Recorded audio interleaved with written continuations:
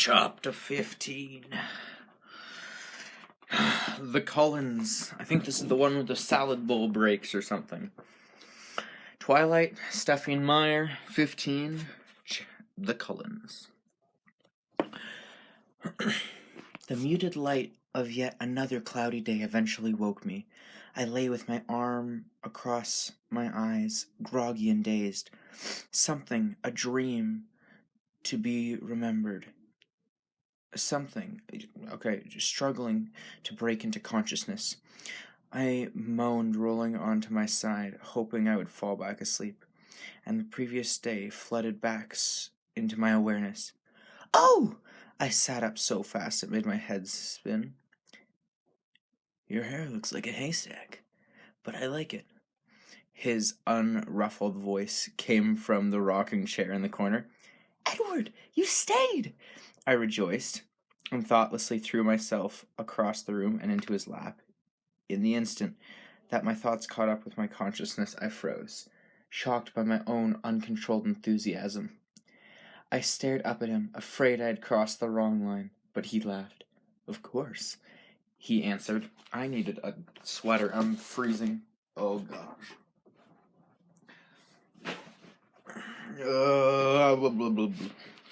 He's got nothing better to do with his time than watch her sleep. What the heck? I stared up at him. Of course, he answered, startled but seemingly pleased by my reaction. His hands rubbed my back. I gotta...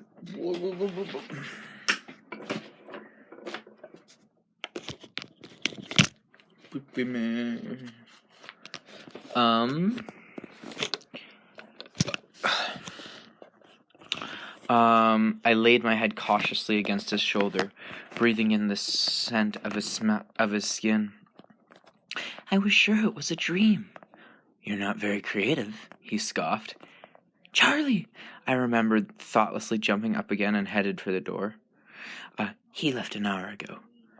After reattaching your battery cables, I might add.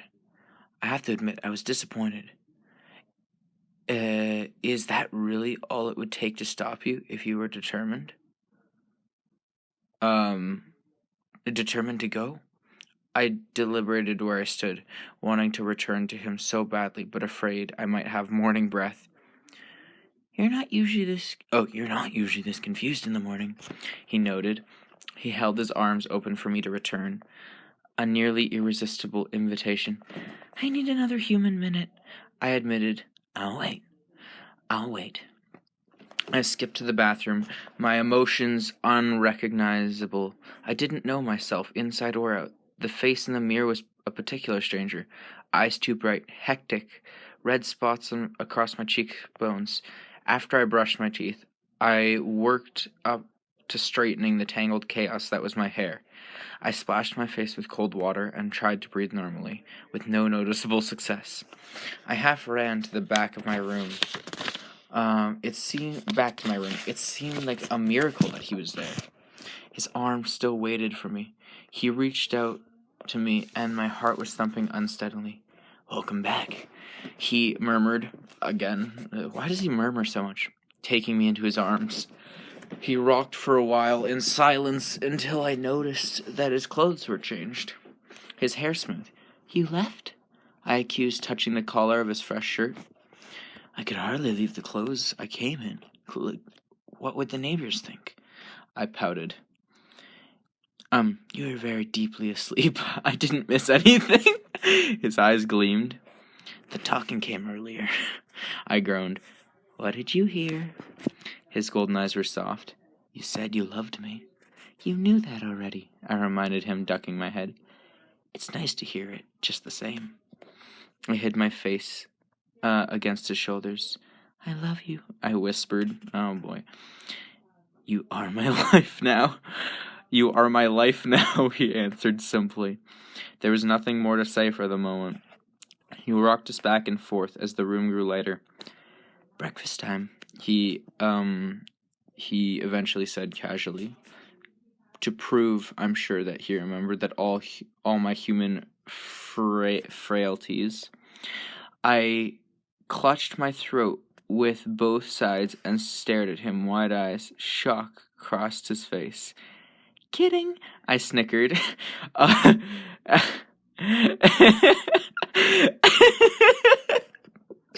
That's the funniest part so far. And this book is... Okay. And you said I couldn't act. He frowned in disgust. That wasn't funny. It was very funny, and you know it. But I examined his golden eyes carefully to make sure I was forgiven. Apparently, I was. Shall I rephrase? Breakfast time for the human. Oh, okay. He threw me over his shoulder gently, but swiftly. That left me breathless. But it was the swiftness that left me breathless. I protested as he carried me down the stairs, but he ignored me. He sat me right up on a chair. The kitchen was bright, happy, seeming absorbed by my mood. Seeming to absorb my mood. What's for breakfast? I asked pleasantly. That threw him for a minute. I'm not sure. What would you like? I'm not sure. What would you like? His marble brow puckered. I grinned, hopping up. That's all right. I fend for myself pretty well. Watch me hunt. I found a bowl and a box of cereal. Oh my goodness. I could feel his eyes on me as I poured the milk and grabbed a spoon. I sat my food on the table, then paused. Can I get you anything? Not wanting to be rude. He rolled his eyes. Just eat, Bella. I sat at the table, watching him as I took a bite. He was gazing at me, studying me every moment. It made me self-conscious. I cleared my mouth to speak, to distract him. What's on the agenda for today? I asked. I watched him frame his answer carefully. What would you say to meeting my family? I gulped. Are you afraid now? He sounded hopeful. Yes, I admitted. But how could I deny it? He could see my eyes. Don't worry, he smirked. I'll protect you. I'm not afraid of them. I'm afraid they won't like me. Won't they be surprised that you would bring someone like me home to meet them? Do they know that I know about them? Oh, they already know everything. They'd taken bets yesterday, you know. He smiled, but his voice was harsh, on whether or not I'd bring you back. Though why anyone would bet against Alice, I can't imagine. At any rate, we don't have secrets in the family. It's not really feasible. With my mind reading and Alice seeing the future and all that. And Jasper making you feel warm and fuzzy about spilling your guts, don't forget that. You pay attention. He smiled approvingly. I've been known to do that every now and then. I grimaced. So, did Alice see me coming? His reaction was strange. Something like that, he said uncomfortably, turning away so I couldn't see his eyes. I stared at him curiously. Is that any good? I asked, He asked, oh, is that any good? He asked, turning back to me abruptly, eyeing my breakfast with a teasing look on his face. Honestly, it doesn't look very appealing. Well, it's no irritable grizzly, I murmured, ignoring him when he glowered. I'd like to say, if I were in... okay, she made a decent joke in response, but I'd say something like... Also, I drink straight pop, that's why I'm so... I don't know if you can tell, but yeah. I would say something like... about, like, humans not looking appealing to eat. Which, hey, who knows, maybe you could make a good, like, steak with them. I don't know, who knows. Okay. I was still wondering why he responded that way when I mentioned Alice. I hurried through my cereal, speculating. He stood in the middle of the kitchen, the statue of Aiden's again, staring abstractly out the back windows. His eyes were back on me, and he smiled his heartbreaking smile. You should introduce me to your father, too, I think. He already knows about you, I reminded him. As your boyfriend, I mean. I stared at him with suspicion. Why? Isn't that customary? He asked innocently. I don't know, I admitted. My dating history gave me few reference points to work with. Not that any normal rules of dating applied here. What? That's not necessarily, That's not necessary, you know. I don't expect you to. I mean, you don't have to pretend for me. Oh wait. Huh?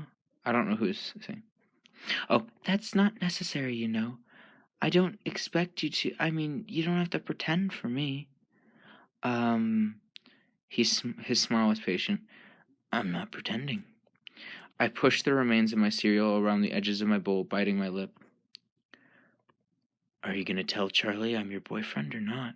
He demanded. Is that what you are? I suppressing my internal cringing. Yeah, my internal cringing. At the thought of Edward Cullen and the word boyfriend all in the same room at the same time. It's a loose interpretation of the word boy, I'll admit. I was under the impression that you were talking about something more, actually, I confessed, looking at the table. Well, I don't know if we need to give him all the gory details. He reached across the table and lifted my chin with a cold, gentle finger. But he'll need some explanation for why I'm around here so much. I don't want Chief Swan, to get a restraining order put on me. Will you really be here? As long as you want me, he assured me. I'll always want you, I warned him. Forever. He walked around the table slowly, pausing a few feet away, reached out to touch his fingertips to my cheek. His expression was unfathomable. Does that make you sad? I asked. He didn't answer. He stared into my eyes for a immeasurable period of time. Are you finished? He finally asked. I jumped up. Yes. Get dressed. I'll wait here. It was hard to decide what to wear. I doubted there were any eloquent books detailing how to dress when your vampire sweetheart takes you home to meet his vampire family. Well, that's what this book is for. Okay. It was a relief to think the word to myself. I knew I shied away from it intentionally. I ended up in my only skirt, long, khaki-colored, still casual. I put on a dark blue blouse he had once complimented. A quick glance in the mirror told me my hair was entirely impossible, so I put it back into a ponytail. Okay. I bounced down the stairs. I'm decent. He was waiting at the front of the stairs, closer than I'd thought, and I bounded right into him. He steadied me, holding me a careful distance away for a few seconds, before suddenly pulling me close. Wrong again. He murmured into my ear, You are utterly indecent. No one should look so tempting. It's not fair. Tempting? How? I asked. I can change. He sighed, shaking his head. You are so absurd. He pressed his cool lips delicately to my forehead, and the room spun. The smell of his breath made it impossible to think. Shall I explain how you're tempting me? He said. It was a completely rhetorical question. His fingers traced down my spine, his breath coming more quickly against my skin. My hands were limp on his chest. I felt light-hearted. He tilted his head slowly and touched his cool lips to mine for a second time, very carefully, parting them slightly. And then I collapsed. Bella? His voice was alarmed as he caught me and held me up. You made me faint. I accusing him dizzily. What am I gonna do with you? He groaned in exasperation. Yesterday I kissed you and you attacked me. Today you pass out on me. Yeah, this is a weird book to read. We're over halfway through. But we're just over halfway through. I'm expecting this to get worse, and I am not looking forward to it. I laughed weakly, letting his arm support me while my head spun. So much for being good at everything, he sighed. That's the problem.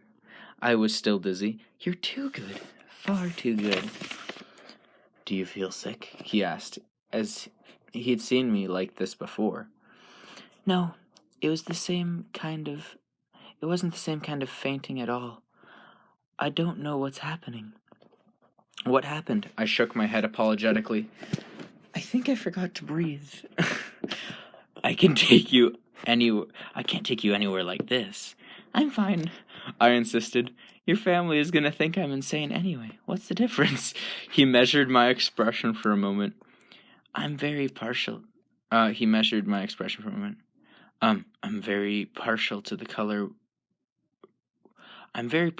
that color with your skin, he offered unexpectedly.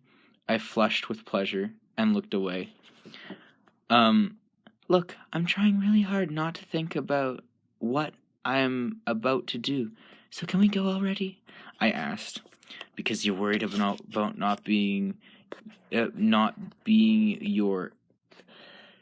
And you're worried, not because you're heading into meet a house full of vampires, but because you think those vampires won't approve of you, correct? That's right, I answered immediately, hiding my surprise at his casual use of the word. He shook his head. You're incredible. I realized as he drove the truck out of the main part of the town that I had no idea where he lived. We passed over the bridge at the Kalawa River, and the road winded northward. The houses flashing past us, growing further apart, getting bigger and bigger. And then we were past all the other houses together, driving through a misty forest.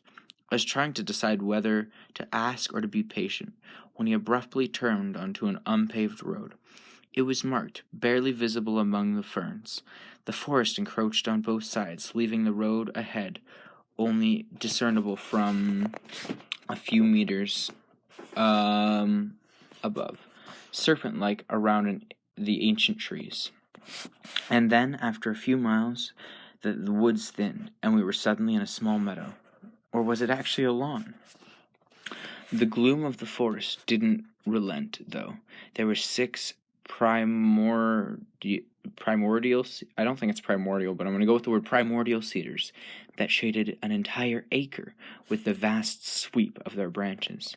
The trees held their protecting shadows right up to the walls of the house that rose among them, making obsolete the deep porch that wrapped around the first story.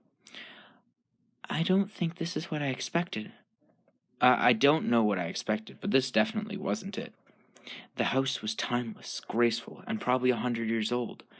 It was painted a soft, faded white, 3 stories tall, rectangular, and well-proportioned. The windows and doors were either part of the original structure or a perfect restoration. My truck was the only car in sight. I could hear the river close by, hidden by the obscurity of the forest. Wow, you like it? He smiled. It has a certain charm. He pulled the end of my ponytail and chuckled. Ready? He said, opening my door. Not even a little bit. Let's go. I tried to laugh, but it seemed to get stuck in my throat. I smoothed my hair nervously. You look lovely. He took my hand easily, without thinking about it. We walked through the deep shade up to the porch. I knew he could feel my tension. His thumb rubbed soothing circles into the back of my hand. This will be interesting. Okay. The inside was even more surprising, less predictable than the exterior. It was very bright, very open, and very large. This must have originally been several rooms, but the walls had been removed from most of the first floor to create a one-wide space. The back, south-facing wall had been entirely replaced with glass, and beyond the shade of the cedars, the lawn stretched bare into a wide river. A massive, curving staircase dominated the west side of the room, the walls and the high-beam ceiling. The wood floors and the thick carpets were all of varying shades of white. Waiting to greet us, standing just to the left of the door by a raised portion of the floor, was a spectacular grand piano.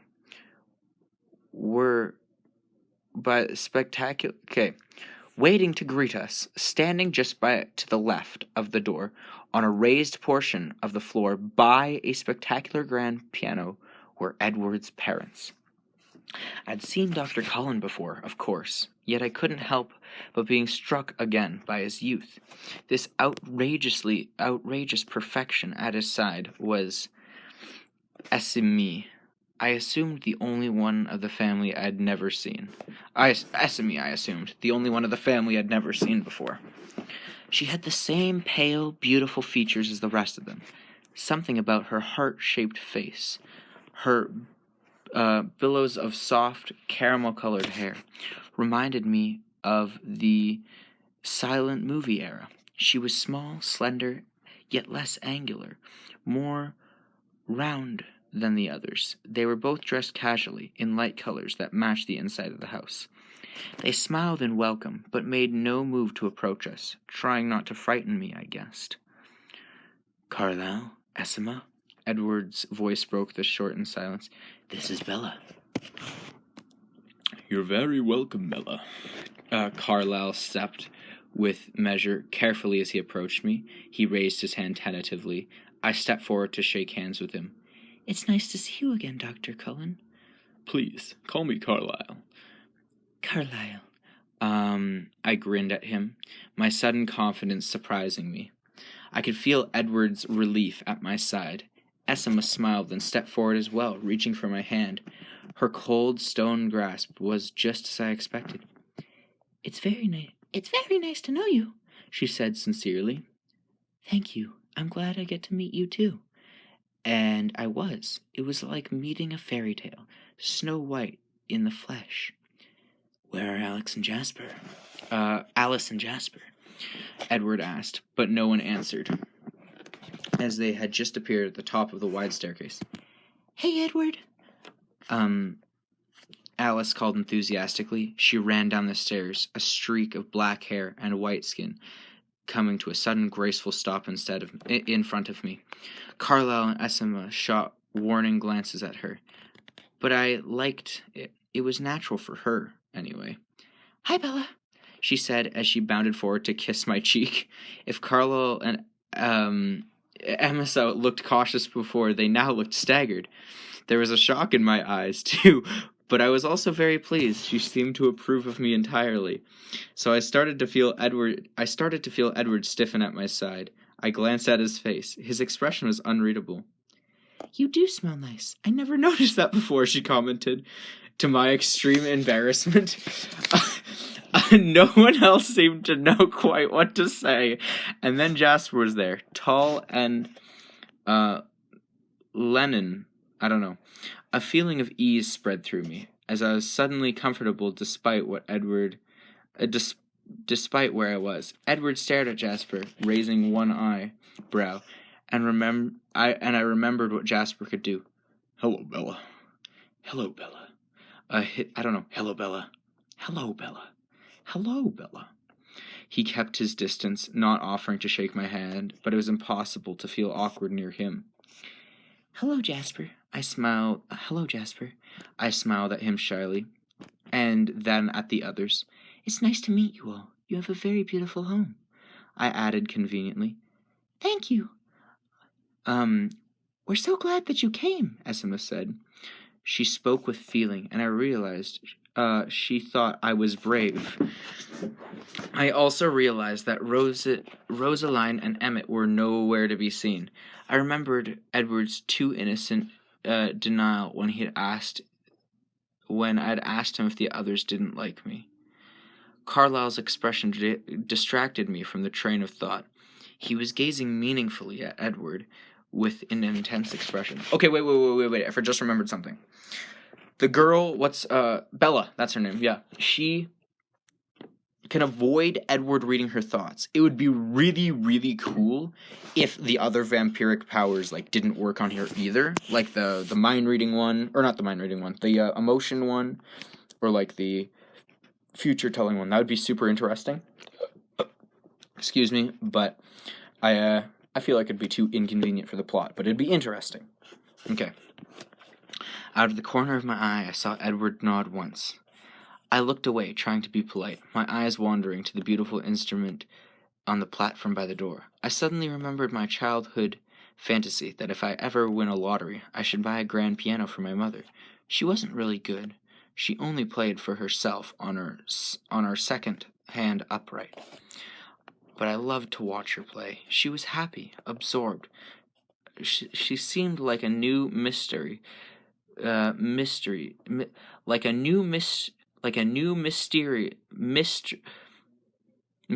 being to me then. Someone outside the mom persona I took for granted. She put me through lessons, of course, but like most kids, I whined until she let me quit. Esma noted my preoccupation. "Do you play?" she asked, inclining her head to the piano. I shook my head. "Not at all, but it's so beautiful. Is it yours?" "No." She laughed. "Edward didn't tell you he was a musician?" "No." I glared at his suddenly innocent expression with narrow eyes. "I should have known, I guess." Esma raised her delicate eyebrows in confusion. "Edward can do anything, right?"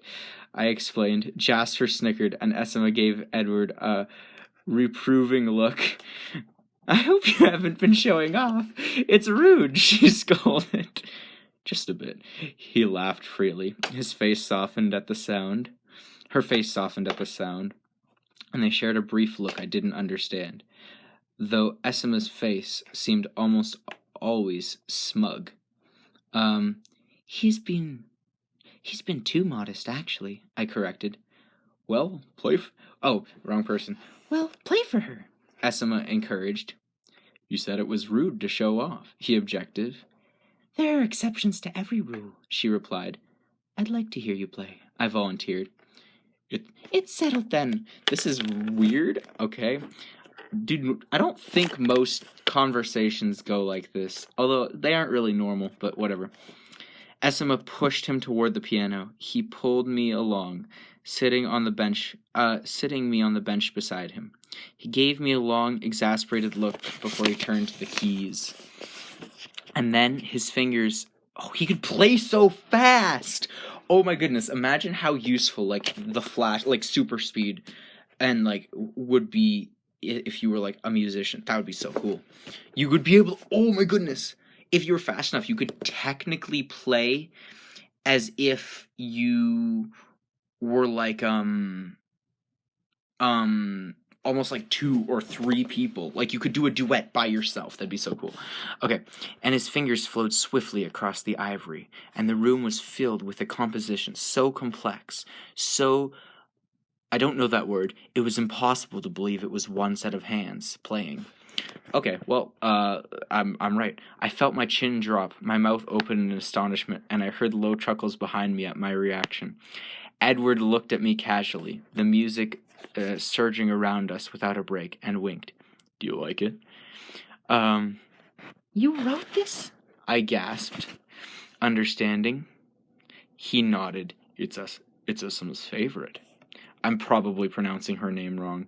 I closed my eyes, shaking my head. What's wrong? Oh, what's wrong? I'm feeling extremely insignificant. The music slowed, transforming into something softer, and it surprised me that I detected the melody of his lullaby, weaved throughout the profusion of notes. You inspired this one, he said softly, as the music grew unbearably sweet. What the hell? He just composes on the spot? What? Okay, I couldn't speak. They like you, you know, he said conversationally. Esma especially. They can overhear this conversation. Don't they have super hearing? What? Okay, I glanced behind me, but the huge room was empty now. Oh, never mind. Where'd they go? Very subtly, giving us some privacy, I suppose. I sighed. They like me, but Rosalie, and Emmett? I trailed off, not sure how to express my doubts. Don't worry about Rosaline, he said, his eyes wide and persuasive. She'll come around. My lips pursed skeptically. Emmett? Well, he thinks I'm a lunatic. It's true, but he doesn't have a problem with you. He's trying to reason with Rosaline. What is it that upsets her? I wasn't sure if I wanted to know the answer.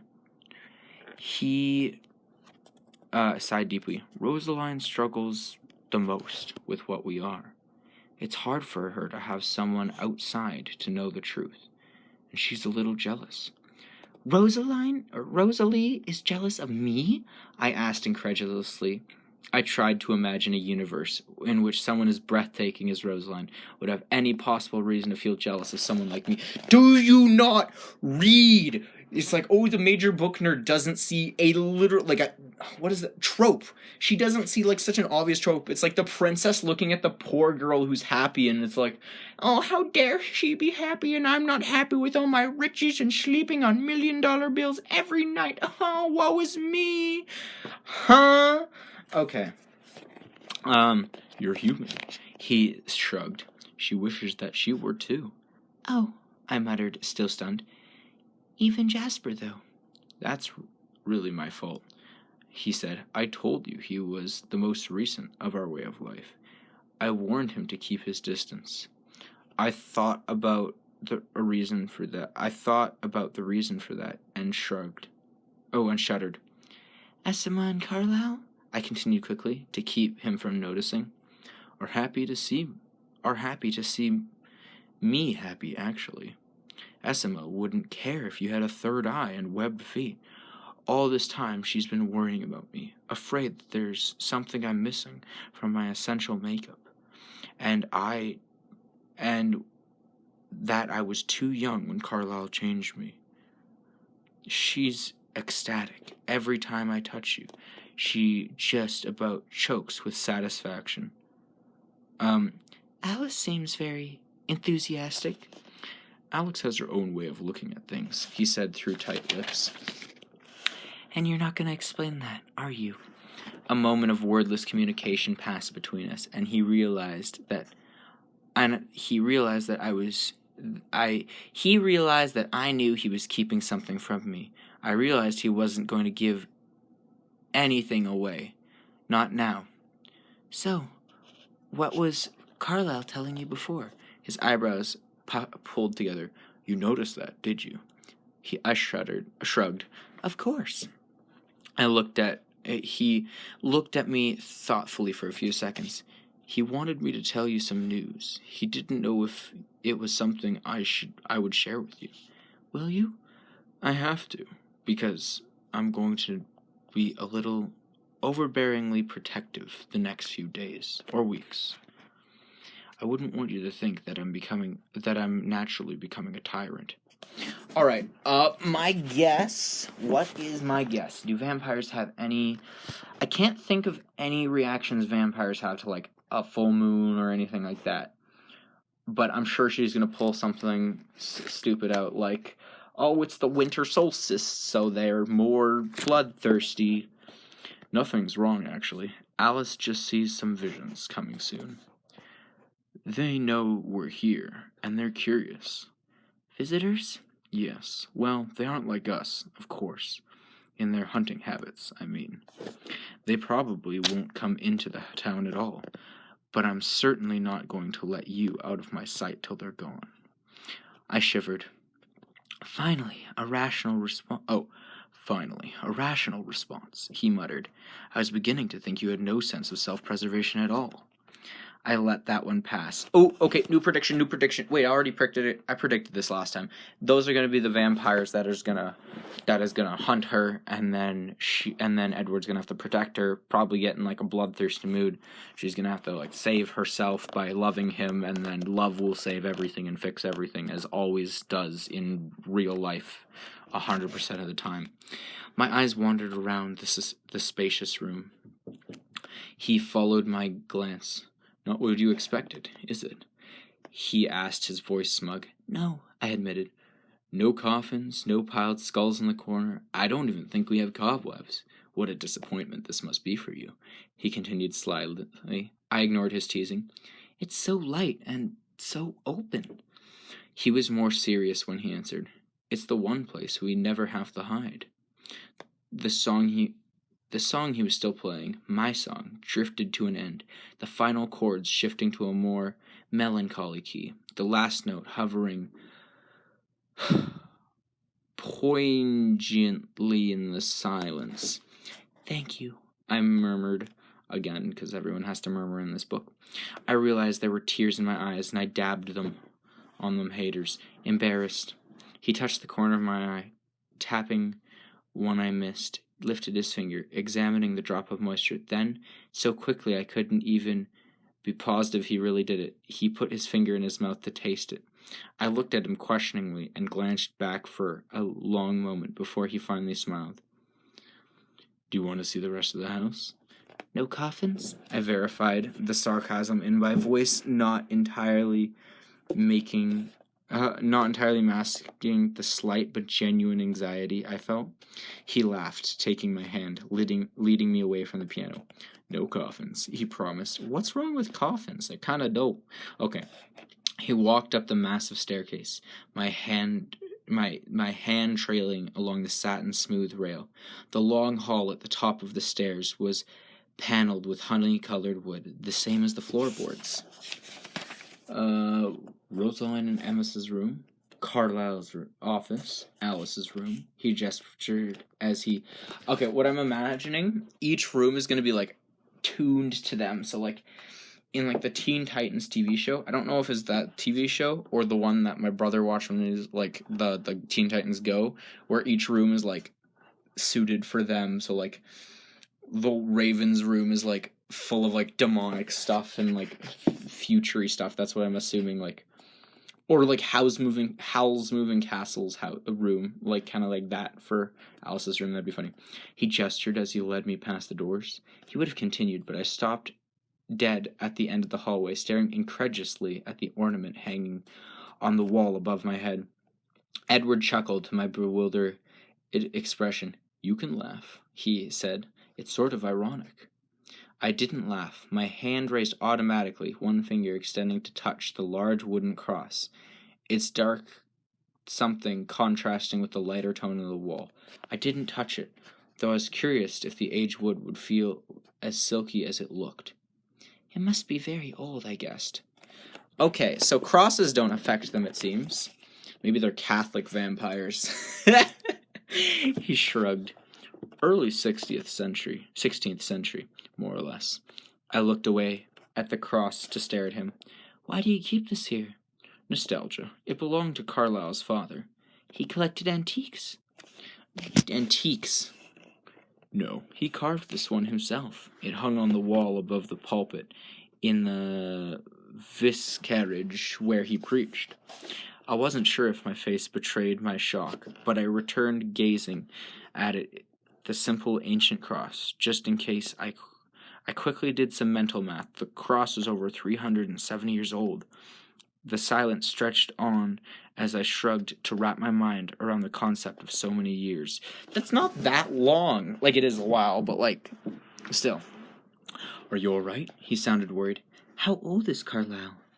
I asked quietly. So, he brought 370. Didn't you just figure that out? I asked quietly, ignoring his question. He just celebrated his 362nd birthday.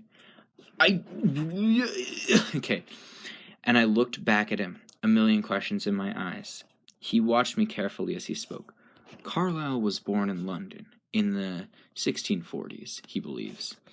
Time wasn't marked as accurately then, for common people anyway.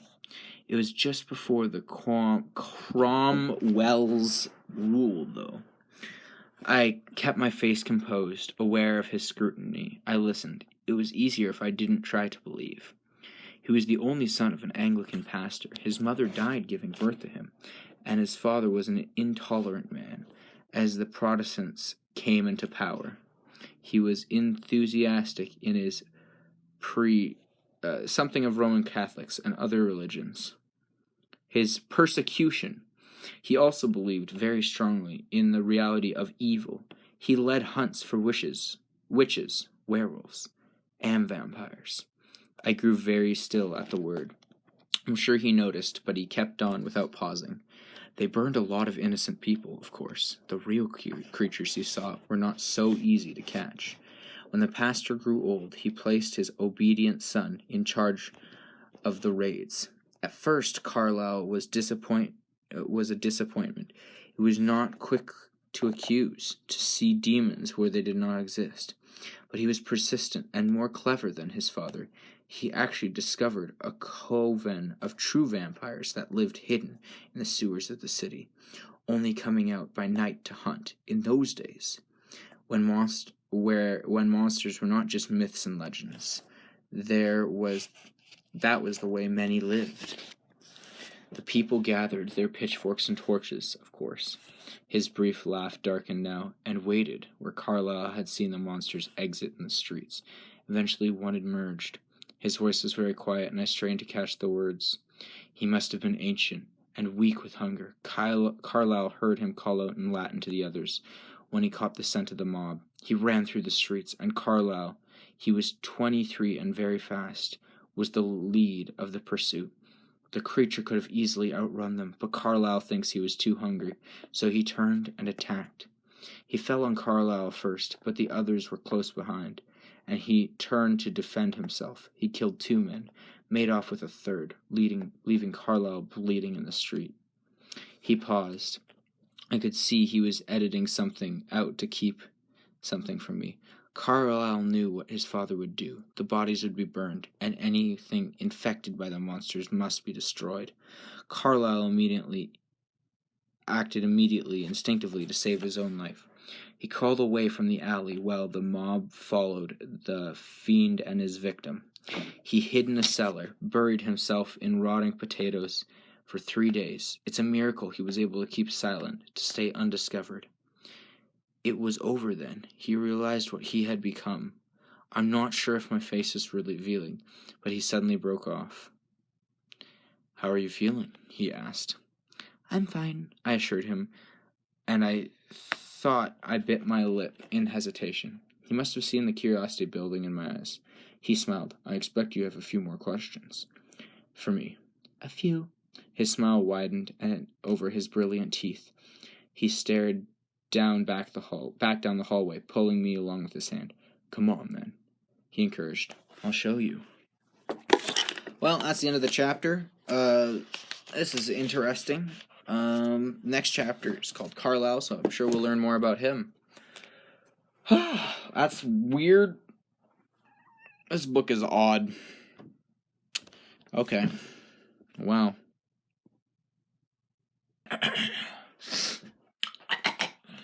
Chapter 17. Carlyle. Twilight. Stephenie Meyer. You know, all of the normal things. Alright. He led me back to the room that he had pointed out as Carlyle's office. He paused outside the door for an instant. Come in. Come in. How did it? Come in. Come in. Carlyle's voice invited. Edward opened the door to a high-ceilinged room with tall west-facing windows. The walls were paneled again, in a darker wood, where they were visible. Most of the wall space was taken up by towering bookshelves that reached high above my head, and held more books than I'd ever seen outside a library. Carlyle sat behind a huge mahogany desk in a leather chair. He was just placing a bookmark in one of the pages of the thick volume he held. The room was how I'd always imagined a college dean's would look. Only Carlyle looked too young to fit the part. What can I get for you? I forget his voice, so that's his new voice. He asked us pleasantly, rising from our seat. I wanted to show Bella our history, actually. Edward said, Well, your history, actually. We didn't mean to disturb you. I apologized. Not at all. Where do you want to start? The wagoner, Edward replied, placing one hand lightly on my shoulder, spinning me around to look back toward the door where we'd just come in through. Every time he touched me, even in the most casual ways, my heart had an audible reaction. It was even more embarrassing when Carlyle was there. The wall we faced now was different from the others. Instead of bookshelves, this wall was crowded with frames and pictures of all sizes, some in vibrant color, others in dull monochromes. I searched for some logic, some binding motif in the collection that it had in common. The collection had in common, but I found nothing in my hasty examination. Edward pulled me toward the left side, standing in front of a small, square oil painting in a plain wooden frame. This one did not stand out among the bigger and brighter pieces, painted in varying tones of something. It depicted a miniature city full of steeply slanted roofs, with thin spires atop a few scattered towers. A wild river filled the foreground, crossing a bridge covered with structures that looked like tiny cathedrals. London in the 1650s. London in my youth, Carlyle added from a few feet behind us. I flinched. I hadn't heard him approach. Edward squeezed my hand. Will you tell the story? Edward asked. I twisted a little to see Carlyle's reaction. He met my glance and smiled. I would, he replied. But I'm actually running a bit late. The hospital called this morning. Dr. Snow is taking a sick day. Besides, you know the story as well as I do, he added, grinning at Edward now. It was a strange combination to absorb that the everyday concerns of the town doctor struck in the middle of a discussion of the early days in the 17th century London. It was also unsettling to know that he spoke aloud only for my benefit. Oh yeah, that's a good point. After another warm smile for me, Carlyle left the room. I stared at the little picture of Carlyle's hometown for a long moment. What happened then? I finally asked, staring up at Edward, who was watching me. When he realized what had happened to him, he glanced back to the paintings, and I looked to see which image caught his interest now. It was a larger landscape full of in dull fall colors. An empty, shadowed meadow in a forest with a craggy peak in the distance. When he knew what he had become, Edward said quietly, he rebelled against it. He tried to destroy himself, but that's not easily done. How? I didn't mean to say it out loud, but the word broke through my shock. He jumped from great heights, Edward told me, his voice impassive. He tried to drown himself in the ocean. But he was young to the new life and very strong. It's amazing what he was able to resist. Feeding? Well, he was able to resist feeding while he was so new.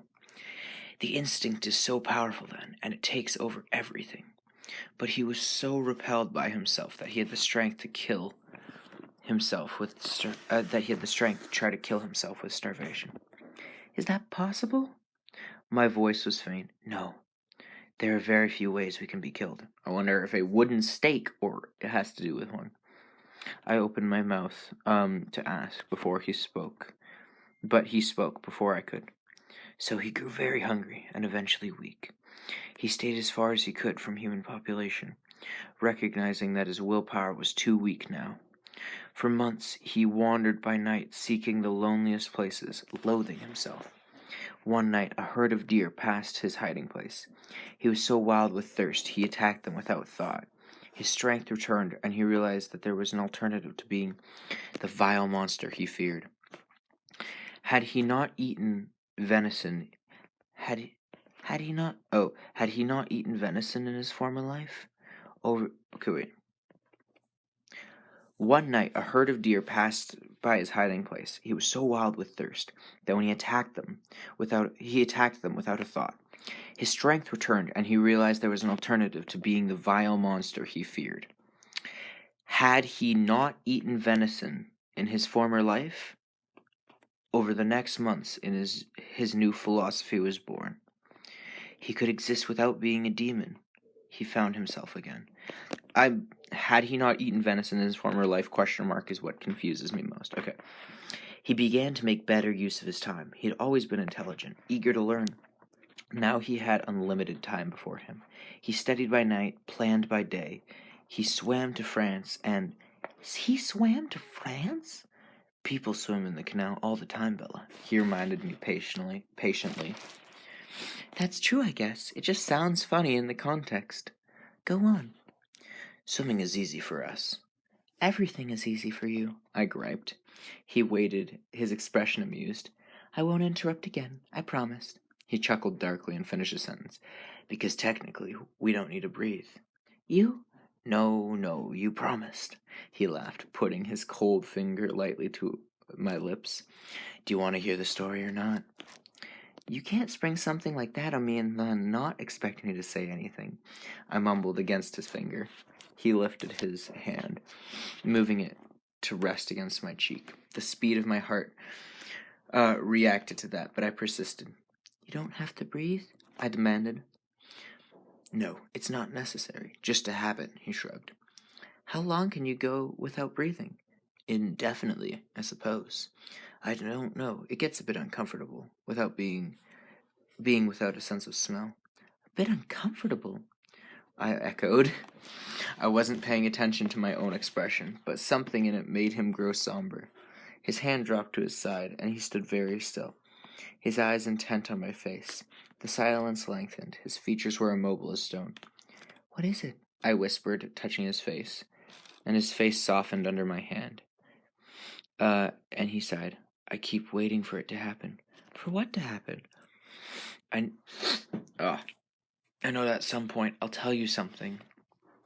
You see something, and it's going to be too much. And then you'll run away from me, screaming as you go. He smiled, half a smile, but his eyes were serious. I won't stop you. I want this to happen, because I want you to be safe. And yet I want to be with you. The two desires are impossible to reconcile. He trailed off, staring at my face, waiting. I'm not running anywhere, I promised. We'll see, he said as he smiled again. I frowned at him. So, go on. Carlyle was swimming to France. He paused, getting back to the story. Reflexively, his eyes flicked to another picture, the most colorful of the ball. The most ornate framed and the largest. It was twice as wide as the door it hung next to. The canvas overflowed with bright figures in swirling robes, withering around long piles of marbled balconies. I couldn't tell if it represented Greek mythology or characters floating in the clouds above were meant to be biblical. Carlyle swam to France and continued on through Europe, to the universities there. By night he studied music, science, medicine, and found his calling, his penance in saving human lives. His expression became odd, almost reverent. I can't adequately describe the struggle it took Carlyle, 2 centuries of torturous effort to perfect his self-control. Now he is all but immune to the scent of human blood, and he is able to do the work he loves without agony. He finds a great deal of peace there, at the hospital. Edward stared off into space for a long moment, suddenly beginning to recall his purpose. He tapped his finger against the huge painting in front of us. He was studying Italy when he discovered the others there. They were much more civilized and educated than the wraiths of the London sewers. He touched a comparatively sedate quarter of figures painted on the highest balcony, looking down calmly on the mayhem below. I examined the group carefully and realized with a starting laugh that I recognized the golden-haired man. Solomon was greatly inspired by Carlyle's friends. He often painted them as gods. Oro, Marcus, I don't know that one, he said, intrigued, indicating the other 3. 2 black-haired, 1 snow-white, nighttime patrons of the arts. What happened to them? I wondered aloud. My fingertips hovered centimeters above from the figures on the canvas. They're still there. as they have been for who knows how many millennia. Carlyle stayed with them only for a short time, just a few decades. He greatly admired their civility, their refinement, but they persist in trying to cure his aversion to but they persisted in trying to cure his aversion to his natural food source, so they called it. And they tried to persuade him, and he tried to persuade them, to no avail. At that point, Carlyle decided to try the new world. He dreamed of finding others like himself. He was very lonely, you see. He didn't find anyone for a long time. But as monsters became the stuff of fairy tales, he found he could interact with unsuspecting humans as if he were one of them. He'd been practicing medicine, but the companionship he craved evaded him. He couldn't risk familiarity. When the influenza epidemic hit, he was working nights in a hospital in Chicago. He'd been turning over an idea in his mind for several years, and he had almost decided to act. Since he couldn't find a companion, he would create one. He wasn't absolutely sure how his own transformation had occurred. So he was hesitant, and he was loath to steal anyone's life the way his had been stolen. It was in this frame of mind that he found me. There was no hope for me. I was left in a ward with the dying. He had nursed my parents and knew I was alone. He decided to try. His voice, nearly a whisper now, trailed off. He's staring unseeingly through the west windows. I wondered which image filled his mind now, Carlyle's memories or his own. I waited quietly. When he turned back to me, a gentle angel smile lit his expression. And so, we've come full circle, he concluded. Have you always stayed with Carlyle, then? I wondered. Almost always. He put his hand lightly on my waist. Her heart fluttered. He pulled me with him as he walked through the door. I stared back at the walls, wondering if I would ever get to hear the other stories. Edward didn't say Edward didn't say any more as we walked down the hall, so I asked, Almost? He sighed, a seeming reluctant to answer. Well, afterwards born, created, whatever you want to call it, I wasn't sold to his life of abstinence, and I resented him for curbing my appetite, so I went off on my own for a time. Really? I was intrigued rather than frightened, as I perhaps should have been. I could tell I vaguely realized that we were headed up for the next flight of stairs. I wasn't paying much attention to my surroundings. That doesn't repulse you? No. Why not? I guess it sounds reasonable. He barked a laugh, more loudly than before. We were at the top of the stairs now, in another paneled hallway.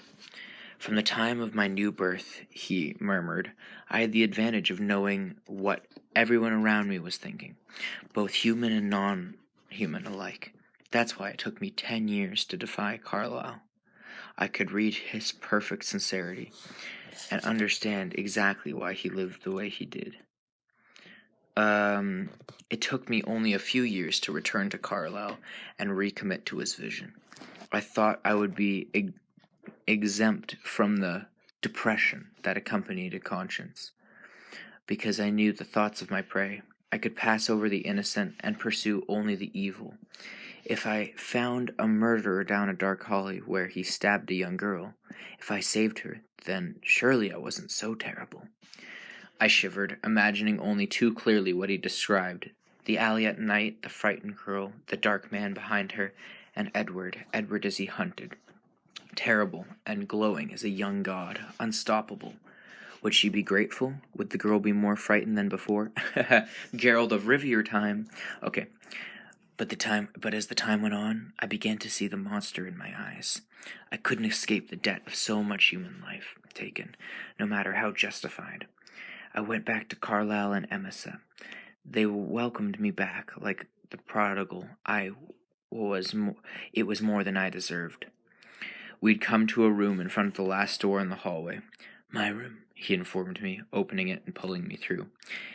His room faced south, with a wall-sized window, like a great room below. The whole back side of the house must be glass. His view looked down on the window of the river, winding river, across the untouched forest of the Olympic mountain range. The mountains were much closer than I would have believed. The western wall was completely covered with a shelf of CDs, and his room was better stocked than a music store. In the corner was a sophisticated-looking system, the kind I was too afraid to touch because I was sure I would break something. There was no bed, only a wide, inviting black leather sofa. The floor was covered with a thick golden carpet, and the walls hung with heavy fabric in a slightly darker shade. Good acoustics? I guessed. He chuckled and nodded. I wonder if he can sing.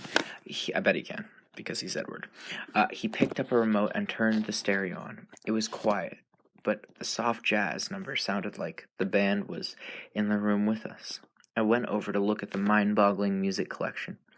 How do you have these organized? I asked, unable to find rhyme or reason to the titles. He wasn't paying attention. By year, and then by personal preference within the frame, he said absently. I turned, and he was looking at me with a particular expression in his eyes. What? I was prepared to feel relieved, having you know everything, not needing to keep secrets from you. But I didn't expect to feel more than that. I like it. It makes me happy. He shrugged, smiling slightly. I'm glad, I said, smiling back. I worried that he might regret telling me these things. It was good to know, but that wasn't the case. It was good to know that wasn't the case. A moment. But then his eyes descend something about his expression, and his smile faded, and his forehead creased. You're still waiting for the running and screaming, aren't you? I guessed. A smile touched his lips, and he nodded. I hate to burst your bubble, but you're not really as scary as you think you are. I don't find you scary at all, actually. I lied casually.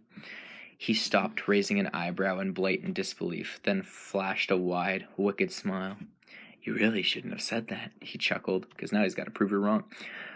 He growled in a low sound in the back of his throat, his lips curling back over his perfect teeth. His body shifted suddenly, half-crouched, tense like a lion about to pounce. I backed away from him, glaring. You wouldn't. I didn't see him leap at me. It was much too fast. I only found myself suddenly airborne when we crashed onto the sofa, knocking it into the wall. All the while, his arms formed an iron cage of protection around me. I was barely jostled, but I still was gasping as I tried to right myself.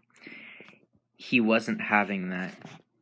He curled me into a ball against his chest, holding me more securely than iron chains. I glared at him in alarm, but he seemed well in control. His jaw relaxed as he grinned, his eyes bright only with humor.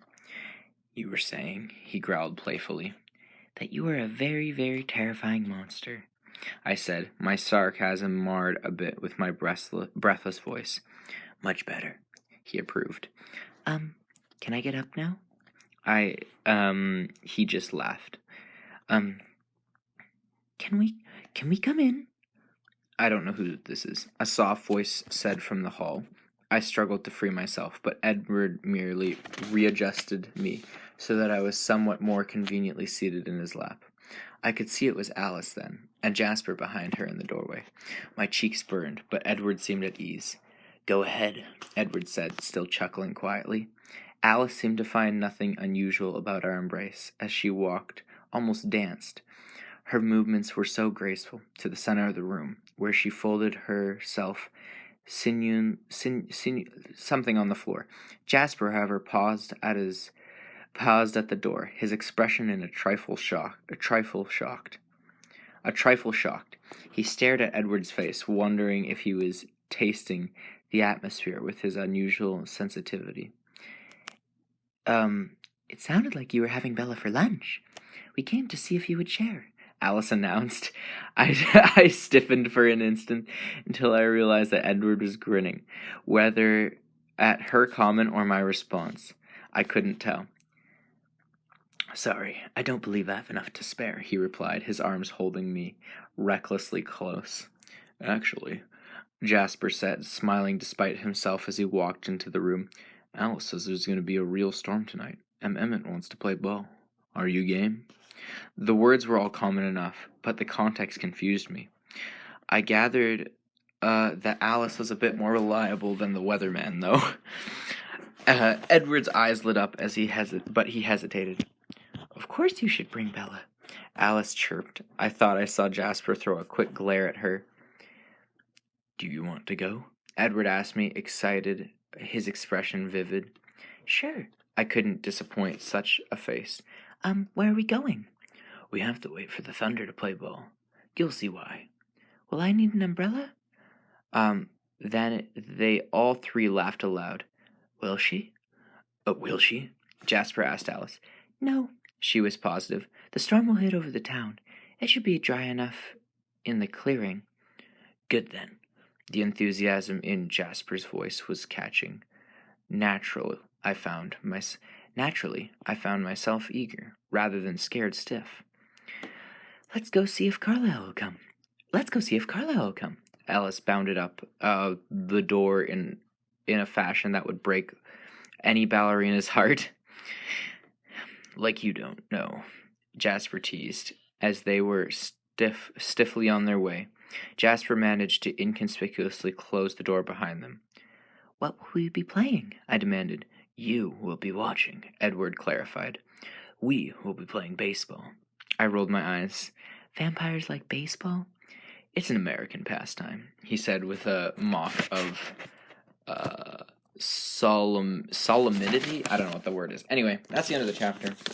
Kind of basic chapter. Interesting. We know where Carlisle's from. Yeah, that's kind of odd. Okay. Well, I guess I hope you enjoyed. This is getting, I don't know. It's not as bad as I expected. I guess the movie just did a horrible job at adapting a not very good book. It was just beginning to drizzle when Edward turned onto my street.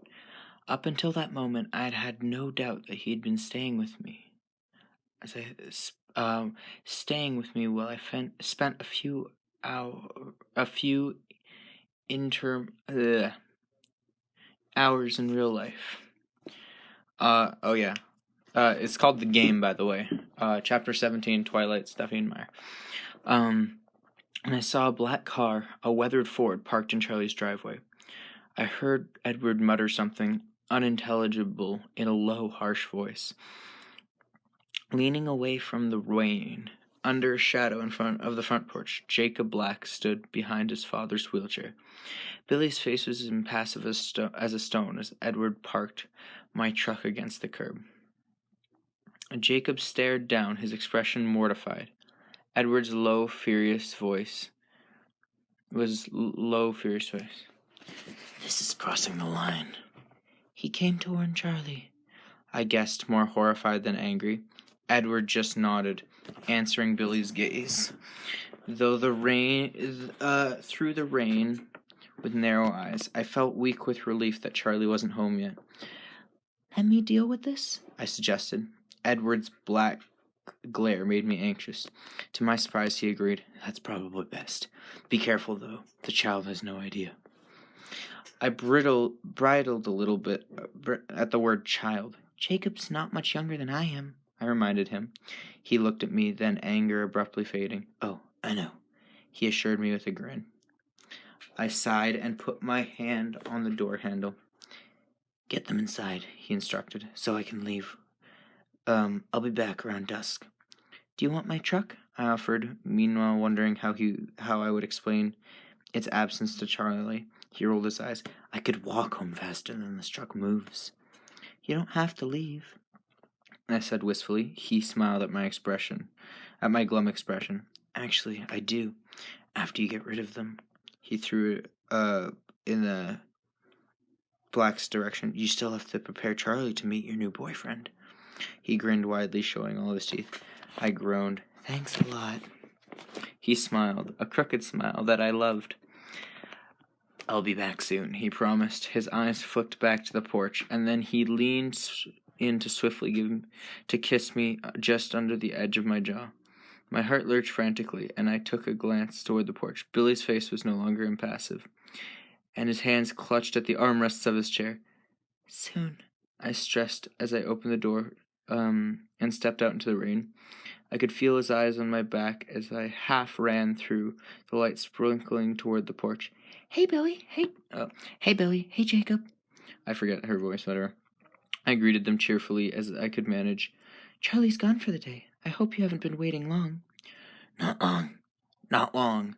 I forget his voice, whatever. Not long, he said in a subdued tone. His black eyes were piercing. I just wanted to bring this up. He indicated a brown paper sack resting in his lap.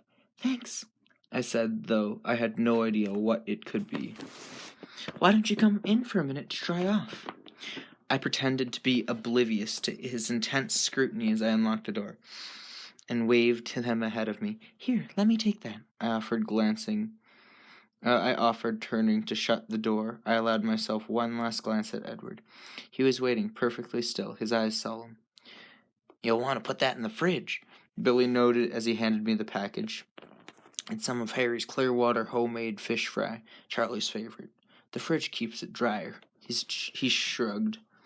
Thanks, I repeated, but with feeling this time. I was running out of a new way to fix fish, and he's bound to bring home more tonight. Fish again? Asked with a more subtle gleam in his eye.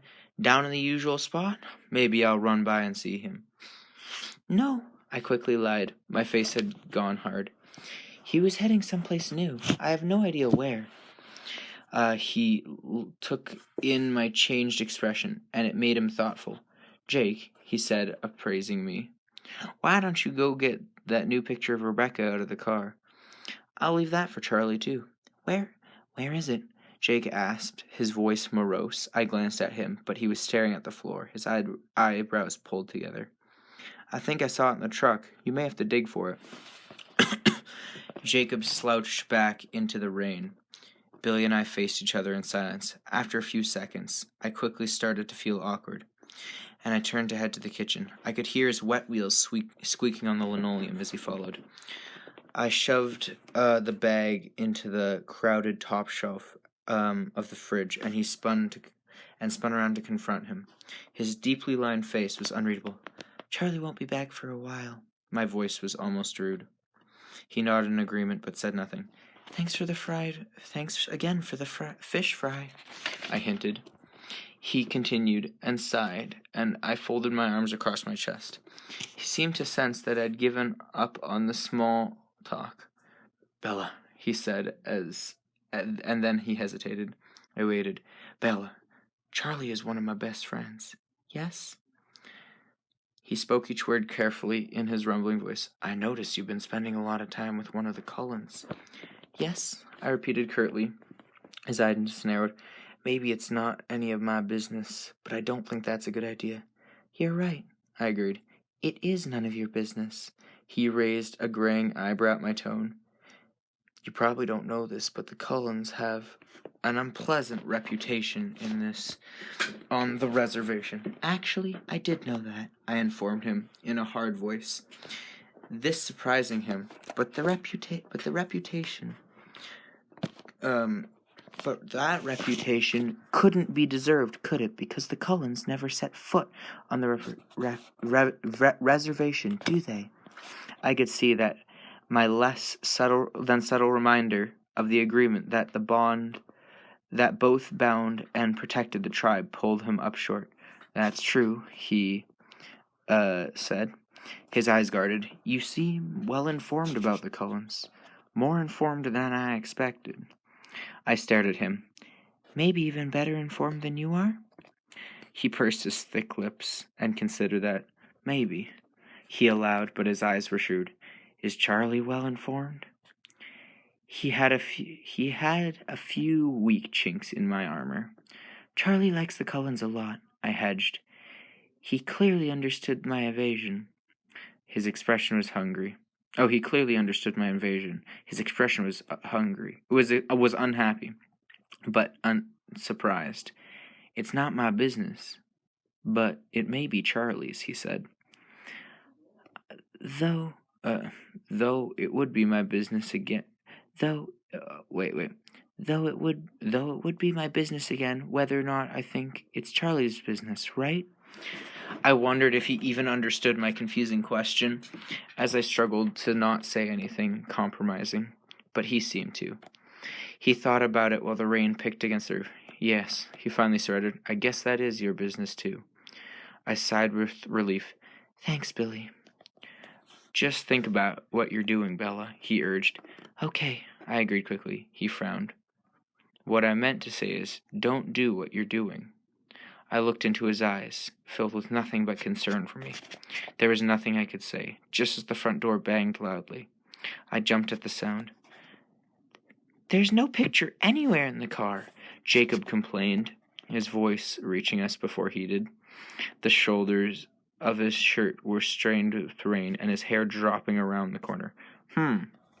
Billy grunted, suddenly detached, spinning around in his chair to face his son. I guess I left it at home. Jacob rolled his eyes dramatically. Great. Well, Bella, tell Charlie, Billy paused, that we stopped by. Well, Bella, tell Charlie. Billy paused before continuing. That we stopped by, I will, I muttered. Jacob was surprised. We're leaving already? Charlie's going to be out late, Billy explained as he rolled past Jacob. Oh, Jacob looked disappointed. Well, I guess I'll see you later then, Bella. Sure, I agreed. Take care, Billy warned me. I didn't answer. Jacob helped his father out the door and waved briefly as glancing swiftly toward my now empty truck. The door, and then shut the door before they were gone. I stood in the hallway for a minute, listening to the sound of their car as it backed out of the driveway and drove away. I stayed where I was, waiting for my irritation and anxiety to subside. The tension faded a bit, and I headed upstairs to change out of my dressy clothes. I tried on a couple of different tops, not sure what to expect tonight, as I concentrated on what was coming. What had passed just became insignificant. Now that I was removed from Jasper and Edward's influence, I began to make up for not being terrified before. I gave up on choosing, I gave up quickly on choosing an outfit, throwing on an old flannel shirt and some jeans, knowing I would be in my raincoat all night anyway. The phone rang, and I sprinted downstairs to get it. There was only one voice I wanted to hear. Anything else would disappoint. But I knew that if he wanted to talk to me, he'd probably just materialize in my room. Hello? I said, breathless. Bella, it's me. Jessica said, Oh, hey, Jess. I scrambled for a moment, to come back down to reality. I felt like it had been months rather than days since I'd last spoken to her. How was the dance? It was so much fun, Jessica gushed. Needing no more invitation than that, she launched into a minute-by-minute account of the previous night, and I ummed and awed in the right places. But it wasn't easy to concentrate. Jessica and Mike, the dance at school, they all seemed strangely irrelevant for the moment. My eyes kept flashing to the window, trying to judge the degree of light behind the heavy clouds. Did you hear what I said, Bella? Jessica asked, irritated. I'm sorry, what? I said Mike kissed me. Can you believe it? That's wonderful, Jess, I said. So, what did you do yesterday? Jessica challenged me, still bothered by my lack of attention. Or maybe she was upset because I hadn't asked for details. Nothing, really. I just hung around and enjoyed the sun. I heard Charlie's car I heard Charlie's car in the garage. Did you ever hear anything more from Edward Cullen? The front door slammed, and I could hear Charlie banging around the stairs, putting his tackle away. Not sure not sure what my story was anymore. Hi there, kiddo, Charlie called as he walked into the kitchen. I waved at him. Jessica heard his voice. Oh, your dad's there. Never mind. We'll talk tomorrow. See you in Trig. See ya, Jess. I hung up the phone. Hey, Dad, I said. He scrubbed his hands. Where's the fish? I put it in the freezer. I'll go grab a few pieces before they freeze. Billy, where's the fish? I put it out in the freezer. I'll go grab a few pieces before they freeze. Billy dropped off some of Harry Clearwater's fish fry this afternoon. I worked to sound enthusiastic. He did. That's my favorite. Charlie cleaned up, and while I got dinner ready, it didn't take long. We were sitting at the table, eating in silence. Charlie was enjoying the food. I was wondering desperately how to fill my assignment, struggling to think of a way to approach the subject. What did you do today? He asked, snapping me out of my retrieve. Well, this afternoon I just hung out around the house. Only the very recent part of the afternoon. I tried to keep my voice upbeat, but my stomach was hollow. And this morning I was at the Cullens. Charlie dropped his fork. Dr. Cullen's place? He said in astonishment. I pretended to not notice his reaction. Yeah. What were you doing there? He hadn't picked his fork back up. Well, I sort of had a date with Edward Cullen tonight. He wanted to introduce me to his parents. To me to his parents, Dad. It appeared that Charlie was having an aneurysm. Dad, are you all right? You're going out with Edward Cullen? He thundered. Oh no, I thought you liked the Cullens. He's too old for you, he ranted. We're both juniors, I corrected, though he was more right than he dreamed. Wait, which one is Cullen? Oh, is Edward? Edward is the youngest. The one with reddish-brown hair. The beautiful one, the godlike one. Oh, well, that's, he shrugged, better, I guess. I didn't like the look of the big one. I'm sure he's a nice boy, but he looks too mature for you. Is this Edward your boyfriend? It's Edward. Oh, Edwin, your boyfriend? It's Edward, Dad. Is he? Sort of, I guess. You said last night that you weren't interested in any boys in the town. He picked up his fork again, so I could see the worst was over. Well, Edward doesn't live in the town, Dad. He gave me a despairing look, disparaging look as he chewed. And anyways, I continued, it's kind of an early stage, you know. Don't embarrass me with all the boy talk, okay? When is he coming over? He'll be here in a few minutes. Where is he taking you? I groaned loudly. I hoped you're getting the Spanish Inquisition out of your system now. We're going to play baseball with his family. His face puckered, and then finally chuckled. You're going to play baseball? Well, I'll probably watch most of the time. You must really like this guy, he observed suspiciously. I sighed and rolled my eyes for his benefit, and I heard the roar of an engine pull up in front of the house. I jumped and started cleaning my dishes. Leave the dishes. I can do them tonight. You baby me too much. The doorbell rang, and Charlie stalked off to answer it. I was half a step behind him. I hadn't realized how hard it was pouring outside. Edward stood in a halo of the porch light, looking like a male model in an advertisement for raincoats. Come on in, Edward. Oh, come on in, Edward. I breathed a sigh of relief as Charlie got his name right. Thanks, Chief Swan, he said in a respectful voice. Go ahead and call me Charlie. Here, I'll take your jacket. Thanks, sir. Thanks, sir. Have a seat there, Edward. I grimaced. Edward sat down in the only chair, forcing me to sit next to Chief Swan on the sofa. I quickly shot him a dirty look, and he winked behind Charlie's back. So, I hear you're getting my girl to watch baseball. Only in Washington would the fact that it was raining buckets have no bearing at all on the on the playing of outdoor sports. Yes, sir, that's the plan. He didn't look surprised that I told my father the truth. He might have been listening, though. Well, more power to you, I guess. Charlie laughed, and Edward joined in. Okay, I stood up. Enough humor at my expense. Let's go. I walked back to the hall and put on my jacket. They frowned. Not too late, Bella. They followed. Not too late, Bella. Don't worry, Charlie. Oh, don't worry, Charlie. I'll have her home early, Edward promised. You take care of my girl, all right? I groaned, but they ignored me. She'll be safe with me, sir. I promise. Oh, she'll be safe with me. I promise, sir. Charlie couldn't doubt Edward's sincerity. It rang in every word. I stalked out, they both laughed, and Edward followed me. I stopped dead on the porch. Right behind my truck was a monster Jeep. Its tires were higher than my waist, and its metal guards over the headlights and taillights. The 4 large spotlights attached to the crash bar, and the hardtop was a shiny red.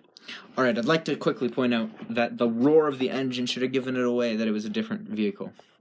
Charlie let out a low whistle. Wear your seatbelts, he choked out. Edward followed me to my side and opened the door. I gauged the distance to the seat and prepared to jump for it. He sighed and then lifted me in with one hand. I hope Charlie didn't notice.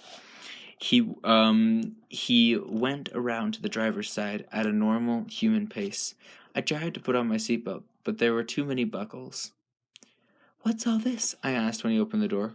It's an off-road harness. Uh-oh. I tried to find the right places for all the buckles to fit, but it wasn't going too quickly. He sighed again and then reached over to help me. I was glad that the rain was too heavy to see, for Charlie to see clearly on the porch.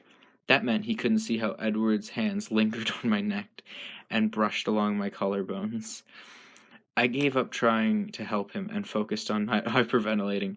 Edward turned the key in the ignition, and the engine roared to life. We pulled away from the house.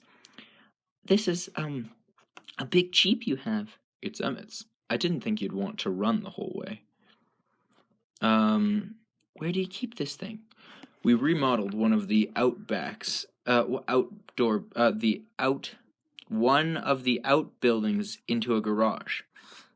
Aren't you going to put on your seatbelt? He threw me a disbelieving look, then somehow sunk in. Run the whole way. Outrun the whole way? As if we're going to run part of the way. My voice edged up a few octaves. Run the whole way, as if we're going to run a part of the way? My voice edged up a few octaves. He grinned tightly.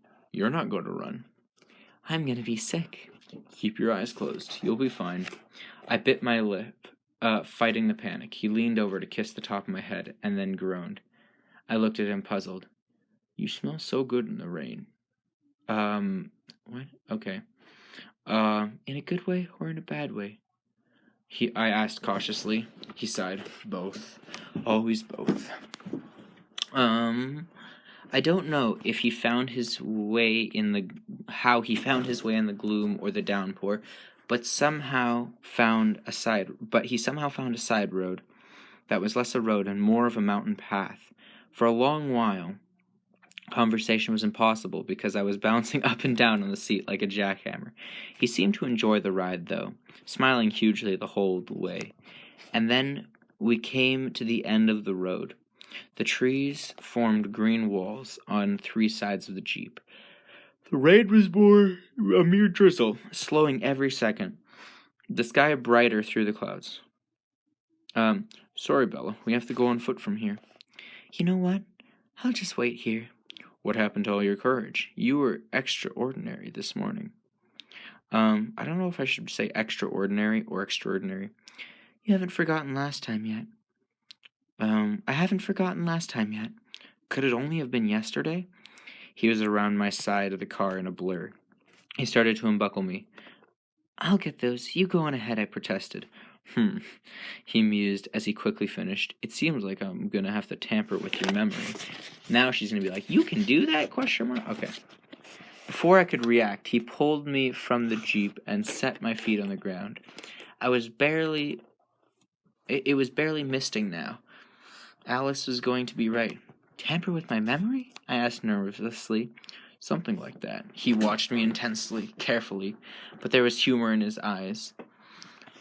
He placed his hands against the Jeep on either side of my head and leaned forward, forcing me to press back against the door. He leaned in even closer, his face inches with mine.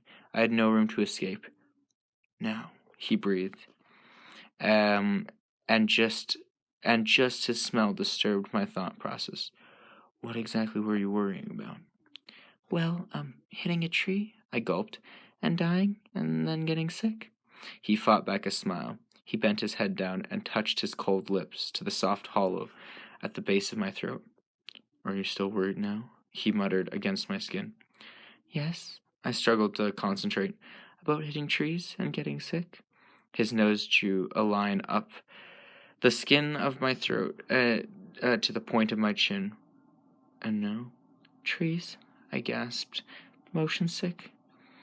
He lifted his face to kiss my eyelids. Bella, you don't really think I'd hit a tree, do you?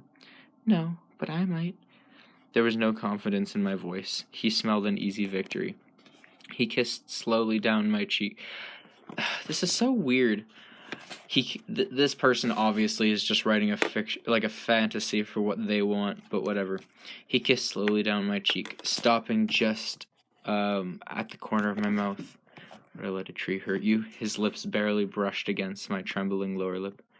No, I breathed. I knew there was a second part to my brilliant defense, but I couldn't quite call it back. You see, he said, his lips moving against mine. There's nothing to be afraid of, is there? No, I sighed, giving up. And he took his face. Then he took took my face in his hands, almost roughly, and kissed me in earnest. His unyielding lips moved against mine. This is weird. There was really no excuse for my behavior, obviously. I knew better by now, and yet I couldn't seem to stop from reacting the way I had the first time. Instead of keeping safely motionless, my arms reached up to twine tightly around his neck, and I was suddenly welded to his stone figure. I sighed, and my lips parted. He staggered back, breaking my grip effortlessly. Dang it, Bella! I'm not censoring, I promise. Dang it, Bella! He broke off, gasping. You'll be the death of me. I swear you will. Huh? I leaned over, bracing my hands against my knees for support. You're indestructible, I mumbled, trying to catch my breath. I might have believed that before I met you. Now let's get out of here before I do something really stupid, he growled. He threw me across his back as he had before, and I could see the extra effort it took for him to be as gentle as he was. I locked my legs around his waist and secured my arms in a chokehold around his neck. Don't forget to close your eyes, he warned severely. I quickly tugged my face into his shoulder blade under my own arm and squeezed my eyes shut, and I could hardly tell that we were moving. I could feel him gliding along beneath me, but he could have been strolling down the sidewalk. The movement was so smooth, I was tempted to peek, just to see if he was really flying through the forest like before. But I resisted it. It wasn't worth the awful dizziness. I concentrated myself with listening to his breath come and go evenly. I wasn't sure we had stopped until he reached over back and touched my hair. It's okay, Bella. I dared to open my eyes, and sure enough, we were at a standstill. I swiftly unlocked my stranglehold on his body and slipped to the ground, landing on my backside. Oh! I huffed as I hit the wet ground. He stared at me incredulously, evidently not sure whether he was still too mad to find me funny. But my bewildered expression pushed him over the edge, and he broke into a roaring laughter.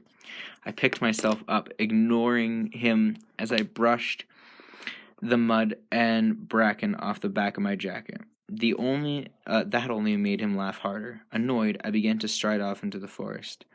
I felt his arm around my waist. Where are you going, Bella? To watch a baseball game. You don't seem to be interested in playing anymore.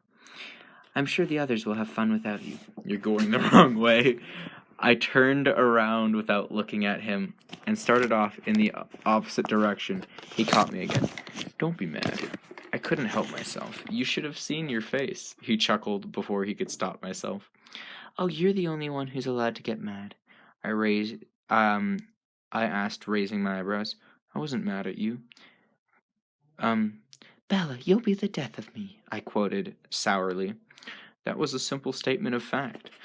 I tried to turn away from him, but he held me fast. You are mad, I insisted. Yes. But you just said... I wasn't mad at you. Can't you see that, Bella? He was suddenly intense, all traces of teasing gone. Don't you understand? See what? I demanded, confused by his sudden mood swing, as much as his words. I'm never angry with you. How could I be? Brave, trusting, warm as you are. Oh, boy. Yeah, they're definitely going to get mad later. Then why? I whispered, remembering the black moods that pulled him away from me. I always interpreted it as well-justified frustration. Frustration at my weakness, my slowness, my unruly human actions. He put his hands carefully on both sides of my face. I infuriate myself, he said gently. The way I can't seem to keep from putting you in danger. My existence puts you at risk. Sometimes I truly hate myself. I should be stronger. I should be able to. I placed my hands over his mouth. Don't. He took my hand, moving it from his lips, but holding it to his face. I love you, he said. It's a poor excuse for what I'm doing, but it's still true. It was the first time he'd said he loved me, in so many words. He might not realize it, but I certainly did. Now please, try to behave yourself, he continued, and he bent softly to brush his lips against mine. I held properly still, then sighed. You promised Chief Swan you'd have me on early. We'd better get going. Yes, ma'am. He smiled wistfully and released all of me but my hand. He led me a few feet through the tall, wet ferns and draping moss around a massive hemlock tree, and we were there on the edge of an enormous open field in the lap of the Olympic Peak. It was twice the size of any baseball stadium. I could see the others were there. Esma, Emmett, Rosalie, sitting on a bare outcropping of rock, were the closest to us, maybe 100 yards away. Much farther, I could see Jasper and Alice, at least a quarter of a mile apart, appearing to throw something back and forth, but I never saw any ball. It looked like Carlyle was marking bases. But could they really be that far apart? When we came into view, the three on the rocks rose. Emma stared toward us. Emmett followed after a long look at Rosaline's back. Rosaline had risen gracefully and strode off towards the field without a glance in our direction. My stomach quivered uneasily in response. Was that what was that you? We heard Edward? Esma said asked as she approached. It sounded like a bear choking, Emmett clarified. I smiled hesitantly at Emmett. That was him. Bella was being unintentionally funny, Edward explained, quickly settling the score. Alice left her position and was running or dancing toward us. She hurled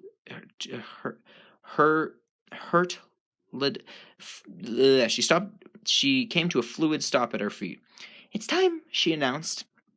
As soon as she spoke, a deep rumble of thunder shook the forest beyond us, then crashed westward toward the town. Eerie, isn't it? Edward said with an easy familiarity, winking at me. Let's go. Alice reached for Emmett's hand, and they darted toward the oversized field. She ran like a gazelle. He was nearly as graceful, and just as fast. Yet Emmett could never be compared to a gazelle. Are you ready for some ball? Edward asked, his eyes eager, bright. I tried to sound appropriately enthusiastic. Go team, he snickered after messing with my hair, mussing my hair, bounding off after the other two. His run was more aggressive, a cheetah rather than a gazelle, and he quickly overtook them. The grace and power took my breath away. Shall we go down? Esma asked in her soft, voice, and I realized I was staring open-mouthed after him. I quickly reassembled my expression and noted. Esma kept a few feet between us. I wonder if she was still being careful not to frighten me. She matched her stride to mine without seeming impatient at the pace. You don't play with them? I asked shyly. No, I prefer to referee. I like keeping them honest, she explained. Do they like to cheat, then? Oh, yes. You should hear the arguments they get into. Actually, I hope you don't. You'll think they were raised by a pack of wolves.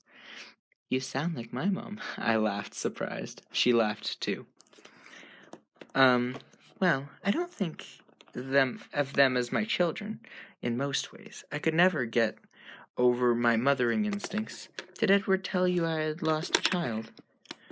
What? Okay. No, I murmured, stunned, scrambling to understand what lifetime she was remembering. Yes, my first and only baby.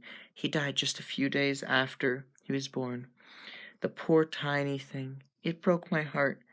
And that's why I jumped off a cliff, you know, she added matter-of-factly. Edward said you just fell. I stammered. Always the gentleman. She smiled. Edward was the first of my new sons. I always thought of him that way, even though he's older than I am. In one way, at least. She smiled at me warmly. That's why I'm so happy he's found you, dear. The endearment sounded only natural on her lips. He's been the odd man out for far too long. It hurt me to see him alone. You don't mind, then? I asked hesitantly. That I'm all wrong for him? No, she was thoughtful. You're what he wants. It will work out somehow, she said, though her forehead creased with worry. Another peal of thunder began. Esma stopped then. Apparently we had reached the edge of the field. It looked as if they had formed teams. Edward was on the far out in left field. Carlyle stood between first and second base, and Alice held the ball, positioned on the spot that must be the pitcher's mound. Emmett was swinging an aluminum bat. It whistled, almost untraceable through the air. I waited for him to approach home plate, but then I realized, as he took his stance, he was already there, further from the pitcher's mound than I would have thought possible. Jasper stood several feet behind him, catching for the other team. Of course, none of them had gloves. All right, Esma said in a clear voice, which I knew Edward would hear as far out as he was. Batter up. All right. Batter up. Alice stood straight, deceptively motionless. Her style seemed to be stealth rather than an intimidating wind-up. She held the ball in both hands at her waist, and then, like a strike of a cobra, her right hand flicked out, and the ball smacked into Jasper's hand. Was that a strike? I asked. I whispered to Esma. If they don't hit, it's a strike, she told me. Jasper hurled the ball back to Alice's waiting hand. She permitted herself a brief grin, and then her hand spun out again. This time the bat somehow made it around in time to smash into the invisible ball. The crack of the impact was shattering, thunderous. It echoed off the mountains. I immediately understood the necessity of the thunderstorm. Yeah, that makes sense. The ball shot like a meteor above the field, flying deep into the surrounding forest. Home run? I murmured. Wait, Esma cautioned, listening intensely. One hand raised. Emmett was a blur around the basements, Carlisle shadowing him. I realized Edward was missing. Out! Esma said in a clear voice. I stared in disbelief as Edward sprang from the fringe of the field, ball in his upraised hands, his wide grin visible to even me. Emmett hits the hardest, Esma explained, but Edward runs the fastest. The inning continued before my incredulous eyes. It was impossible to keep up with the speed at which the ball flew, the rate at which their bodies raced around the field. I learned the other reason they were waiting for a thunderstorm to play when Jasper, trying to avoid Emmett's infallible fielding, hit a ground ball towards Carlisle. Carlisle ran into the ball, then raced Jasper to first place. When they collided, it sounded like a crash of two massing of falling boulders. I jumped up in concern, but they were somehow unsaved. Safe, as someone called in a calm voice. Emmett's team was up by 1. Rosaline managed to flit around the bases after tagging up one of Emmett's long flies. And Edward caught the third out. He sprinted to my side, sparkling with excitement. What do you think? He asked. One thing's for sure. I'll never be able to sit through a dull old Major League game again. It sounds like you did so much of that before, he laughed. I'm a little disappointed, I teased. Why? He asked, puzzled. Well, it would be nice if I could find just one thing you didn't do better than everyone else on the planet. He flashed his special crooked smile, leaving me breathless. I'm up, he said, heading for the plate. He played intelligently, keeping the ball low, out of the reach of Rosaline's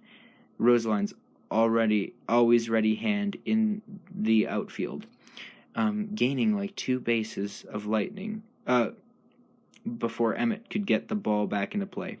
Carlisle knocked one so far out of the field that, with a boom that hurt my ears, he and Edward both made it in. Alice slapped them dainty high fives. The score constantly changed as the game continued, and they raised each other like any street ball players. They took turns with the lead. Occasionally, Esma called them to order. The thunder rumbled on, but we stayed dry, as Alice predicted. Carlisle was up to bat, Edward catching, when Alice suddenly gasped. My eyes were on Edward, as usual, and I saw his head snap to look at her. Their eyes met, and something flowed between them in an instant. He was at my side before the others could ask. Alice, what's wrong? Alice, what's wrong? Alice? Alice? Emma's voice was tense. I couldn't tell, she whispered. All the others were gathered by this time. What is it, Alice? What is it, Alice? Carlisle asked with the calm voice of authority. They were traveling much quicker than I thought. I can see I had the perspective wrong before, she murmured. Jasper leaned over, his protective posture. What changed? He asked. They heard us playing, and it changed their path, she said, contrite. She felt responsible for whatever frightened her. 7 pairs of eyes quickly flashed to my face and away. How soon? Carlisle said before turning toward Edward, a look of intense concentration on his face. Less than 5 minutes. They're running. They want to play, he scowled. Can you make it? He said. His eyes flicked towards me. No, not carrying, he cut short. Besides, the last thing we need is for them to catch the scent and start hunting. How many? Emmett asked Alice. 3, she said tersely. 3, he scoffed. Let them come. The steel bands of muscle flexed around his massive arms. For a split second, that seemed much longer than it really was, Carlisle deliberated. Only Emmett seemed unperturbed. The rest stared at Carlisle's face with anxious eyes. Let's just continue the game, Carlisle finally decided. His voice was cool and level. Alice said they were simply curious. All this was said in a flurry of words that lasted only a few seconds. I had to listen very carefully and caught most of it, and I could hear what Esma now asked Edward with a silent vibration of her lips. I only saw the slight shake of his head. I couldn't hear what Esma asked Edward, and I could only see the slight shake of his head and the look of relief on her face. You can catch Esma. I'll call it now, he said, planting himself in front of me. The others returned to the field, warily sweeping the dark forest with their sharp eyes. Alice and Esma seemed to orientate themselves around where I stood. Take your hair down, Edward said in a low, even voice. I obediently slid the rubber band out of my hair and shook it around me. I started obviously. The others are coming now. Yes, keep very still and quiet. And don't move from my side, please. He hid the stress in his voice well, but I could hear it. He pulled my long hair forward around my face. That won't help. That won't help, Alice said softly. I could smell her from across the field. I know. A hint of frustration colored his nose. His tone, not nose. That's weird. Okay. Carlyle stood at plate, and the others joined the game half-heartedly. What did Esma ask you? He hesitated for a second before answering. Whether they were thirsty, he muttered unwillingly. The seconds ticked by, and the game progressed, with apathy now. No one dared to hit harder than a bunt, okay. Emmett, Rosalind, and Jasper hovered in the infield. Now and again, despite the fear that rambled my brain, I was aware of Rosalind's eyes on me. They were expressionless, but something in the way she held her mouth made me think she was angry. Edward paid no attention to the game at all. His eyes and mind ranging the forest. I'm sorry, Bella, he said fiercely. It was stupid, irresponsible to expose you like this. I'm so sorry. He heard his breath stop as his eyes zeroed in on the right field. He took half a step, angling himself between me and what was coming. Carlyle, Emmett, and the others turned in the same direction. Hearing a sound that was too faint for my ears. All right, well, that's the end of the chapter. The next one's called The Hunt, so we'll see how that goes. That sounds interesting. I didn't commentate much because it was kind of boring, although I find baseball very boring. But yeah, that'd be more interesting. Vampire baseball. 18. Missed a day or two. Been busy. But not anymore. I gotta finish this book. We're on 18. Twilight. Stephenie Meyer. It's called The Hunt. Hopefully I remember voices, because I doubt I will. They emerged one by one from the forest's edge, ranging a dozen meters apart. The first male into the clearing immediately fell back, allowing the other male to take the front, orienting himself around the tall, dark-haired man in a manner that clearly displayed who led the pack. The third was a woman. From this distance, all I could see of her was her hair, which was a startling shade of red. They closed ranks before they continued cautiously toward Edward's family, exhibiting the natural respect of a troop of predators as it encounters a larger, unfamiliar group of its own kind. As they approached, I could see how differently they were from the Cullens. Their walk was cat-like, a gait that seemed consistently on the edge of shifting into a crouch. They dressed in the ordinary gear of backpackers, jeans, and casual brown button-down shirts in heavy, weatherproof fabrics. The clothes were frayed through with wear, and they were barefoot. Both men had cropped hair, but the woman's brilliant orange hair was filled with leaves and debris from the woods.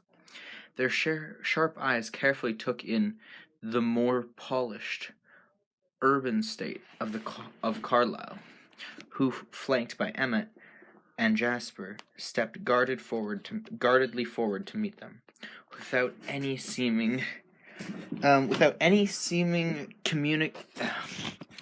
Without any seeming communication between them, they straightened into a more casual, erect bearing. The man in front was easily the most beautiful, his skin an olive tone beneath the typical parlor. His hair a glossy black. He was of a medium build, hard, muscled, of course, but nothing next to Emmett's brawn. He smiled an easy smile, exposing a flash of gleaming white teeth. The woman was wider. Her eyes shifted restlessly between the men facing her. The loose group around me. Her chaotic hair quivered in the slight breeze. Her posture was distinctly feline. The second male hovered unobtrusively behind her, slighter than the leader, his light brown hair and rectangular features both nondescript. His eyes, though, were completely still, yet somehow seemed the most vigilant. Their eyes were different, too. Not gold-black, as I'd come to expect, but a deep burgundy color that was disturbing and sinister. Okay, so their eyes are like brown or red when they've had fresh human blood. Okay, the dark-haired man was still smiling, stepping toward Carlyle. "We thought we heard a game," he said in a relaxed voice, with the slightest of French accents. "I'm, Laurent. These are James and Victoria." He gestured at the vampires beside him. "I'm Carlyle, and this is my family. Emmett and Jasper, Rosaline, Essima and Alice, Edward and Bella." He pointed us out in groups, deliberately not calling attention to individuals. I felt a shock when he said my name. "Do you have room for a few more players?" Laurent asked sociably. Carlyle matched Laurent's friendly tone. I'm not really sure how to pronounce his name. It's a weird name, and it's because it's French. It's probably differently than I'm pronouncing it. "Actually, we're just finishing up, but we'd certainly be interested in another time. Do you plan on staying in the area for long?" "We're headed north, in fact. But we were curious to see who was in the neighborhood. We haven't run into any company in quite a long time." "No, this region is usually empty except for us and the occasional visitors, like yourself." The tense atmosphere has slowly subsided to casual conversation. I guessed that Jasper was using his particular gift to control the situation. "What's your hunting range?" Lauren casually inquired. Carlyle ignored the assumption behind the inquiry. "The Olympic range here, up and down the coast ranges on occasion. We keep a permanent residence nearby. There's another permanent settlement like ours, up near Denali." Lauren rocked back on his heels slightly. "Permanent? How do you manage that?" Permanent, how do you manage that?" There was honest curiosity in his voice. "Why don't you come back to our home with us, and we can talk comfortably?" Carlyle invited. "It's rather a long story." James and Victoria exchanged a surprised look at the mention of the word home. But Laurent controlled his expression better. "That sounds very interesting, and welcome." His smile was gentle. "We've been on the hunt for all the way down from Ontario, and we haven't had the chance to clean up in a while." His eyes moved apprehensively over to Carlyle's refined appearance. Please don't take offense, but we'd appreciate if you refrain from hunting in this immediate area. We have to stay inconspicuous, you understand," Carlyle explained. "Of course. We certainly won't encroach on your territory. We just ate outside of Seattle anyway," he laughed. A shiver ran up my spine. "We'll show you the way if you'd like to run with us. Emmett and Alice, you can go with Edward and Bella to get the jeep," he casually added. 3 things seemed to happen simultaneously while Carlyle was speaking. My hair ruffled with the light breeze. Edward stiffened, and the second male, James, suddenly whipped his head around, scrutinizing me. His nostrils flared. Swift rigidity, rigid. Great.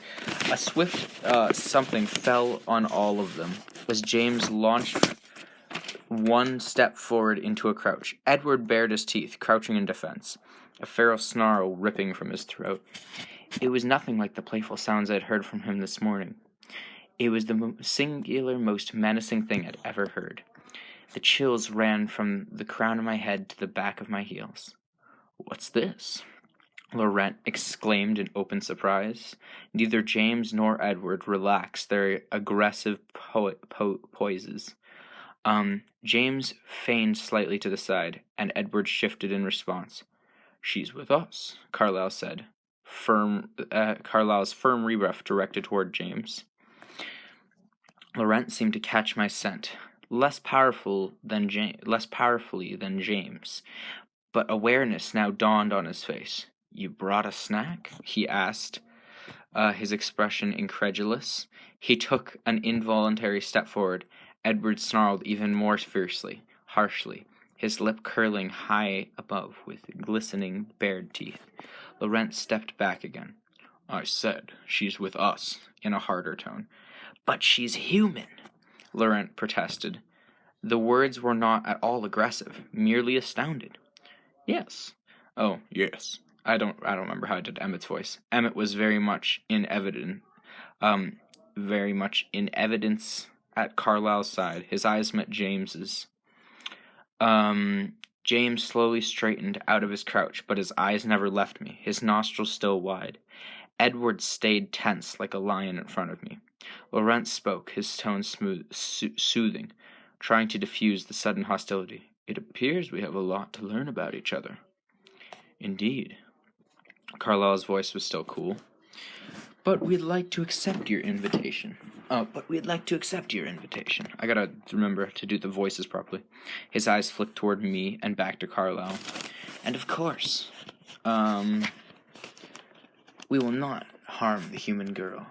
We won't hunt in your range, as I said." James glanced in disbelief and aggravation at Laurent, and exchanged another brief look with Victoria, whose eyes flicked eagerly from face to face. "Oh, it's Edgely? I don't know, whatever." Carlyle measured Lorraine's open expression for a moment before he spoke. "We'll show you the way. Jasper, Rosaline, Emmett," he called. They gathered together, blocking me from view as they converged. Alice was instantly at my side, and Emmett fell back slowly, his eyes locking onto James as he backed toward us. "Let's go, Bella." Edward's voice was low and bleak. This whole time I'd been rooted in place, terrified into absolute immobility. Edward had to grip my elbow and pull sharply to break my trance. Alice and Emmett were close behind us, hiding me. I stumbled alongside Edward, stunned with fear. I couldn't hear if the main group had left yet. Edward's impatience was almost tangible as we moved at human speed to the forest's edge. Once we were in the trees, Edward slung me over his back without breaking stride. I gripped as tightly as possible as he took off. The others were close on his heels. I kept my head down, but my eyes were wide with fright. I couldn't close and wouldn't close. They plunged through the now black forest like wraiths. Seemed to possess Edward as he ran was completely absent, replaced by a fury that consumed him and drove him still faster. Even with me on his back, the others trailed behind. We reached the jeep in an impossibly short time, and Edward barely slowed as he flung me in the back seat. "Strap her in," he ordered Emmett, who slid in beside me. Alice was already in the front seat, and Edward started the engine. It roared to life as we swerved backward, spinning around to face the winding road. Edward was growling something too fast for me to understand, but it sounded a lot like a string of profanities. The jolting trip was much worse this time, and the darkness only made it more frightening. Emmett and Alice both glared out the side windows. We hit the main road, and though our speed was increasing, I could see much better where we were going, and we were headed south, away from Forks. Where are we going? I asked. No one answered. No one looked at me even. Dang it, Edward! Where are you taking me? We have to get you away from here. Far away, for now. He didn't look back, his eyes on the road. The speedometer read 105 miles an hour. That's kind of fast. Turn around. You have to take me home, I shouted. I struggled against the stupid harness, tearing at the straps. Emmett, Edward said grimly, and Emmett secured my hands in his steel grasp. No, Edward, you can't do this, please. I have to, Bella. No, please be quiet. I won't. You'll have to take me back. Charlie will call the FBI. They'll be all over your family. Carlisle and Amasa, they'll have to hide forever. Calm down, Bella. We've been there before. His voice was cool. Not over me, you don't. You're ruining everything for me. I struggled violently with total brutality. Alice spoke for the first time. Edward, pull over. He flashed her a hard look and then sped up. Edward, let's just talk this through. You don't understand, he roared in frustration. I'd never heard his voice so loud. It was deafening in the confines of the Jeep. The speedometer read nearly 115. He's a tracker, Alice. Did you see that? He's a tracker. I felt Emmett stiffen next to me, and I wondered at his reaction to the word. It meant something more to the three of them than it did to me. I wanted to understand, but there was no opening for me to ask. Pull over, Edward. Alice's tone was reasonable, but there was a ring in authority I'd never heard before. The speedometer inched past 120. Do it, Edward. Listen to me, Alice. I saw his mind, tracking in his passion, his obsession. He wants her, Alice. Her specifically. He begins the hunt tonight. He doesn't know where. He interrupted her. How long do you think it will take him to cross her scent in town? His plan was already set before the words were out of Lamar's mouth. Oh, also him is James, I'm pretty sure. I gasped, knowing where my scent would lead. Charlie, you can't leave him there. You can't leave him. I thrashed against his harness. She's right, Alice said. The car slowed slightly. Let's look at our options for a minute. Alice coaxed. The car slowed again, more noticeably, and then suddenly we screeched to a stop outside the shoulder of the highway. I flew against the harness and slammed back into the seat. There are no options, Edward hissed. I'm not leaving Charlie. I forget how to do her voice, whatever. He ignored me completely. We have to take her back, Emmett spoke firmly. No, Edward was absolute. He's no match for us, Edward. He won't be able to touch her. He'll wait. Emmett smiled. I can wait, too. You didn't see. You don't understand. Once he commits to a hunt, he's unshakable. We'd have to kill him. Emmett didn't seem upset by the idea. Well, that's an option. And the female, she's with him, too. If it turns to a fight, their leader will go with them, too. There are enough of us. There's another option, Alice said quietly. Edward turned on her in his fury, his voice blistering. There's no other option. Because obviously hearing people out is against the law. Emmett and I both stared at him in shock, but Alice seemed unsurprised. The silence lasted a minute longer as Edward and Alice stared down at each other. I broke it. Does anyone want to hear my plan? No, Edward growled. Alice glared at him, finally provoked. Listen, I pleaded. You can take me back. No, he interrupted. I glared at him. You take me back, and I tell my dad I want to go home to Phoenix. I pack my bags, wait till this tracker is watching, and then we run. He'll follow us and leave Charlie alone. Charlie won't call the FBI on your family. Then you can take me any dang place you want. They stared at me, stunned. It's not a bad idea. It's not a bad idea, really. Emmett's surprise was definitely an insult. It might work. And we simply can't leave her father unprotected. You know that.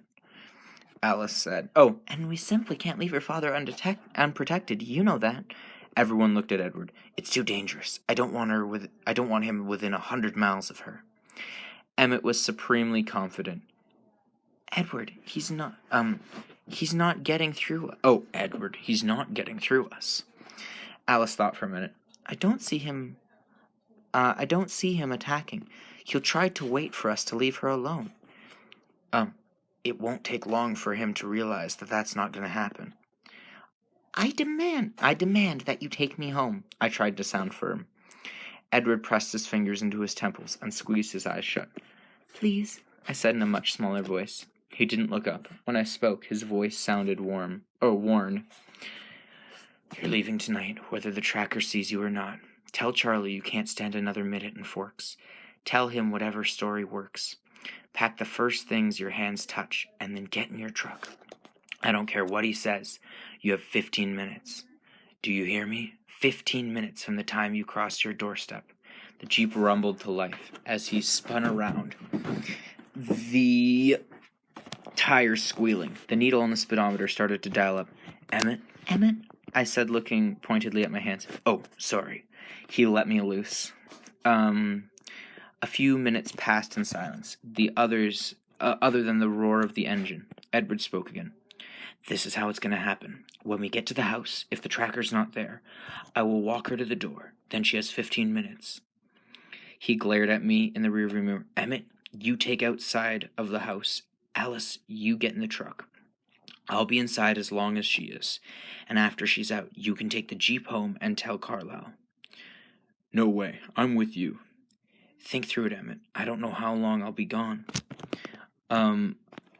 Until we know how far this is going. I'm with you." Edward sighed. "If the tracker is there," he continued, "we keep driving." We're gonna make it before him," Alice said confidently. Edward seemed to accept that. Whatever his problem with Alice was, he didn't doubt her now. What are we gonna do with the Jeep? His voice, on a hard edge. "You're driving it home." "No, I'm not," she said calmly. The unintelligible stream of profanities started again.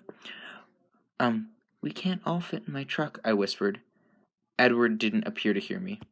I think you should let me go alone," I said even more quietly. He heard that.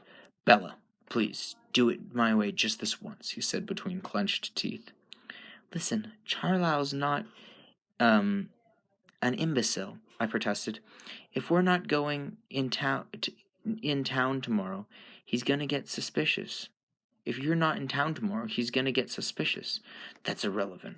We'll make sure he's safe, and that's all that matters." "Then what about this tracker? I saw the way you acted tonight. He's gonna think you're with me, wherever you are."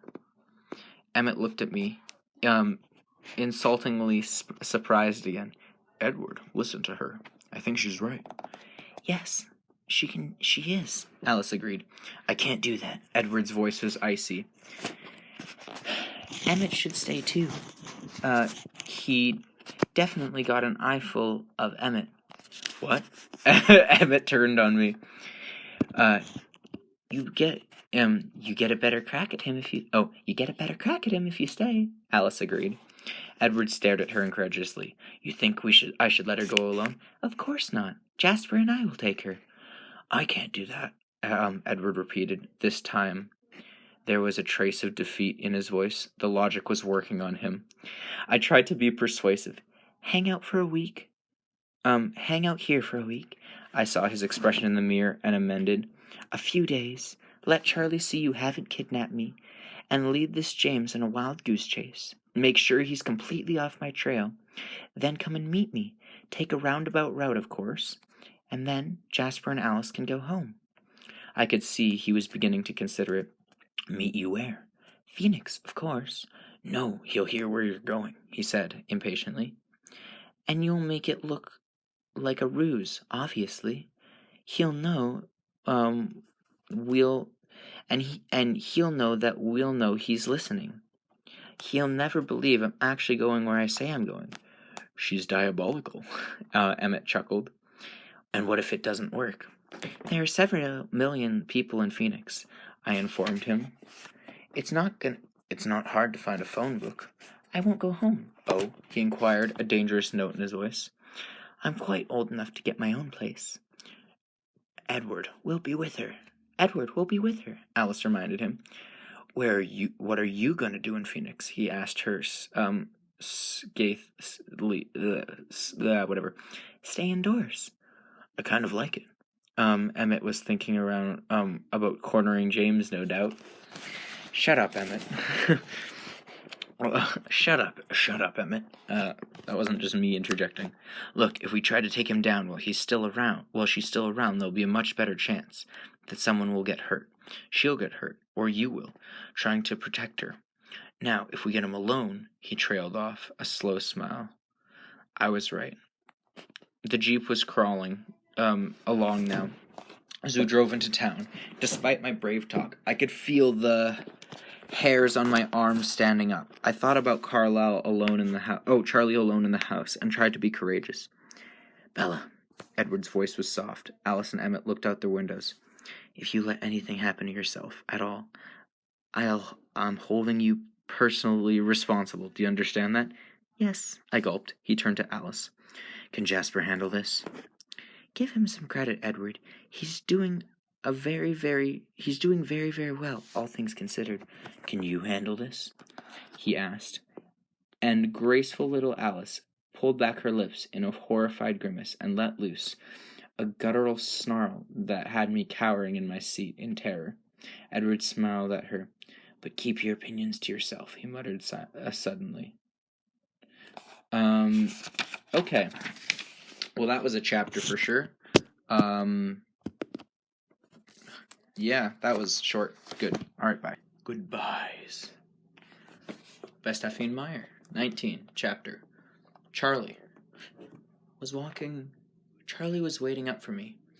All the house lights were on. My mind was blank as I tried to think of a way to make him let me go. This wasn't going to be pleasant. Edward pulled up slowly, staying well back from my truck. All three of them were acutely alert. Ramrods straightened in their seats, listening to every sound of the wood, looking through every shadow, catching every scent, searching for something out of place. The engine cut off, and I sat motionless, as they continued to listen. He's not here. Let's go, Edward said tensely. Emmett reached over to help me get out of my harness. Don't worry, Bella, he said in a low but cheerful voice. We'll take care of things quickly. I felt moisture filling up in my eyes as I looked at Emmett. I barely knew him, yet somehow, not knowing when I would see him again after tonight was anguishing. I knew this was just a faint taste of the goodbyes I would have to survive in the next hour. The thought of it made the tears begin to smell. Alice, Emmett. Edward's voice was a command, and they slithered soundlessly into the darkness, instantly disappearing. Edward opened my door and took my hand. He drew me into the protected enclosure of his arms. He walked me swiftly to the house, eyes always roving through the night. 15 minutes, he warned under his breath. I can do this, I sniffled. My tears had given me an inspiration. Oh, she's going to be like, I hate Edward. Okay. I stopped on the... She's definitely going to be like, I can't stand this place anymore. Edward was mean to me. To her dad. That's what she's going to say. I stopped on the porch and took hold of his face in my hands and looked fiercely into his eyes. I love you, I said in a low, intense voice. I will always love you, no matter what happens now. Nothing's going to happen to you, Bella, he said, just as seriously. Just follow the plan, okay? Keep Charlie safe from me. He's not going to like me very much after this, and I want to have a chance to apologize later. Go inside, Bella. We have to hurry. His voice is urgent. One more thing, I whispered passionately. Don't die. Don't listen to another word I say tonight. And was leaning in, so all I had to... Oh, and he was leaning in, so all I had to do was stretch on my toes to kiss him. Surprised, frozen lips with as much force as as I was capable, and I turned and kicked the door open. "Go away, Edward!" I yelled at him, running inside, slamming the door behind in his still shocked face. "Bella," Charlie said, hovering in the living room. He was already on his feet. "Leave me alone! Leave me alone!" I screamed through my tears, which were flowing relentlessly now. I ran up the stairs to my room, throwing the door shut and locking it. I ran to my bed, flinging myself on the floor to retrieve my duffel bag. I reached swiftly between the mattress and the box spring to grab a knotted old sock that contained my secret cash hoard. Charlie was pounding on my door. "Bella, are you okay? What's going on?" His voice was frightened. "I'm going home," I shouted, my voice breaking in the perfect spot. "Did he hurt you?" His tone edged on anger. "No!" I shrieked a few octaves higher and turned to my dresser. Edward was already there, silently yanking out armfuls of random clothes, when he proceeded to throw to me. "Did he break up with you?" Charlie was perplexed. "No!" I yelled slightly more breathlessly as I shoved everything into a bag. Edward threw another drawer's contents at me. The bag was pretty much full now. "What happened, Bella?" Charlie shouted through the door, pounding again. "I broke up with him!" I shouted back, jerking on the zipper of my bag. Edward's capable hands pushed mine away and zipped it smoothly. He put the snap carefully over my arm. I'll be in the truck." "Oh, I'll be in the truck. Go," he whispered, and pushed me towards the door. He vanished out the window. I unlocked the door and pushed past Charlie roughly, struggling with my heavy bag as I ran down the stairs. "What happened?" he yelled. He was right behind me. "I thought you liked him." He caught my elbow in the kitchen. Though he was still bewildered, his grip was firm. He spun me around to look at him, and I could see his face had no intent of letting me leave. I could think of only one way to escape, and it involved hurting him so much that I hated myself for even considering it, but I had no time. I had to keep him safe. I glared up at him, fresh tears in my eyes for what I was about to do. "I do like him, that's the problem. I can't do this anymore. I can't put down any more roots here. I don't want to end up trapped in this stupid, boring little town like Mom. I'm not going to make the same dumb mistake she did. I hate it, and I can't stay another minute." His hands dropped from my arm like I'd electrocuted him. Oh, oof. That is a big oof moment. Ow. That's gotta... I turned away from his shocked and wounded face and headed for the door. "Bells, you can't leave now. It's nighttime," he whispered behind me. I didn't turn around. "I'll sleep in the truck if I get tired." "Just wait another week," he pleaded, still shell-shocked. "Bernice will be back by then." This completely derailed me. "What?" Charlie continued eagerly, almost babbling with relief as I hesitated. "She called while you were out. Things aren't going so well in Florida. If Phil doesn't get signed by the end of the week, they're going back to Arizona. The assistant coach of the Sidewinders said they might have to stop for another shortstop." I shook my head, trying to reassemble my now confused thoughts. Every passing second put Charlie in more danger. "I have a key," I muttered, turning the knob. He was too close, one hand extended toward me, his face dazed. I couldn't lose any more time arguing with him. I was going to have to hurt him further. Oh man, I hate it when I have no other option but to injure the people I love. "Just let me go, Charlie," I repeated my mother's last words as she walked out the same door so many years ago. What the hell? "All right," I said as angrily as I could manage and threw the door open. "It didn't work out, okay? I really, really hate forks." My cruel words did their job. Charlie stayed frozen on the doorstep, stunned. While I ran out into the night, I was hideously frightened of the empty yard. I ran wildly for the truck, visualizing a dark shadow behind me. I threw my bag in and wrenched the door open. The key was waiting in the ignition. "I'll call you tomorrow," I yelled, wishing more than anything I could explain everything to him then, knowing I would never be able to. I gunned the engine and peeled out. Edward reached for my hand. "Pull over," he said. as the house and Charlie disappeared behind us. "I can drive," I said through tears pounding down my cheeks. His long hands unexpectedly gripped my waist, and his foot pushed mine off the gas pedal. He pulled me across his lap, wrenching my hands free of the wheel, and suddenly he was in the driver's seat. The truck didn't swerve an inch. "You wouldn't be able to find the house," he explained. Lights suddenly flared behind us, and I stared out the back window, eyes wide with horror. "It's just Alice," he reassured me. He took my hand again. My mind was filled with images of Charlie in the doorway. "The tracker?" He heard the end of your performance," Edward said grimly. "Charlie?" I asked in dread. "The tracker followed us. He's running behind us now." My body went cold. "Can we outrun him?" "No." But he sped up as he spoke. The truck's engine whined in protest. My plan suddenly didn't feel so brilliant anymore. I stared back at Alice's headlights when the truck shuddered and a dark shadow sprung out the window. My blood-curdling scream lasted a fraction of a second before Edward clamped his hand over my mouth. "It's Emmett."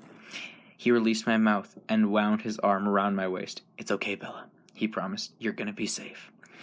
We raced through the quiet town to the North Highway. I didn't realize you were still so bored with small-town life," he said conversationally, but I knew he was just trying to distract me. "It seemed like you were adjusting fairly well, especially recently. Maybe I was flattering myself. I was making life more interesting for you." "I wasn't being nice," I confessed, ignoring his attempts at a diversion. "That was the same thing my mom said when she left him. You could say I was hitting below the belt." "Don't worry, he'll forgive you." He smiled a little, though it didn't touch his eyes. I stared at him desperately and saw the naked he saw the naked panic in my eyes. "Bella, it's gonna be all right." "But it won't be all right when I'm not with you," I whispered. "We'll be together again in a few days," he said, tightening his arm around me. "Don't forget, this was your idea." It was the best idea. Of course it was mine. He answered immediately. His answering smile was bleak and disappeared immediately. Why did this happen?" I asked, my voice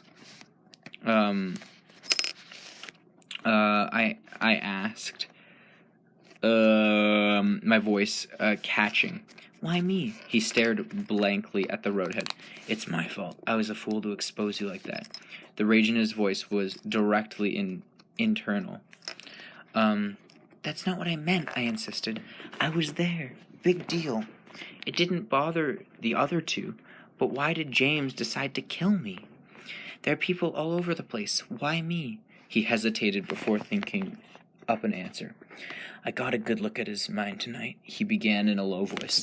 "I'm not sure if there's anything I could have done to avoid this. Once he saw you, it is partially your fault." His voice was wry. "If you didn't smell so appealingly luscious, he might not have bothered. But when I defended you, that made it a lot worse. He's not used to being thwarted, no matter how insignificant the object. He thinks of himself as a hunter and nothing else. His existence is consumed with tracking, and the challenge is all he asks of life." Suddenly, we pressed him with a beautiful challenge, a large clan of strong fighters, all bent on protecting one vulnerable element. You wouldn't believe how euphoric he is. It's his favorite game, and we've just made it his most exciting game ever. His tone was full of disgust. He paused a moment. But if I had stood by, he would have killed you right then," he said with hopeless frustration. I thought I didn't smell the same way to others as I do to you," I said hesitantly. "You don't, but that doesn't mean you still aren't a temptation for every one of them. If you had appealed to the tracker, or any of them the same way you appealed to me, it would have meant a fight right there." I shuddered. I don't think I have any choice but to kill him now," he muttered. "Carlisle won't like it." I heard the tires across the bridge and thought I couldn't see the river, though I couldn't see the river in the dark. I knew we were getting close. I had to ask him now, how can you kill a vampire? He glanced at me with unreadable eyes, his voice suddenly harsh. The only way to be sure is to tear him to shreds and then burn the pieces. And the other two will fight with him? The woman will. I'm not sure about Laurent. They don't have a very strong bond. He's only with them for convenience. He was embarrassed by James in the meadow. But James and the woman, they'll try to kill you? I asked, my voice raw. Bella, don't you dare waste your time worrying about me. Your only concern is to keep yourself safe, and please try not to be reckless. Is he still following? Yes, he won't attack the house, though. Not tonight.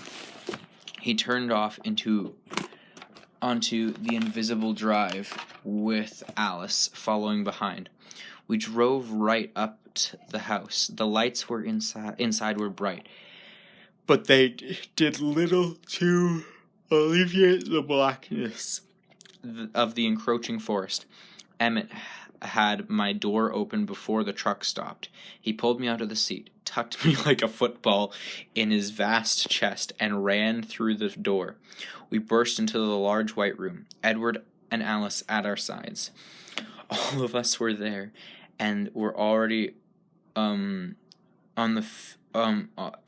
they were already on their feet at the sound of our approach. Laurent stood in their midst, and I could hear low growls rumble deep in Emmett's throat as he sat me down next to Edward. He's tracking us, Edward announced, balefully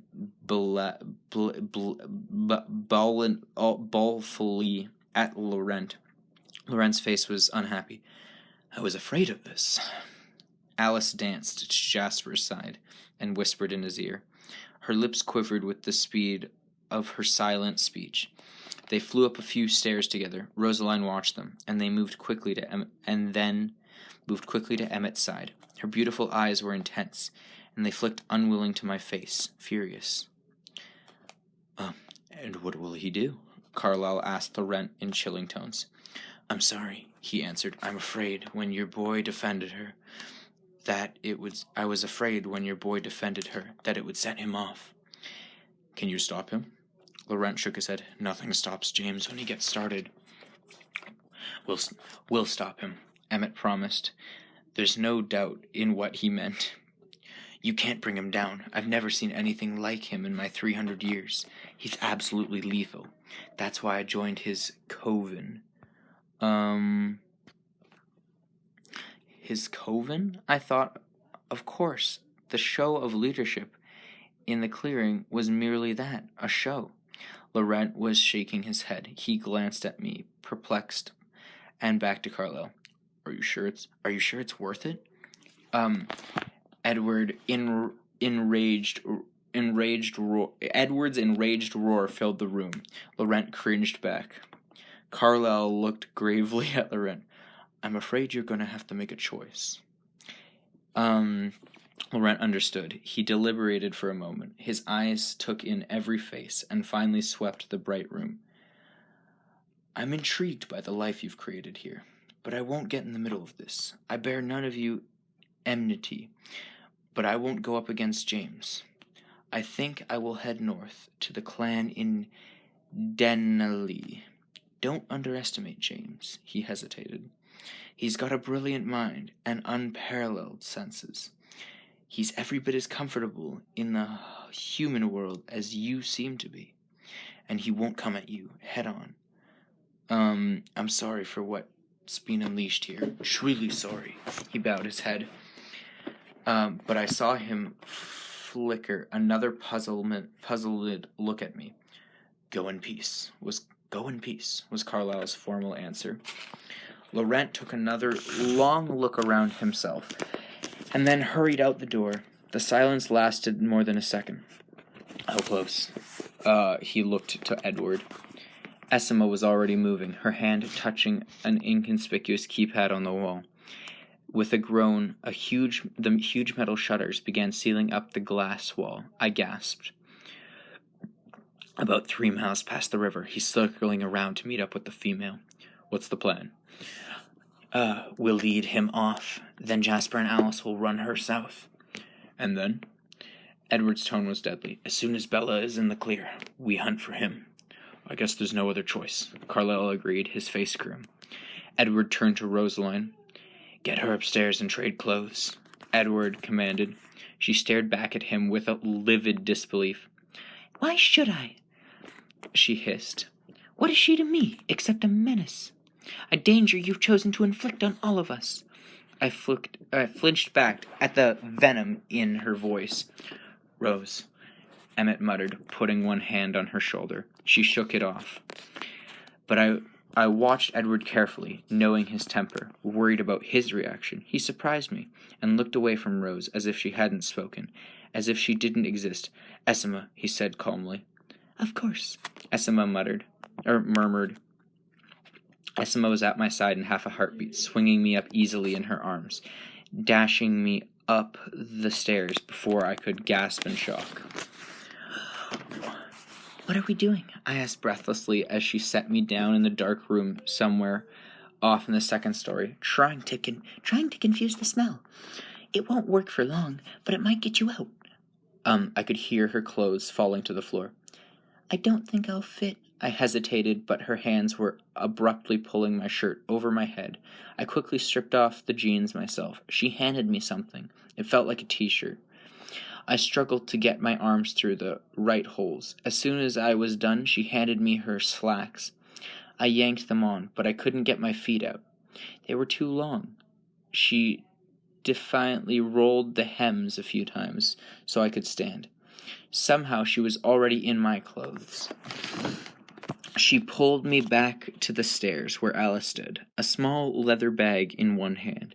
They each grabbed one of my elbows and carried me as they flew down the stairs.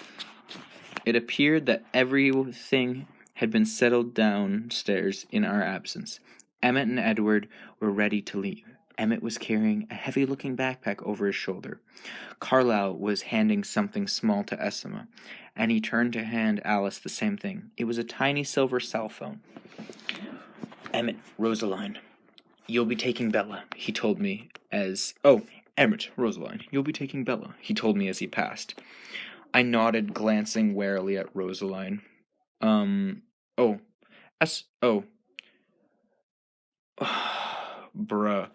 I can't read. Essima and Rosaline will be taking your truck, Bella, he told me as he passed. I nodded, glancing warily at Rosaline. She glowered at Carlyle with a respectful expression. I'm dying. I have the corona. I have the Ronavirus. All right. She glowered respectfully. That's funny. Alice, Jasper, you take the Mercedes. You need a dark tint in the south. They nodded as well. We're taking the Jeep. I was surprised to see that Carlyle intended to go with Edward. I realized suddenly with a stab of fear that they made up the hunting party. Alice, will they take the bait? Everyone watched as Alice, as she closed her eyes and became incredibly still. Finally, her eyes opened. He'll track you. The woman will follow the truck. We should be able to leave after that. Her voice was certain. Let's go. Carlyle began to walk towards my back, the kitchen, but Edward was at my side at once. He caught me up in his iron grip, crushing me to him. He seemed unaware of his watching family as he pulled my face to his, lifting my feet off the floor. For the shortest second, his lips were icy and hard against mine. Then it was over. He set me down, still holding my face. His glorious eyes burned into mine. His eyes went blank, curiously dead as he turned away. And they were gone. We stood there. The others looked away from me. Tears streaked noiselessly down my face. The silent moment dragged on, and then Essima's phone vibrated in her hand. It flashed to her ear. It's funny. It's like, oh, random feet. Well, not random. She's in danger. Everyone to arms. Now, she said, and Rosaline started out the front door without a glance in my direction. But Essima touched my cheek as she paused. Be safe. Her whisper lingered behind them as they slipped out the door. I heard my truck start thunderously and then fade away. Jasper and Alice waited. Alice's phone seemed to be at her ear before it buzzed. That's impressive. Oh, I guess she can tell the future. Edward says the woman is on Essima's trail. I'll get to the car. She vanished into the shadows the way Edward had gone. Jasper and I looked at each other, and he stood across the length of the entry from me, being careful. You're wrong, you know, he said quietly. What? I gasped. I can feel what you're feeling now, and you are worth it. Oh, wow. Oh, he's kind. I'm not, I mumbled. If anything happens to them, it will be for nothing. You're wrong, he repeated, smiling kindly at me. I heard nothing, but then Alice stepped through the front door and came to me with her arms held out. May I? She asked. You're the first to ask permission. I smiled wryly. She lifted me in her slender arms as easily as Emmett, and shielded me protectively as we flew out the door, leaving the lights bright behind us. Leaving the lights bright behind us. Okay, well, that happened, for sure. Definitely did happen. As, in fact, it did occur. That's interesting. Alright, well, hopefully it continues to be decent, because it's actually getting... I'm not hating it, which is surprising. Hey, it's been a while. It's been a minute. It's been some time, and that time has definitely passed. And I think I started this on January 1st. It's April 18. It's the 18th of April. Here's some page rustling. It's been a while. So, I believe there are 5 chapters left. I should probably finish this. This is not very much. Here's the thing. I remember how to do none of the voices, so if I get them right, that is insane. Let me turn off the fan in the background. And yeah, I do hope that it's not horrible. But with no further ado, Stephenie Meyer, Twilight, Impatience. When I woke, I was confused. My thoughts were hazy, still twisted in my dreams and nightmares. It took me longer than it should have to realize where I was. This room was too bland to belong to anywhere but a hotel. The bedside lamps bolted to the tables were a dead giveaway, as were the long drapes made from the same fabric as the bedspread. The generic watercolor prints on the walls. I tried to remember how I got here, but nothing came at first. I did remember the sleek black car, the glass in the windows darker than a limousine. The engine was almost silent, though we had raced across the black freeways at more than twice the legal speed. And I remember Alice sitting with me on the dark leathery back seat. Somehow, during the long night, my head ended up against her granite cheek. My closeness didn't seem to bother her at all, and her cool, hard skin was oddly comforting to me. The front of her thin cotton shirt was cold and damp with the tears that streamed down my eyes until, red and sore, they ran dry. Sleep had evaded me. My aching eyes strained open, even though the night had finally ended and the dawn had broken over. A low peak somewhere in California. The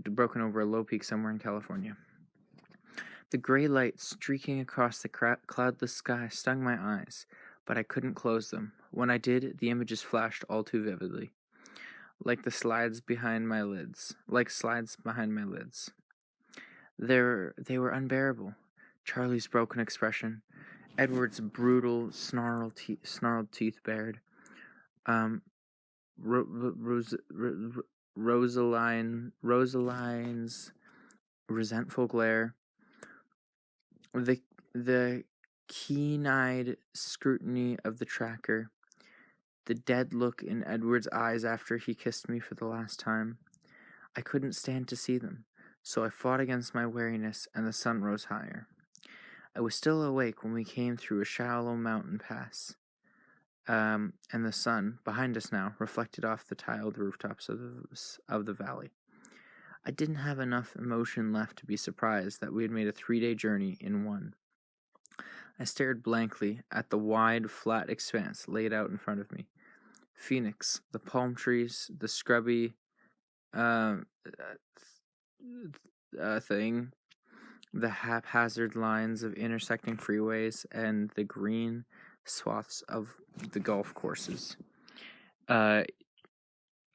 Splotching swimming pools, all submerged in a thin smog, embraced by a short, rocky ridge that really wasn't big enough to be called mountains. The shadows of the palm trees slanted across the freeway, defined, sharper than I remember, paler than they should be. Nothing could hide in these shadows.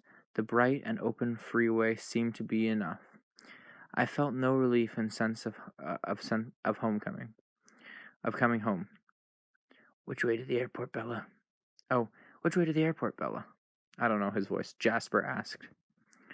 And I flinched, though his voice was quite soft and unalarming. Which way to the airport, Bella? Whatever. It was the first sound besides the purr of the cat since the long night silence. Stay on the I-10, I said automatically. We'll pass right by it. My brain had worked slowly through the fog of sleep and sleep deprivation. Are we flying somewhere? I asked Alice. No, but it's better just in case to be close. I remembered beginning the loop around the Sky Harbor International, but not ending it.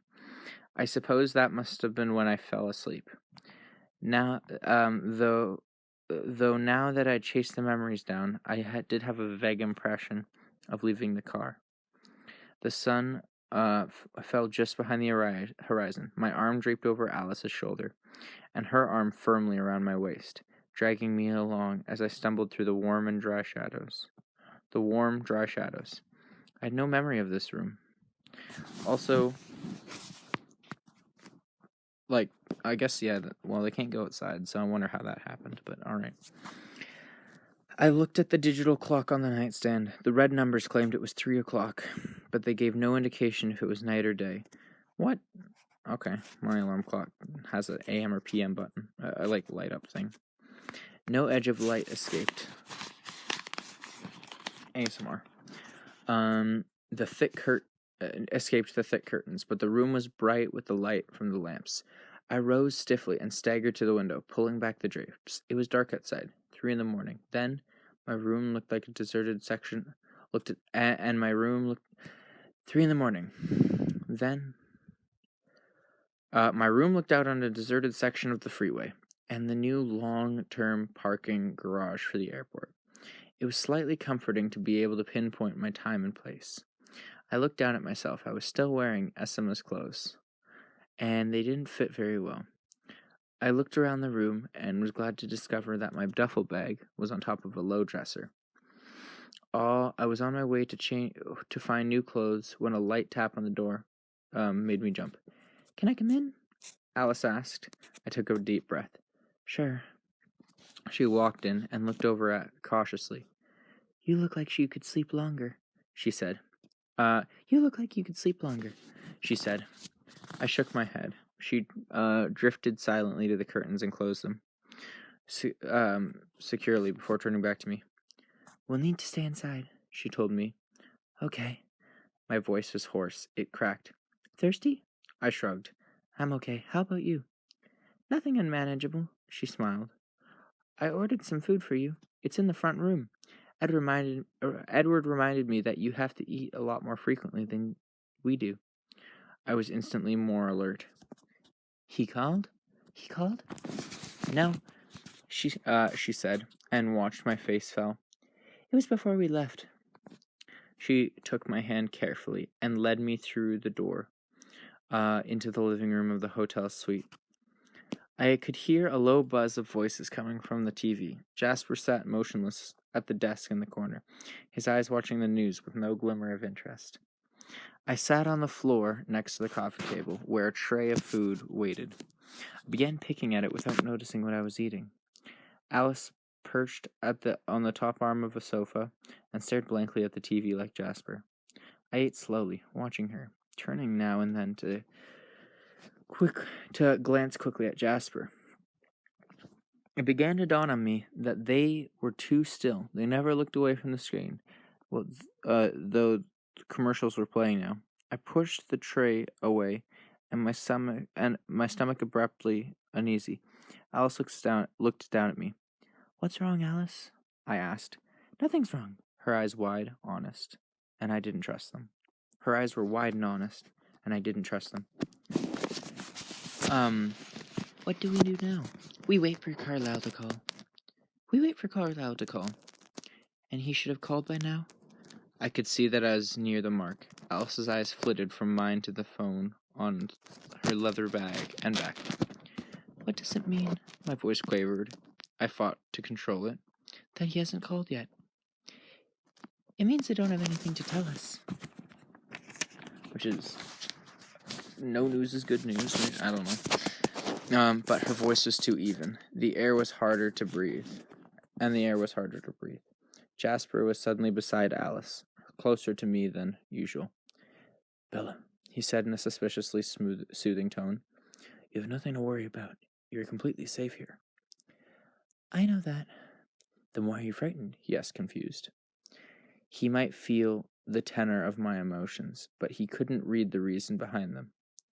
You heard what Laurent said? My voice was just a whisper, but I was sure they could hear me. He said James was lethal. What if something goes wrong and they get separated? What if something happens to any of them? Carlisle, Emmett, Edward? I gulped. If that wild female hunter hurts Essima, my voice had grown. If that wild female hunter hurts Essima, my voice had grown higher, a note of hysteria beginning to rise in it. How could I live with myself when it's my fault? None of you should be risking your lives for... Bella, stop. He interrupted me, his words pouring out so quickly they were hard to understand. You're worrying about all the wrong things, Bella. Trust me. Trust me on this. None of us are in jeopardy. You are under too much strain as it is. Don't add to it with wholly unnecessary worries. Listen to me, he ordered. For I'd looked away. Our family is strong. Our only fear is losing you. But why should you? Alice interrupted this time, touching my cheek with her cold fingers. It's been almost a century that Edward has been alone. Now he's found you. And you can't see the changes that we can. We who have been with him for so long. Don't you think that any of us want to look into his eyes? Do you think that any of us want to look into his eyes for the next 100 years if he loses you? My guilt slowly subsided as I looked into her dark eyes. But even as the calm spread over me, I knew I couldn't trust my feelings with Jasper there. Can't he? He can influence feelings or emotions, I think. Forgot about that. And then Alice can see the future. Edward can read minds. Carlisle can heal. I think Carlisle can heal. I don't remember anyone else's powers. We stayed in the room, and Alice called down the front desk and asked them to ignore our maid service for now. The windows stayed shut, and the TV was on, though no one watched it. At regular intervals, The food was delivered to me. The silver phone resting on Alice's bag seemed to grow bigger as the hours passed. What the heck? My babysitters handled the suspense better than I did. As I fidgeted and paced, they simply grew more and more still. Two statues whose eyes followed me with in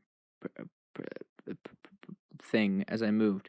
I occupied myself with memorizing the room, the striped pattern of the couches, the tan peach cream, dull gold, and tan again.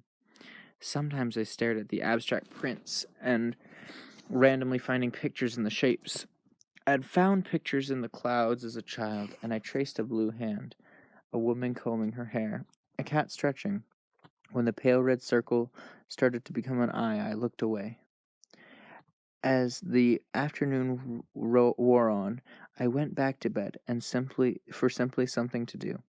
I hoped that by myself in the dark I could give in to my terrible fears that hovered on the edge of my consciousness, unable to break through under Jasper's careful supervision. But Alice followed me casually, as if by some coincidence she had grown tired of the front room at the same time.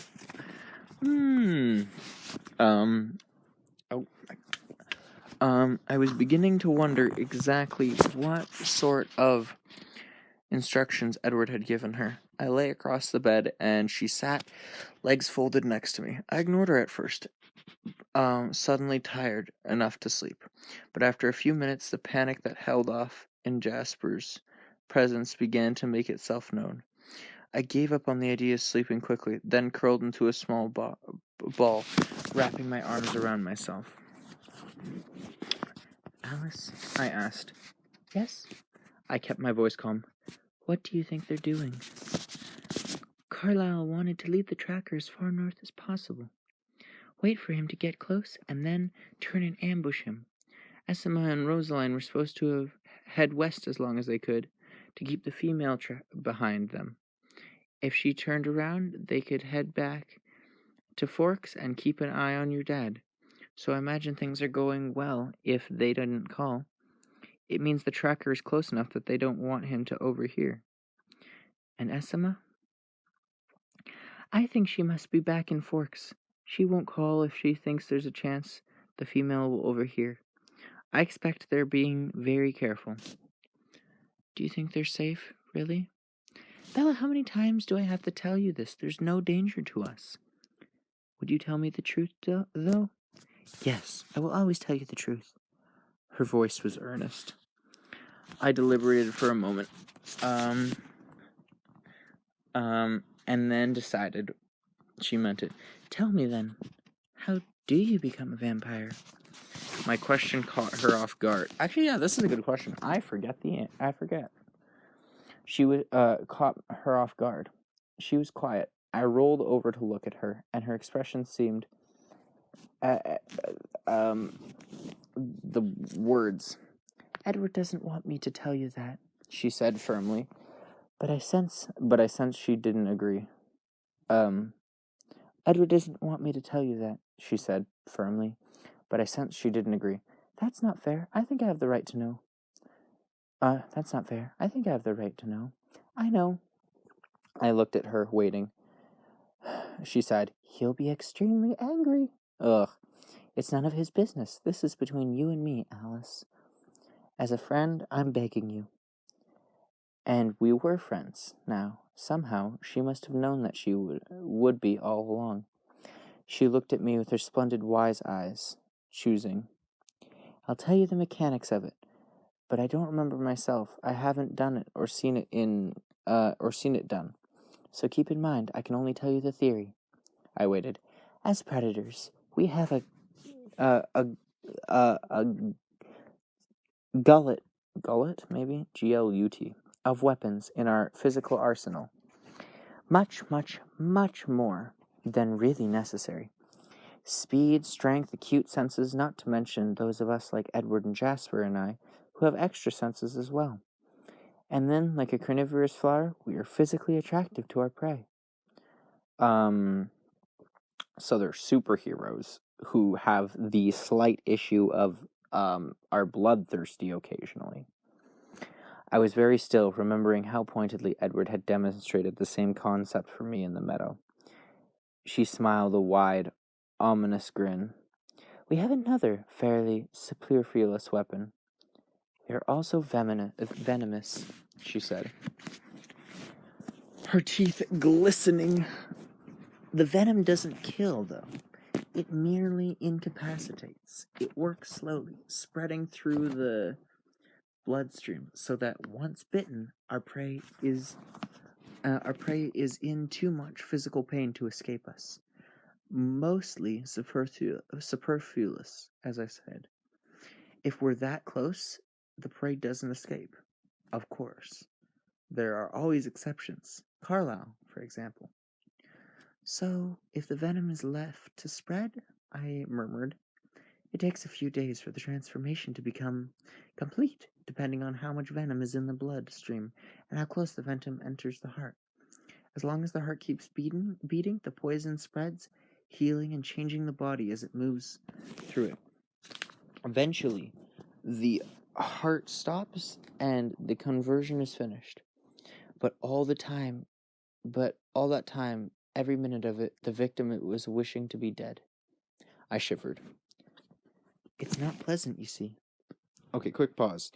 If they got, scientists, if scientists got hold of the venom, they could, somehow get rid of the bloodthirsty aspect of it, assuming that, it's a fictional world. They definitely could.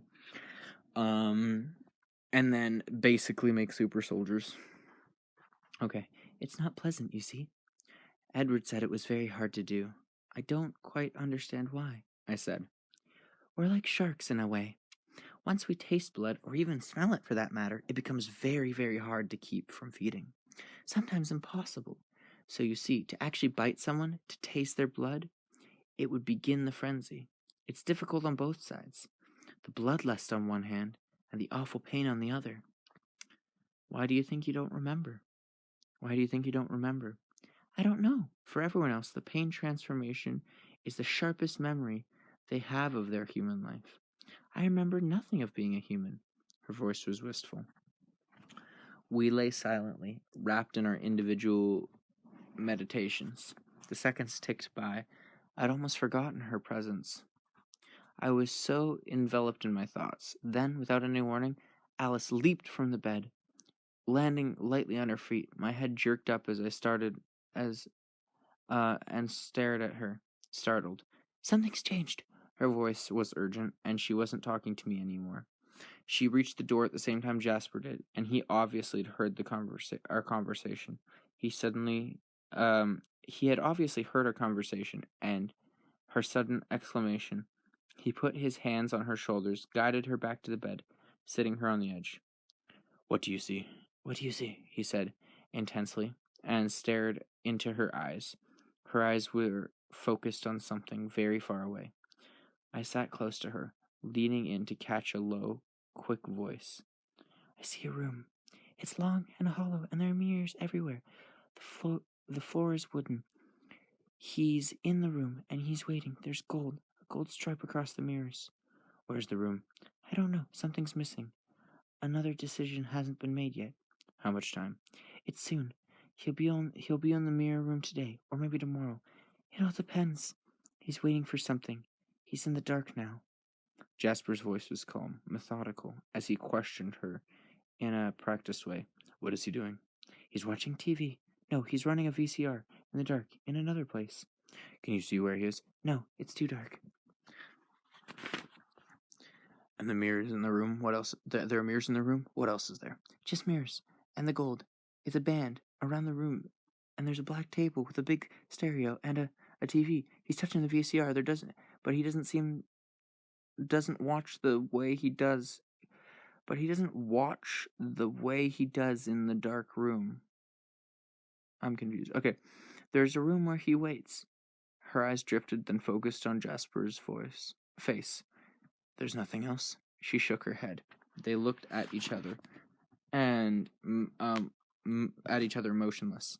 What does it mean? Neither of them answered for a moment. Then Jasper looked at me. It means the tracker's plans have changed. He's made a decision that will lead him into the mirror room and the dark room. But we don't know where those rooms are. No, but we don't know that he won't be in the mountains north of Washington being haunted. But we do know that he won't be in the mountains north of Washington being hunted. He'll elude them. Alice's voice was bleak. Oh, whatever. Should we call? I asked. They traded a serious look, undecided. And then the phone rang. Alice was across the room before I could lift my head to look at it. She pushed a button and held the phone to her ear, but didn't speak first. Didn't speak first. Carlisle, she breathed. She didn't seem surprised or relieved the way I felt. Yes? Glancing at me, she listened for a long moment. I just saw him. She described again the vision that she had. Whatever made him get on that plane, it was leading him to those rooms. She paused. Confused, huh? Yes, Alice said on the phone, and then spoke to me. Bella? She handed the phone toward me. I ran to it. Hello? I breathed. Bella, Edward said. Oh, Edward, I was so worried. Bella, he said in frustration. I told you not to worry about anything but yourself. It was so unbelievably good to hear his voice. I felt the hovering cloud of despair lighten and drift back as he spoke. Where are you? Where are you? Where are you? We're outside of Vancouver, Bella. I'm sorry, we lost him. He seems suspicious of us. He's careful to stay just far enough away that I can't hear what he's thinking. But he's gone now, and it looks like he's gotten on a plane. We think he's heading back to Forks to start over. I heard Alice filling in Jasper behind me. Her quick words blurring together in a humming noise. I know Alice saw that he got away. I know. Alice saw that he got away. You don't have to worry, though. He won't find anything that leads him to you. You just have to stay there and wait until we find him again. I'll be fine. Is SMO with Carlisle? Yes, the female has been in town. She went to the house, but while Charlie was at work, she hasn't gone near him. So don't be afraid. He's safe with Esma and Rosalie watching. What's she doing? Probably just trying to pick up on the trail. She's been all through the town during the night. Rosaline traced her through the airport. All the roads across the town and school. She's digging. Bella, there's nothing to find. Are you sure Charlie is safe? Yes, Esma won't let him out of her sight. And we'll be back there soon. If the tracker gets anywhere near Forks, we'll have him. I miss you, I whispered. I know, Bella. Believe me, I know. It's like you've taken half of myself with you. Come and get it, then, I challenged. Oh gosh, the cringe. Soon as I possibly can. I will make you safe first. His voice was hard. I love you, I reminded him. Could you believe that? Despite everything I put you through, that I love you too? Yes, I can, actually. I'll come for you soon. I'll be waiting. As soon as the phone went dead, the clouds of despair began to creep over me again. I turned to give the phone back to Alice and found her and Jasper bent over the table, where Alice was sketching on a piece of hotel stationery. I leaned on the back of the couch, looking over her shoulder. She drew a room, a long, rectangular, with a thinner, square section at the back. The wooden planks that made up the floor stretched lengthwise across the room.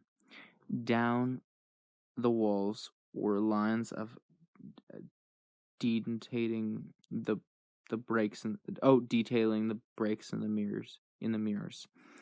And then wrapped around the walls, waist high, a long band. The band Alice said was gold.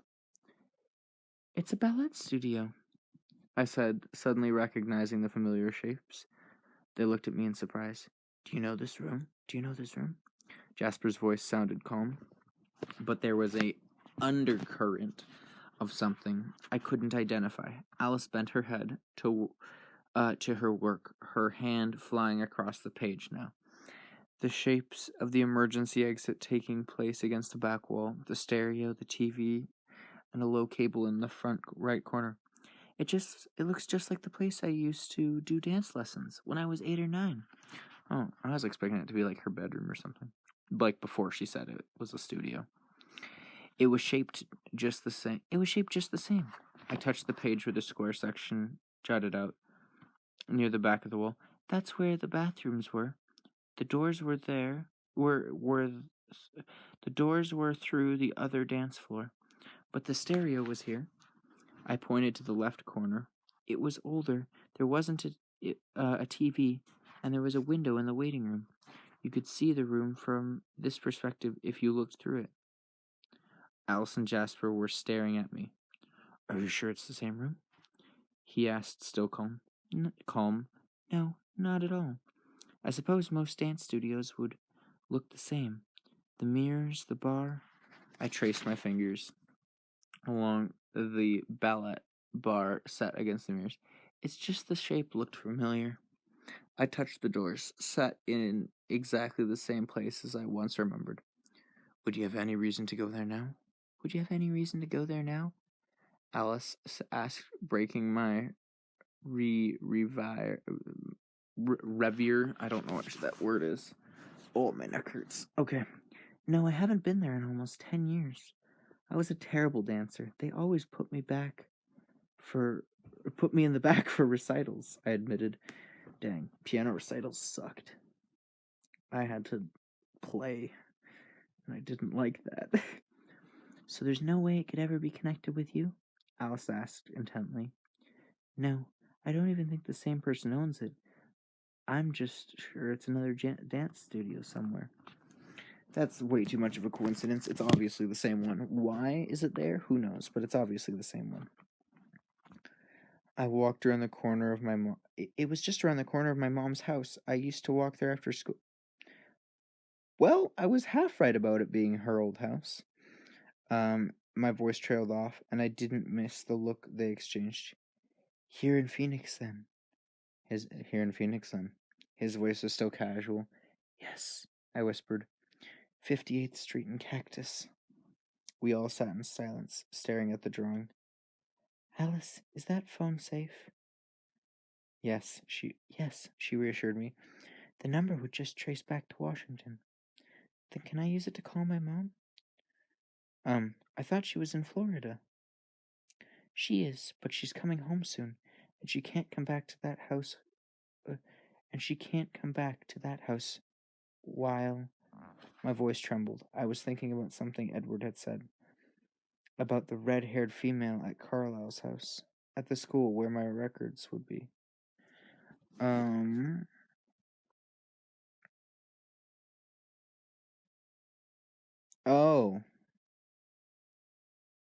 Oh, shoot. Okay. How will you? So the guy's gonna find her house because of the records. Okay. How will you reach her? They don't have a permanent number except at the house. She's supposed to check her messages regularly. Jasper? Alice asked. He thought about it. I don't think there's any way it could hurt. But be sure you don't say where you are. Of course. I reached eagerly for the phone, dialed the familiar number. It rang 4 times, and I heard my mom's breezy voice telling me to leave a message. Mom, I said after the beep. It's me. Listen, I need you to do something. It's important. As soon as you get this message, call me at this number. Alice was already at my side, writing the number for me on the bottom of her picture. I read it carefully twice. Please don't go anywhere until you talk to me. Don't worry, I'm okay. But I have to talk to you right away, no matter how late you get this call. All right? Love you, Mom. Bye.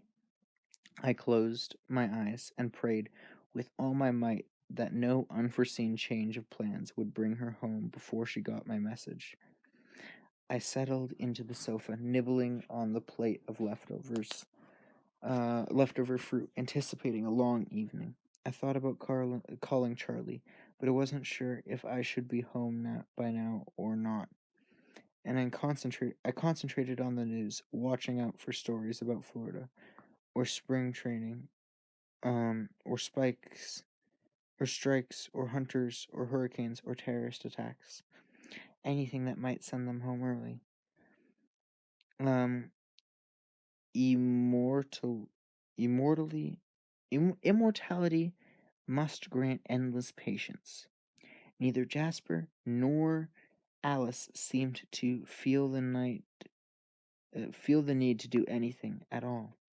For a while, Alice sketched the huge, vague outline of the dark room for her, from her vision, but as much as she could see in the light of the TV. But when she was done, she simply sat and looked at the blank walls with her timeless eyes. Jasper, too, seemed to have no urge to pace or peek through the curtains or run screaming out the door, the way I did. I must have fallen asleep on the couch, waiting for the phone to ring. The touch of Alice's cold hands woke me briefly as she carried me to the bed. I was unconscious again before my head hit the pillow. Well, that was a pretty chapter. I haven't done this in a while. I gotta finish. I'm almost finished, I think. There are just a few pages left.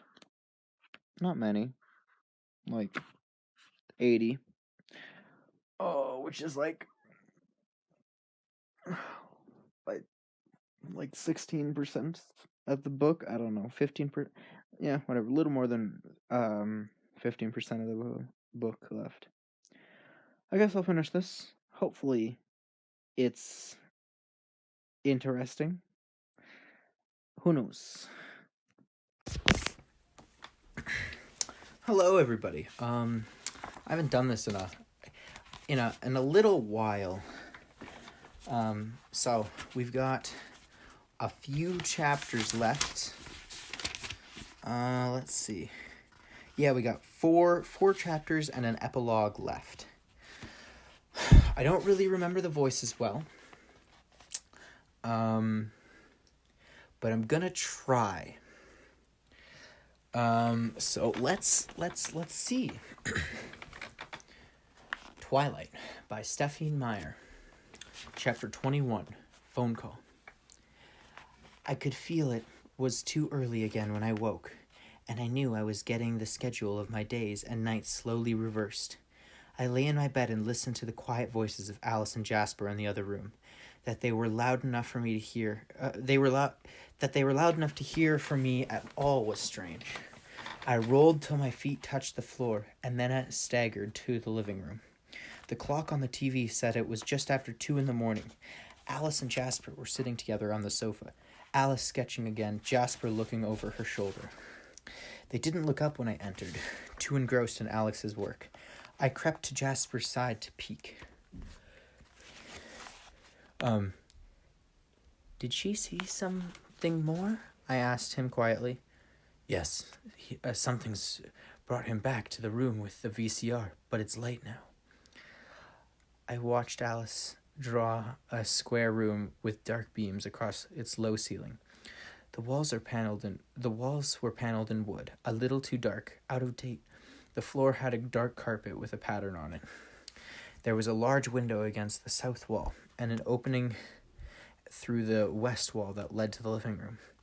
One side of the entrance was stone, a large tan stone fireplace that was open to both rooms. The focus of the room was from this perspective, the TV and the VCR. Balanced on 2 small wooden stand were in the southwest corner. An aged section sofa curved around in front of the TV. A round coffee table in front of it. The phone goes there, I whispered, pointing. Two pairs of eternal eyes stared at me. That's my mother's house. Alice was already off the couch, phone in hand, dialing. I stared at the precise rendering of my mother's family room. Uncharacteristically, Jasper slid closer to me. He lightly touched his hand to my shoulder, and the physical contact seemed to make his calming influence stronger. The panic stayed dull, unfocused. Alice's lips were trembling with the speed of her words, and the low buzzing was impossible to decipher. I couldn't concentrate. Bella, Alice said. I looked at her numbly. Bella, Edward is coming to get you. He and Emmett and Charlie and Carlisle were going to take you somewhere to hide you for a while. Edward is coming? The words were like a life vest holding my head above the flood. He's catching the first flight out of Seattle. We'll meet him at the airport, and you'll leave with him. But my mother. He came here for my mother, Alice. Despite Jasper, the hysteria bubbled in my voice. Jasper and I will stay until she's safe. I can't win, Alice. You can't guard everyone. I know, forever. Don't you see what he's doing? He's not tracking me at all. He'll hurt someone I love. Alice, I can't. We'll catch him, Bella, she assured me. And what if you get hurt, Alice? Do you think that's okay with me? Do you think that only my human family he can hurt me with? Alice looked meaningfully at Jasper. A deep, heavy fog of lethargia washed over me, and my eyes closed without my permission. My mind struggled against the fog, realizing what was happening. I forced my eyes open and stood up, stepping away from Jasper's hand. I don't want to go back to sleep. I snapped. I walked to my room and shut the door, slammed it really, so I could be free and go to pieces privately. This time, Alice didn't follow me. For 3.5 hours, I stared at the wall, curling in a ball, rocking. My mind went around in circles, trying to come up with some way to get out of this nightmare. There was no escape, no reprieve. I could only see one possibility end, looming dark in my future. The only question is how many other people would be hurt before I reached it. The only solace, the only hope I had left was knowing that I would see Edward soon. Maybe if I could just see his face again, I would also be able to see the solution that eluded me now. When the phone rang, I returned to the front room, a little ashamed of my behavior. I hoped I hadn't offended either of them, that they would know how grateful I was for their sacrifices they were making on my account. Alice was talking rapidly as ever, but what caught my attention for the first time is that Jasper was not in the room. I looked at the clock. It was 5:30 in the morning. They're just boarding the plane, Alice told me. They'll land in 9:45. Just a few more hours to keep breathing till he was here. Where's Jasper? He went to check out. You aren't staying here? No, we're relocating closer to your mother's house. My stomach... Going to your mom's house. My stomach twisted uneasily at her words. But the phone rang again, distracting me. She looked surprised, but I was already walking, reaching for it, hopeful for the phone. Hello? Alice asked. No, she's right here. She held the phone out to me. Your mother, she mouthed. Hello? Bella? It was my mother's voice, in a familiar tone I'd heard 1,000 times in my childhood. I'd gotten too close to the edge of sidewalks, strayed out of sight in crowded places. It was the sound of panic. I sighed. I'd been expecting this. I thought I'd try to make my message as unalarming as possible without lessening the urgency of it. Calm down, Mom, I said in my most soothing of voices, walking slowly away from Alice. I wasn't sure if I could lie as convincingly with her eyes on me. Everything is fine, okay? Just give me a minute. I'll explain everything, I promise. I paused, surprised she hadn't interrupted me yet. Mom? Be very careful not to say anything until I tell you. Be careful not to say... Oh, wait, what? Huh? Okay, wait a second. Be careful not to say anything until I tell you. The voice I heard now was unfamiliar and unexpected. It was a man's tenor voice, very pleasant, generic voice, the kind of voice that you hear in the background of a luxury car commercial. He spoke very quickly. Okay. Now, I don't need to hurt your mother, so please do exactly what I say, and she'll be fine. He paused for a minute while I'm going to sell used cars. He paused for a minute while I listened in mute horror. That's very good, he congratulated. Now repeat after me, and try to sound natural. Please say, "No, Mom, stay where you are." "No, Mom, stay where you are." My voice was barely more than a whisper. "I can see this is going to be difficult." The voice was amused, light, and friendly. Why don't you walk into another room why don't you walk into another room now so that your face doesn't ruin everything? There's no reason for your mother to suffer. As you're walking, please say, "Mom, please listen to me." Say it now. "Mom, please listen to me," my voice pleaded. I walked very slowly to the bedroom, feeling Alice's worried stare on my back. I shut the door behind me, trying to think clearly through the terror that gripped my brain. There now. Are you alone? Just answer yes or no." Yes, but they can still hear you, I'm sure." "Yes." "All right then. Say, Mom, trust me. Mom, trust me. This worked out rather better than I expected. I was prepared to wait. I was prepared to wait, but your mother arrived ahead of schedule. It's easier this way, isn't it? Less suspense, less anxiety for you." I waited. "Now I want you to listen very carefully. I'm going to need you to get away from your friends. Do you think that you can do that? Answer yes or no." "No." "I'm sorry to hear that. I was hoping it would be a little more creative than that." "Do you think you could get away from them if your mother's life depended on it? Answer yes or no." Somehow there had to be a way. I remembered that we were going to the airport, Sky Harbor, International Airport, crowded, confusingly laid out. Yes, that's better. I'm sure it won't be easy, but if I get the slightest hint that you have any company, well, that would be very bad for your mother," the friendly voice promised. You must know about us by now, and realized how quickly I would know if you tried to bring anyone along with you, and how little time I would need to deal with your mother if that was the case. Do you understand me? Answer with yes or no." "Yes." My voice broke. "Very good. Bella, now that is what you have to do. I want you to go to your mother's house. Next to the phone, there will be a number. Call it, and I'll tell you where to go from there. I already know where I would go, and that I already knew where I'd go, and where this would end. But I would follow the instructions exactly. Can you do that? Answer yes or no." "Yes. Before noon. Please, Bella. I haven't got all day," he said politely. "Where's Phil?" I asked tersely. Be careful now, Bella. Wait until I ask you to speak, please."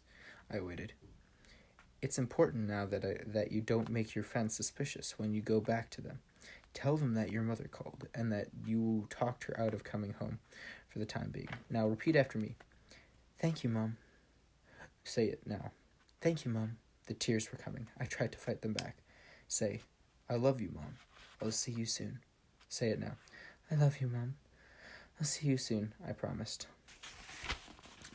"Goodbye, Bella. I look forward to seeing you again." He hung up. I held the phone to my ear. My joints were frozen with terror. I couldn't unbend my fingers to drop it. I knew I had to think, but my head was filled with the sound of my mother's panic. Seconds ticked by while I fought for control.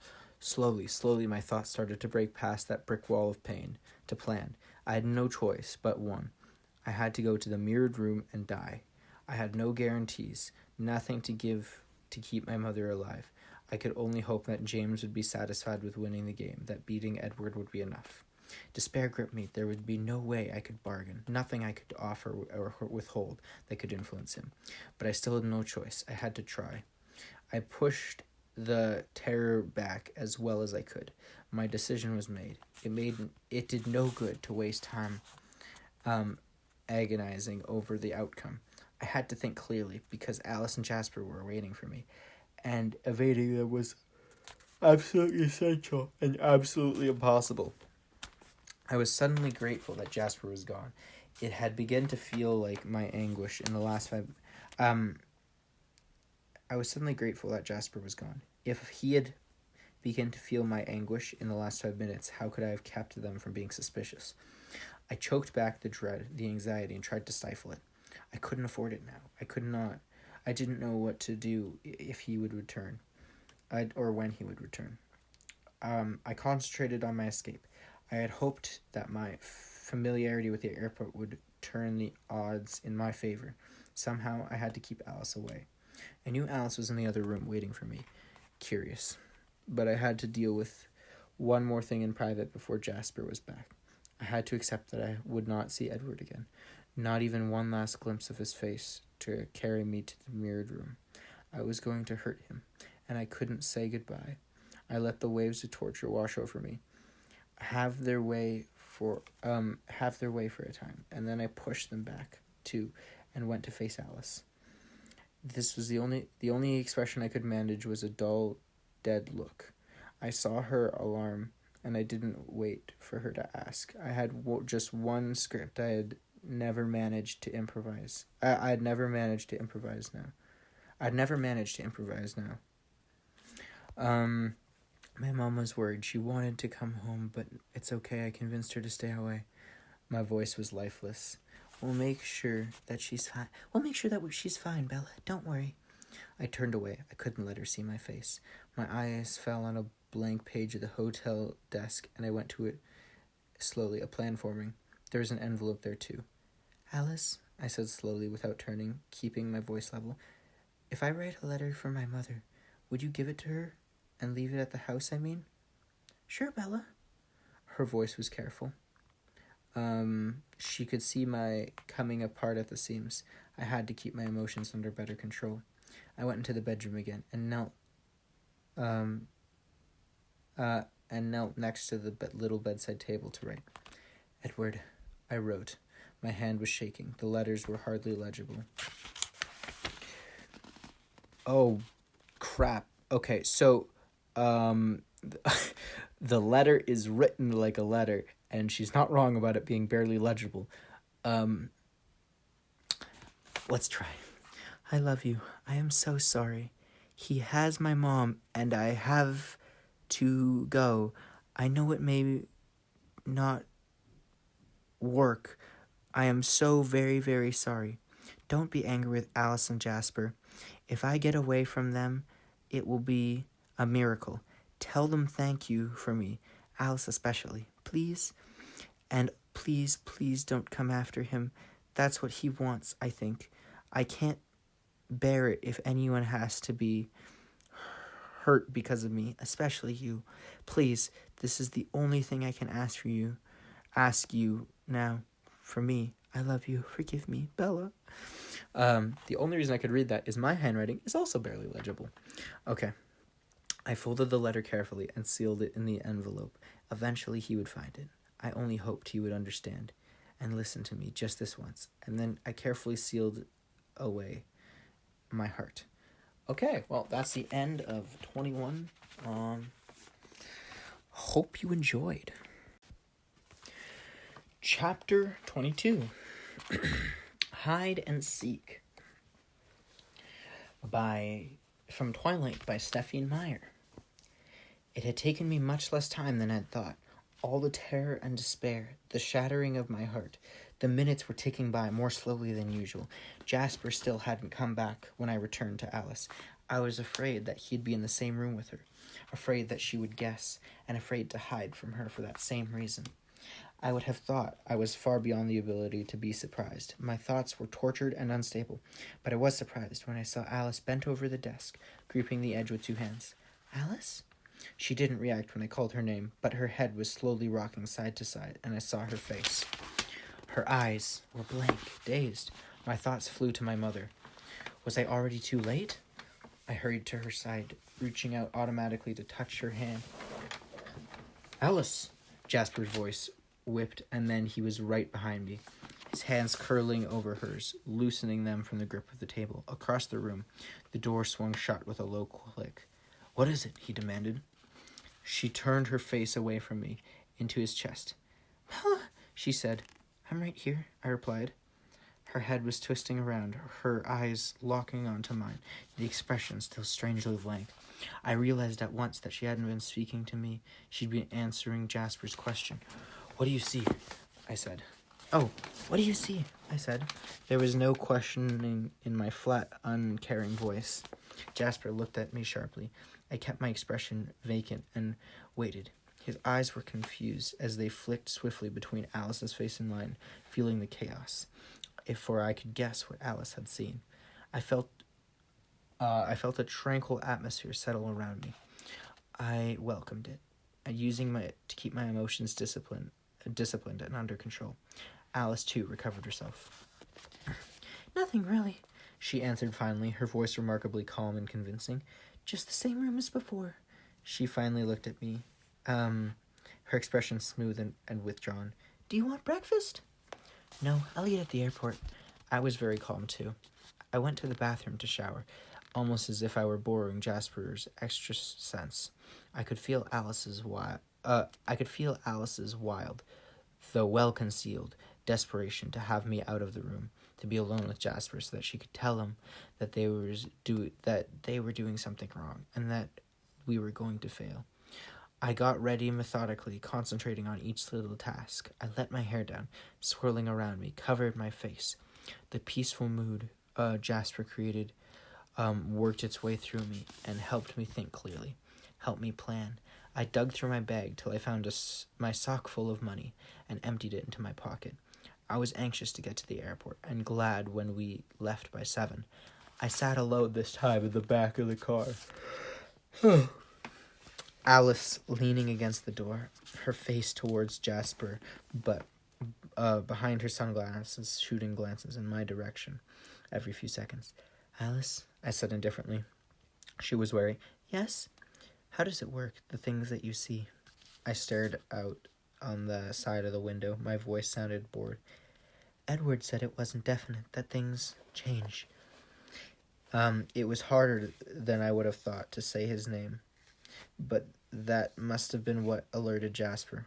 Why a fresh wave of sincerity filled the car. "Yes, things change," she muttered hopefully.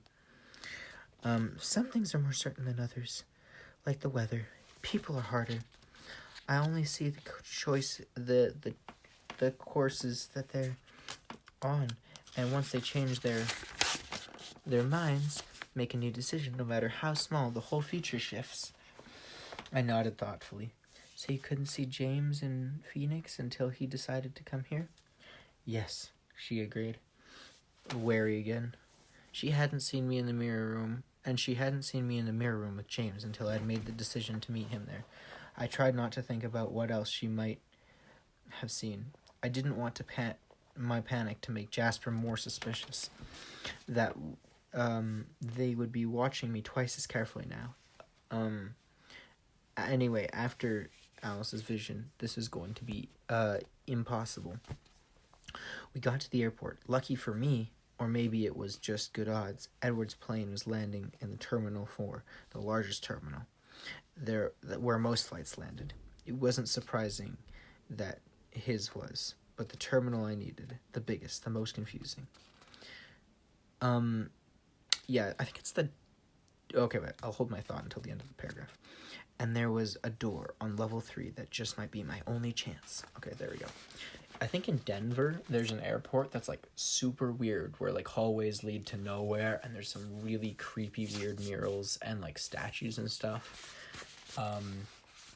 Yeah, so I think the Phoenix airport is funky. Should go to Denver.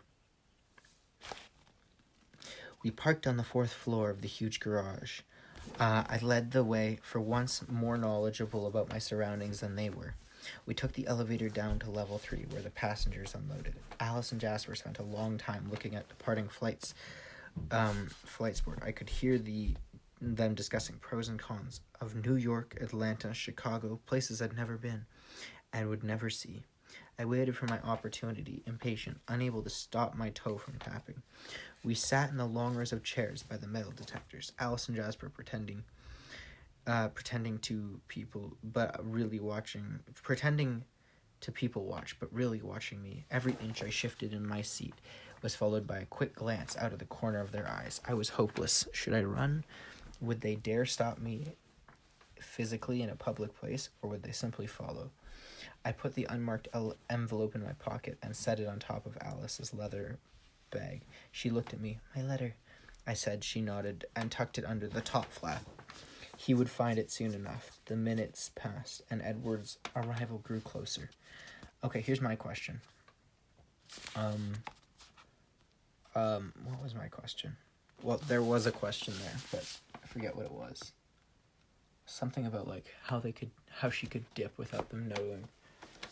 Like, she could go to the bathroom, or, like, she could get a knife on her and then go through the metal detector, and then they would detain her, or something like that. The minutes passed, and Edward's arrival grew closer. Actually, no, the detain one wouldn't work. Amazed how every cell in my body seemed to know he was coming. Too long for his coming. That made it very hard. Where am I? That made it very hard. I found myself trying to think of excuses to see him first, then make my escape. But I knew it was impossible. If I was going to have any chance to get away. Several times Alice offered to go to get breakfast with me. Later, I told her, not yet. I stared at the arrival board and watched the flight after flight arrive on time. The flight from Seattle crept closer to the top of the board. And then I only had 30 minutes to make my escape. The numbers changed. His plane was 10 minutes early. I had no more time. "I think I'll eat now," I said quickly. Alice stood. "I'll come with you." "Do you mind if Jasper comes instead?" I asked. "I'm feeling a little..." I didn't finish the sentence. My eyes were wild enough to convey what I didn't say. Jasper stood up. Alice's eyes were confused. But I saw, to my relief, not suspicion. She must be attributing the change in her vision to some maneuver of the trackers rather than a betrayal by me. Jasper walked silently beside me, his hand on the small of my back as if he were guiding me. I pretended a lack of interest in the first few airport cafes, my head scanning for what I really wanted. And there it was, around the corner, Alice's sharp sight. The level 3 ladies' room. "Do you mind if I ask Jasper? I'll just be a moment." "I'll be right here," he said. As soon as the door shut behind me, I was running. I remembered the time I'd gotten lost from this bathroom because it had 2 exits. What kind of a bathroom has 2 exits? I mean, I guess it's like plot, but I'm curious. That's actually... okay, imagine if there's like a secret exit in like a bathroom stall, and it was like...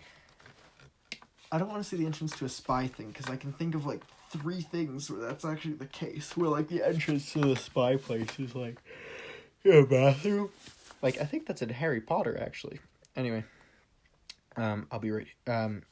As soon as the door shut behind me, I was running. I remember the time I'd gotten lost from this bathroom because it had 2 exits. Outside the far door, it was only a short sprint to the elevators, and if Jasper stayed where he said he would, I'd never be in his line of sight. I didn't look behind me as I ran. This was my only chance, and if he saw me, I had to keep going. People stared, but I ignored them. Around the corner, the elevators were waiting, and I dashed forward, throwing my hands between the closing doors of a full elevator heading down. I squeezed in beside the irritated passengers to make sure that there was a button for level 1 had been pushed. It already was lit, and the doors were closing. As soon as the door opened, I was off again, to the sound of annoyed murmurs behind me, or murmurs. I slowed myself as I passed the security guards by the luggage carousels, only to break into a run again as the exit doors came into view. I had no way of knowing if Jasper was looking for me yet. I would have only seconds if he followed my scent. I jumped out the automatic doors, nearly smacking into the glass when they opened too slowly. Along the crowded curb, there wasn't a cab in sight. I had no time. Alice and Jasper were about to realize I was gone, or they already had, and find me in a heartbeat. The shuttle to Hyatt was closing the doors, its doors a few feet behind me. "Wait," I called, running, waving the driver down. "This shuttle?" "This is a shuttle to the Hyatt," the driver said, confused as he opened the doors. "Yes, that's where I'm going." I hurried up the steps. He looked, a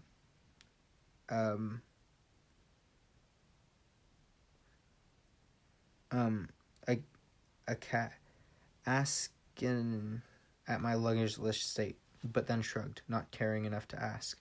Most of the seats were empty.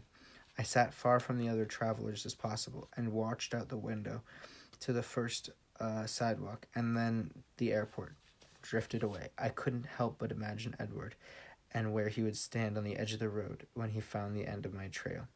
I couldn't cry yet. I told myself I still had a long way to go. My luck held. In front of the Hyatt was a tired-looking couple, getting their last suitcase out of the trunk of the cab. I jumped out of the shuttle and ran to the cab, sliding into the seat behind the driver. As the tired couple and the shuttle driver stared at me, I told the surprised cabbie my mother's address. "I need to get there as soon as possible." That's in Scottsdale, he complained. I threw 4 20s on the seat. "Will that be enough?" "Sure, kid, no problem." I sat back against the seat and folded my arms across my lap. The familiar city began to rush around me, but I didn't look out the windows and exerted myself to maintain control. I was determined not to lose myself at this point. Now that my plan was successfully completed, there was no point in indulging in the minor terror, more anxiety. My path was set. I had just to follow it now. So instead of panicking, I closed my eyes and spent the 20 minutes drive with Edward. I imagined that I had stayed at the airport to meet him. I visualized how I would stand on my toes sooner to see his face, how quickly, how gracefully he would have moved through the crowds of people separating us, that I would run close the last few feet between us, and reckless as always, I would be in his marble arms, finally safe. I wondered where we would have gone. North somewhere. So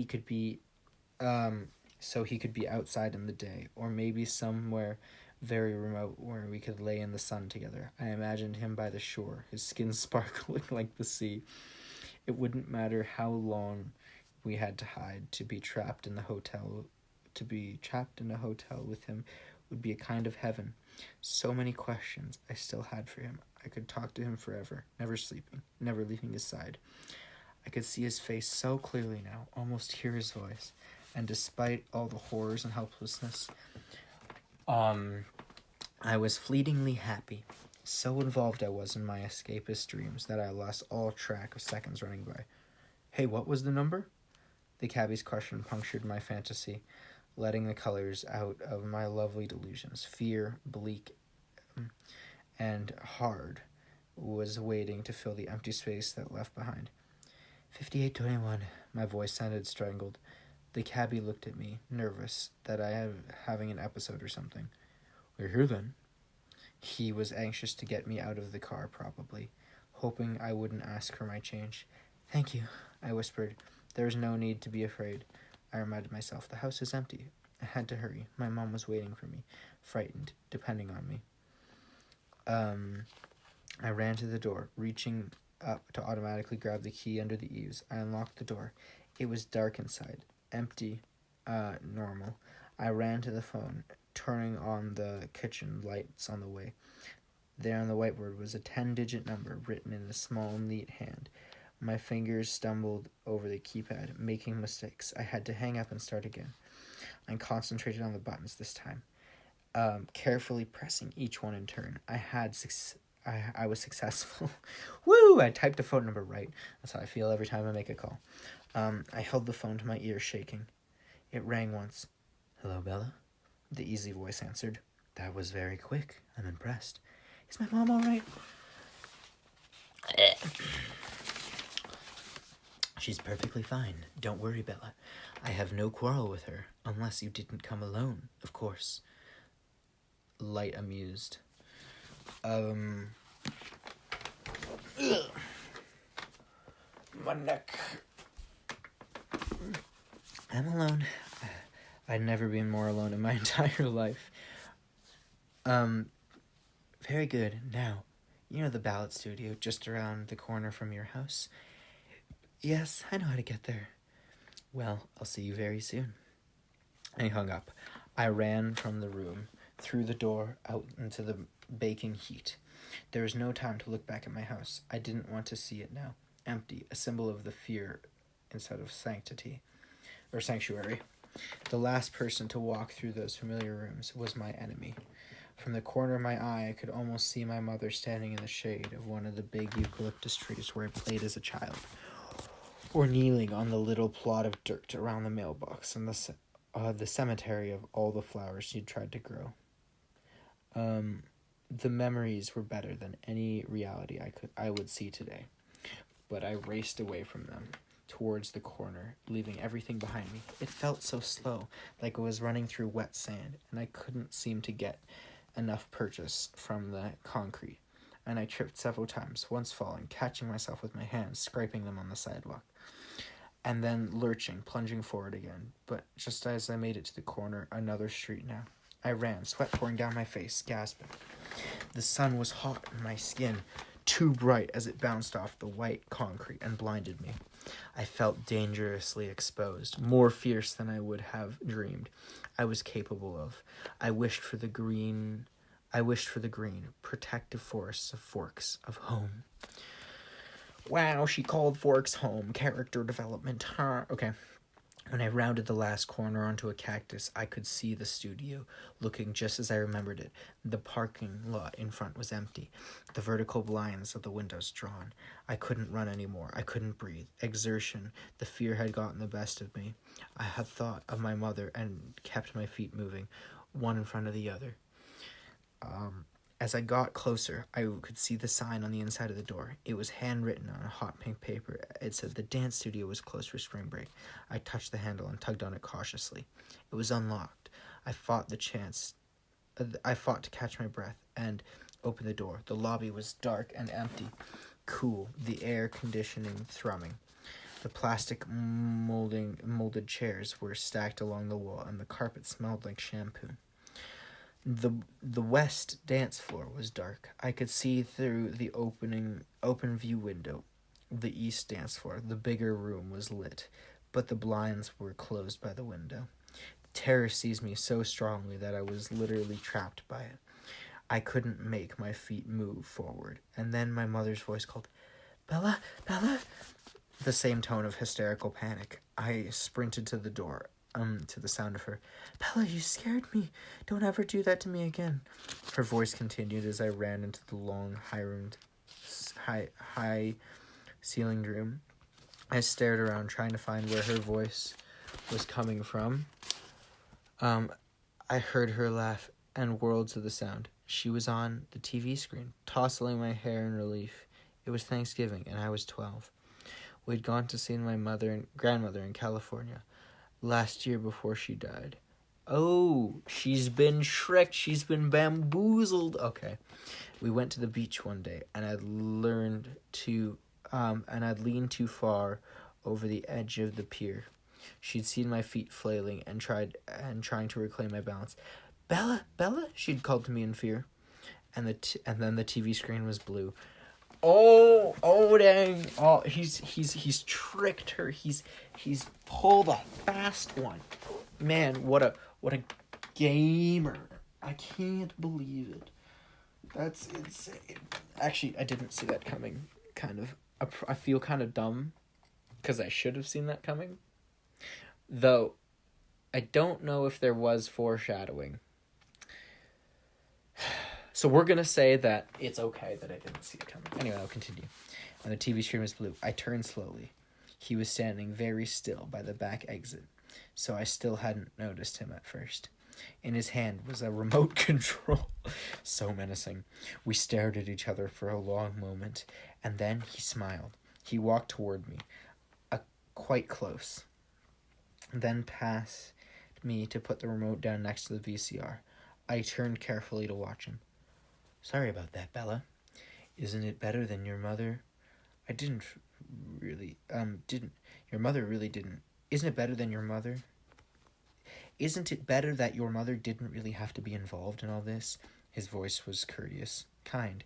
It suddenly hit me. My mother was safe. She was still in Florida. She'd never gotten my message. She'd never be terrified by the dark red eyes and the abomination pale face before me. She was safe. Yes, I answered, my voice saturated with relief. You don't sound angry that I tricked you. I'm not. My sudden high made me brave. What did it matter now? It would be over soon. Charlie and my mother would never be harmed. That they would never have to fear. I felt almost giddy. Some analytical part of my mind warned me that I was dangerously close to snapping from the stress. How odd. You really mean it. His dark eyes assessed me with interest. The irises nearly black, just a hint of ruby around the edges. Thirsty. I will give you your strange coven this much. You humans can be quite interesting. I can see that you draw. I can see the draw of observing you. It's amazing. Some of you have no sense for your own self-interest at all. He was standing a few feet away from me, arms folded, looking at me curiously. There was no menace in his face or his stance. He was so very average looking. Nothing remarkable about his face or body at all. Just that the white, circled eyes had just the white skin and circled eyes had grown so used to. He wore a pale blue long-sleeve shirt and faded blue jeans. I suppose you're going to tell me your boyfriends will avenge me, he asked hopefully, it seemed to me. No, I don't think so. At least I asked him not to. And what was his reply to that? I don't know. It was strangely easy to converse with this gentle hunter. I left him a letter. How romantic. A last letter. Do you think he will honor it? His voice a little harder now, a hint of sarcasm marring his polite tone. I hope so. Well, our hopes differ then. You see, this was just all a little too easy, too quick to be quite honest. And I'm disappointed. I expected a much greater challenge, and after all, I only needed a little luck. I waited in silence. If this man, or vampire, I guess, lets her go because it wasn't easy enough, he is an absolute idiot and a half. Okay. Oh, monkey. Okay. When Victoria couldn't get to your father, I had her find out more about you. There was no sense in running all over the planet chasing you when I could comfortably wait for you in the place of my choosing. So after I talked to Victoria, I decided to come to Phoenix to pay your mother a visit. I heard you say you were going home. At first, I never dreamed you meant it, but then I wondered, humans can be very predictable. They like to be somewhere familiar, somewhere safe, and wouldn't it be the perfect ploy to go to the last place you should be when you're hiding? The place that you said you'd be. But of course, I wasn't sure. It was just a hunch. I usually get a feeling about the prey when I'm hunting. A sixth sense, if you will. I listened to your message when I got to your mother's house, but of course, I couldn't be sure where you'd called from. It was very useful to have your number, but you could have been in Antarctica for all I knew, and the game wouldn't work unless you were close by. Then your boyfriend got on a plane to Phoenix. Victoria was monitoring them for me. Naturally, in a game with this many players, I couldn't be working alone. And so they told me what I'd hoped. Well, I guess he's already won, so he can tell her his big bad plan after the fact. I guess that's okay. But it's kind of dumb. And that you were here after all. I was prepared. I already had been through your charming home movies, and then it was simply a matter of the bluff. Very easy, you know. Not really up to my standards. You see, I'm hoping you're wrong about your boyfriend. Edward, isn't it? I didn't answer.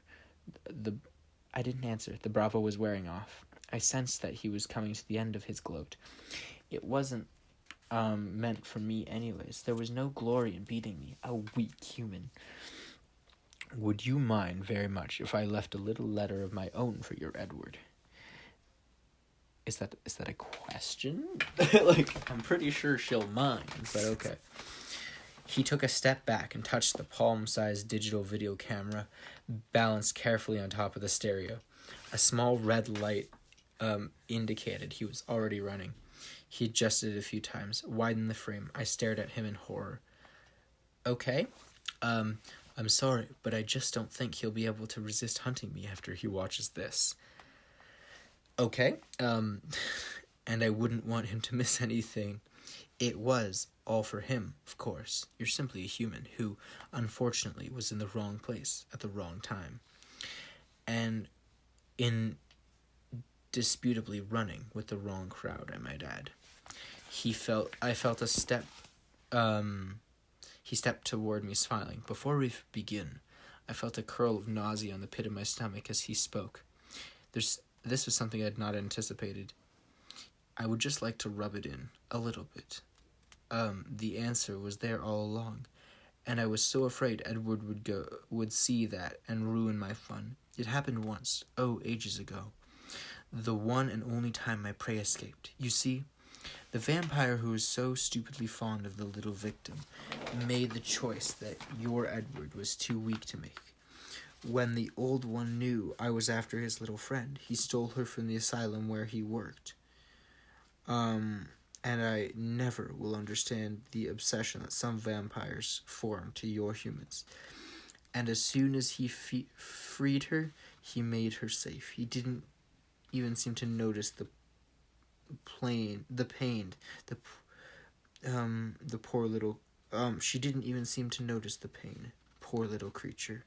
She'd been stuck in the black hole of a cell for so long, 100 years earlier, so that she would have been burned for the sake of her visions. 100 years earlier, and she would have been burned for the sake of her visions. So this other guy made her a vampire? But okay. In the 1920s, it was an asylum and shock treatments. When she opened her eyes, strong with her new, fresh youth, it was like she'd never seen the sun before.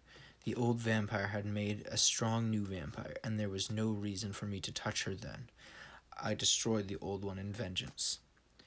Alice, I breathed, astonished. Oh, shoot. Oh, boy. Yes, your little friend. I was surprised to see her in the clearing. So I guessed her coven ought to be able to deprive some comfort from this existence. I get you, but they get her.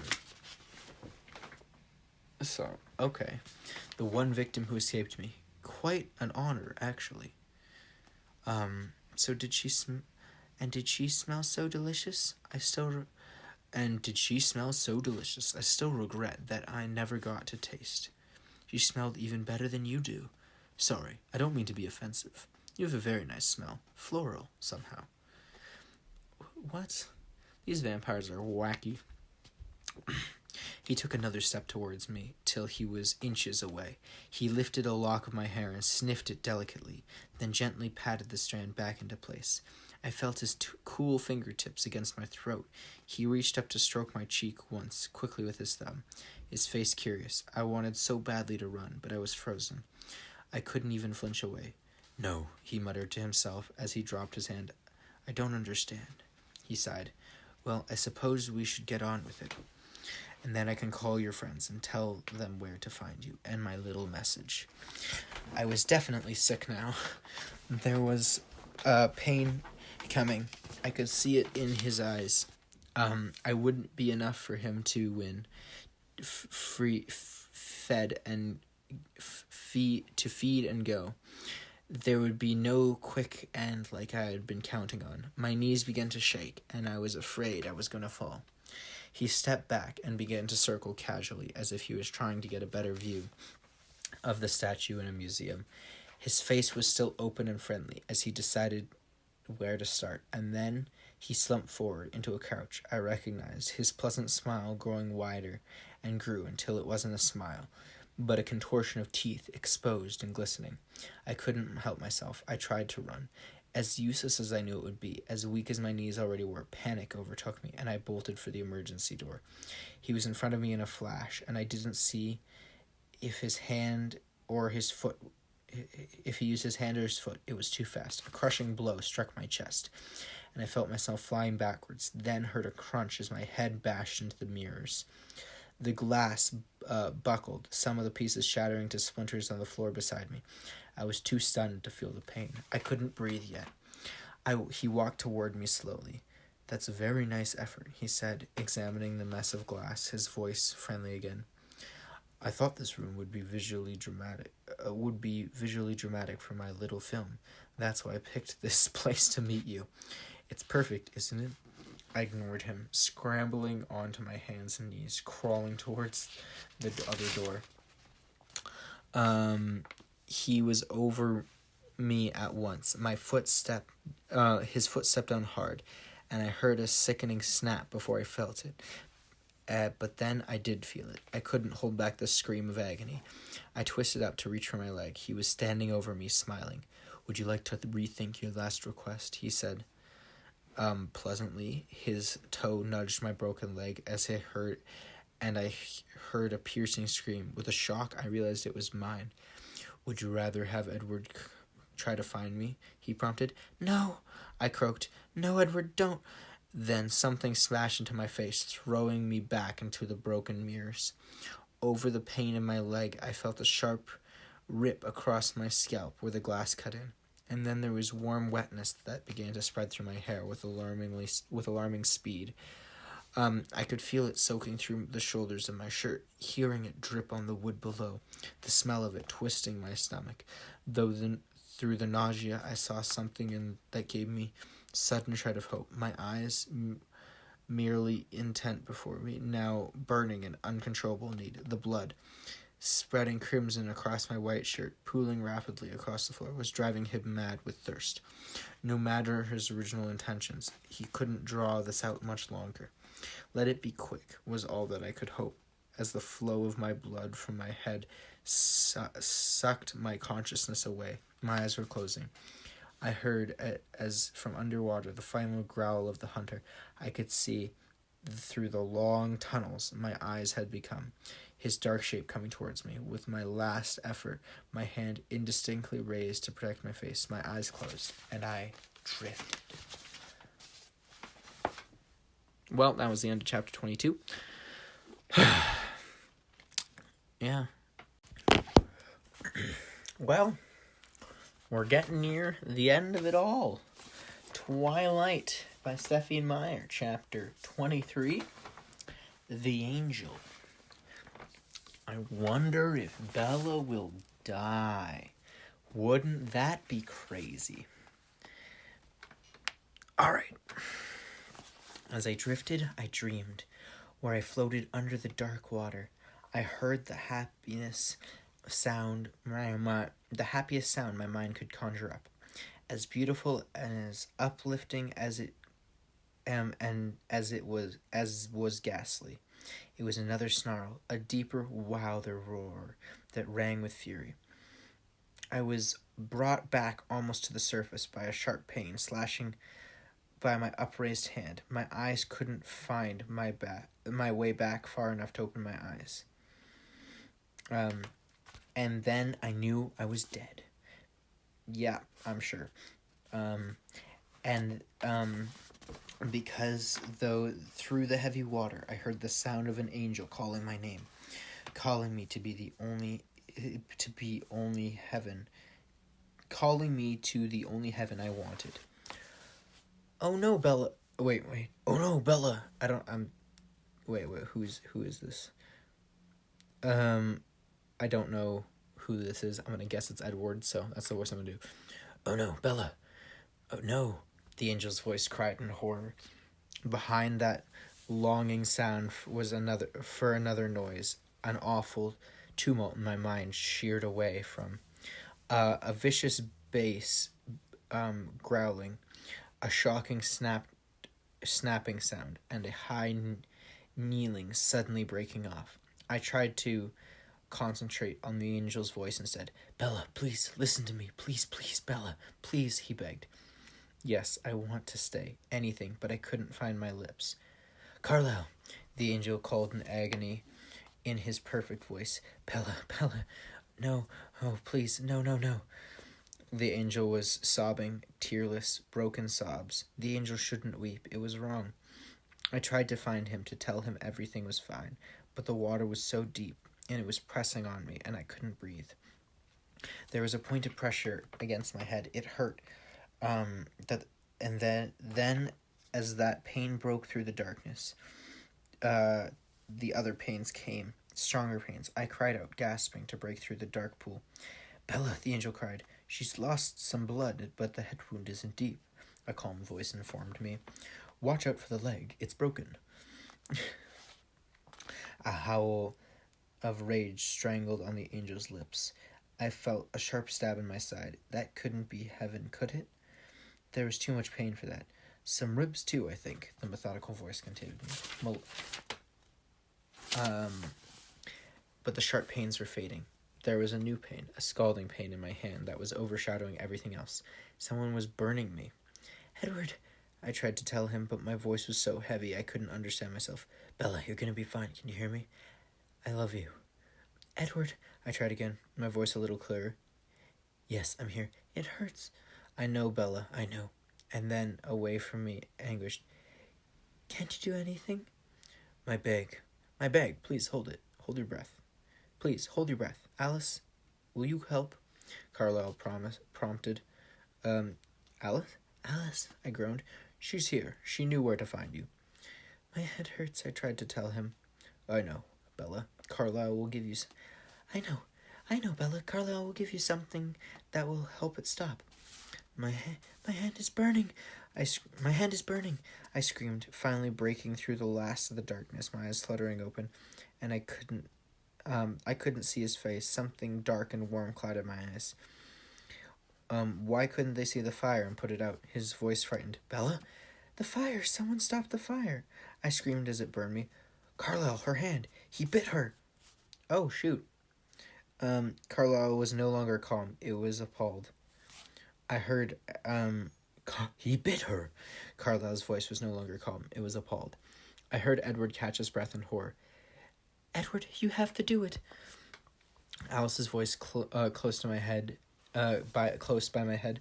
Cool fingers brushed at the wetness in my eyes. No, he bellowed. Alice, I moaned. There may be a chance. Carlisle said. What? Edward begged. See if you can suck the venom back out. The wound is fairly clean. Hey, fun facts. Never suck out venom, because it goes into your blood, and if you suck it out, it's still going to go into your blood. So don't do that. Also, if you get bit by a rattlesnake, don't, walk it off, because it'll just pump through your blood faster and kill you faster. So, stop moving if you get bit by a snake. Fun facts. Come back for more. I could feel more pressure on my head, something poking and pulling at my scalp. The pain of it was lost to the pain of the fire. Will that work? Alice's voice was strained. I don't know, but we have to hurry. Carlisle, Edward hesitated. I don't know if I can do that. There was agony in his beautiful voice again. It's your decision, Edward. Either way, I can't help you. I have to get this bleeding stopped here, if you're going to be taking blood from her hand. I writhed in the grip of the fiery torture, the movement making the pain in my leg flare sickeningly. Edward! I screamed, and I realized my eyes were closing and opening. I opened them again, desperate to find his face, and I found him. Finally, I could see that perfect face staring at me, twisting into a mask of indecision and pain. Alice, get me something to brace her leg. Carlisle was bent over and worked on my head. Edward, you must do it, or it will be too late. Edward's face was drawn, and I watched his eyes as the doubt was suddenly replacing with a blazing determination. His jaw tightened. I felt his cool, strong fingers on my burning hand, locking it into place. Then his head bent over it, his cold lips pressed against my skin. At first, the pain was worse. I screamed and thrashed against the cold hands that held me back. I heard Alice's voice trying to calm me, something heavy held to my leg to the floor. Carlisle had my head locked to the vise of his stone arms. Then slowly, my writhing calmed as my hand grew more and more numb. The fire was dulling, focusing into an ever smaller point, and I felt my consciousness slipping as the pain subsided. I was afraid to fall back into the waters again, afraid I would lose him in the darkness. Edward, I tried to say, but I couldn't hear my voice. They could hear me. He's right there, Bella. Stay, Edward, stay with me. I will. His voice was strained, but somehow triumphant. I sighed contentedly. The fire was gone. The other pains dulled by a sleepiness sweeping through my body. Is it all out? Is it all out? Carlisle asked from somewhere far away. Her blood tastes clean, Edward said quietly. I can taste the morphine. Bella, Carlisle called to me. I tried to answer. The fire gone? Yes, thank you, Edward. I love you, he answered. I know. I breathed so tired. I heard my favorite sound in the world, Edward's quiet laugh, weak with relief. Bella? Carlisle asked again. I frowned. I wanted to sleep. What? Where's your mother? In Florida. I sighed. He tricked me. Edward, he watched our videos. The outrage in my voice was painfully frail, but that reminded me. Alice. I tried to open my eyes. Alice, the video. He knew you where you came from. I meant to speak urgently, but my voice was feeble. I smelled gasoline. I added surprise through the haze in my brain. It's time to move her. Carlisle said, No, I want to sleep. I complained. You can sleep. You can sleep, sweetheart. I'll carry you. Edward soothed me, and I was in his arms, cradled against his chest, floating, all the pain gone. Sleep now, Bella, were the last words I heard. Okay, so the big bad fight at the end of the book, I don't think there's more. There's another chapter and an epilogue. I don't think there's more fighting, but the big fight at the end was so lame. It's basically like she tried to run away. He kicked her into a mirror. She fell on the ground and she passed out. She woke up and she was saved. There you go. I just saved you like half an hour. I will keep going. But this person, their writing is kind of not good. Big surprise. So that's the end of chapter 23. Goodbye. Chapter 24. An impasse. Yeah, I can read really well. Chapter 24 of Twilight by Stephenie Meyer. The final chapter, to the best of my knowledge. Let me just make sure I'm not losing my mind. Yeah, it's the final chapter and then the epilogue. Also, I just looked, this book is dedicated to my big sister Emily, who without whose remorse the story might still be unfinished. Okay. Anyway, so final chapter. Don't know if this is a long one or not. It's 20 pages, and the epilogue is also 20 pages. And then I have a little treat, but I'm going to do them as separate chapters. All right. My eyes opened to a bright white light. I was in an unfamiliar room, a white room. The wall beside me was covered in long vertical blinds. Over my head, the glaring lights blinded me. I was propped up on a hard, uneven bed, a bed with rails. The pillows were flat and lumpy. There was an annoying beeping sound somewhere close by. I hoped that meant I was still alive. Death shouldn't be this uncomfortable. My hands were all twisted up with clear tubes, and something was taped across my face, under my nose. I lifted my hand to rip it off. No, you don't. Cool fingers caught my hand. Edward? I turned my head slightly, and his exquisite face was inches from mine, his chin resting on the edge of my pillow. I realized again I was alive. This time I was with gratitude and elation. Oh, Edward, I'm so sorry.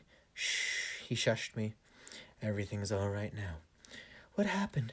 I couldn't remember clearly, and my mind's rebelling against me as I try to recall. Oh, I couldn't remember clear. Oh, what happened? I couldn't remember clearly, and my mind rebelled against me as I tried to recall. I was almost too late. I could have been too late, he whispered, his voice tormented. I was so stupid, Edward.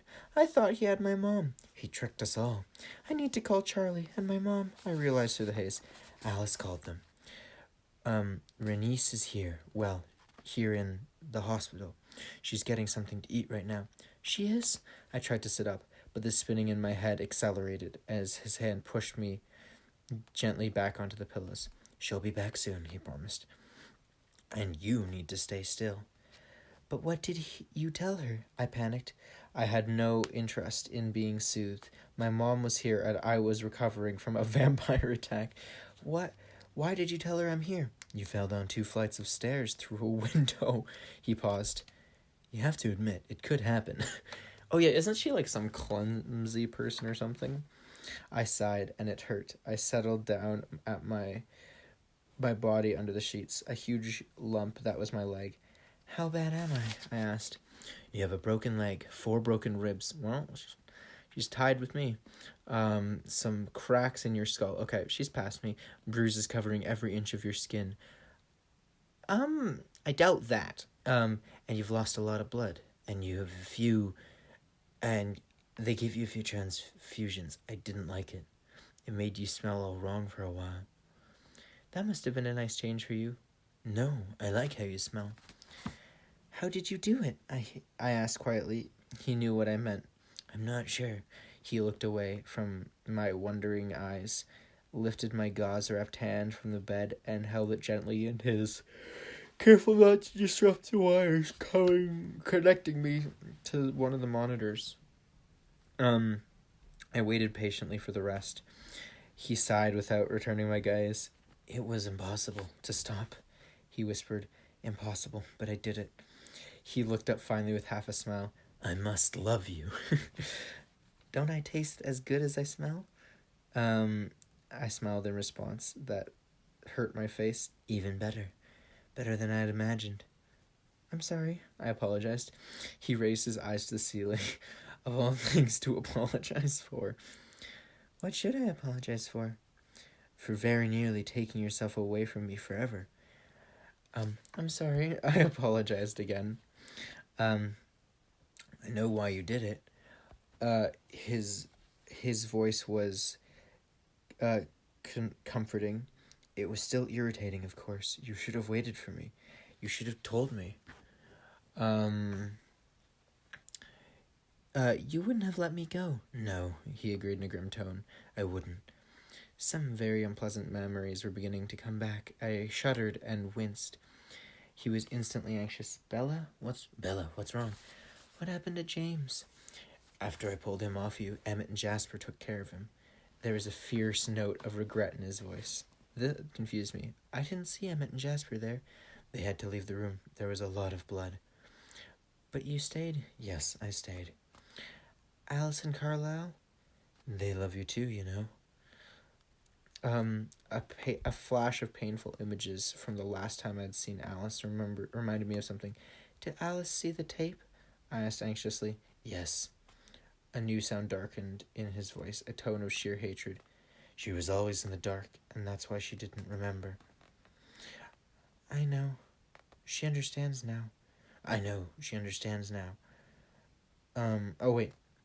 She was always in the dark, that's why she didn't remember. I know. She understands now. His voice was even, but his face was black with fury. Carlisle's job must be really hard, considering he is a doctor who has to work with blood. So that's funny.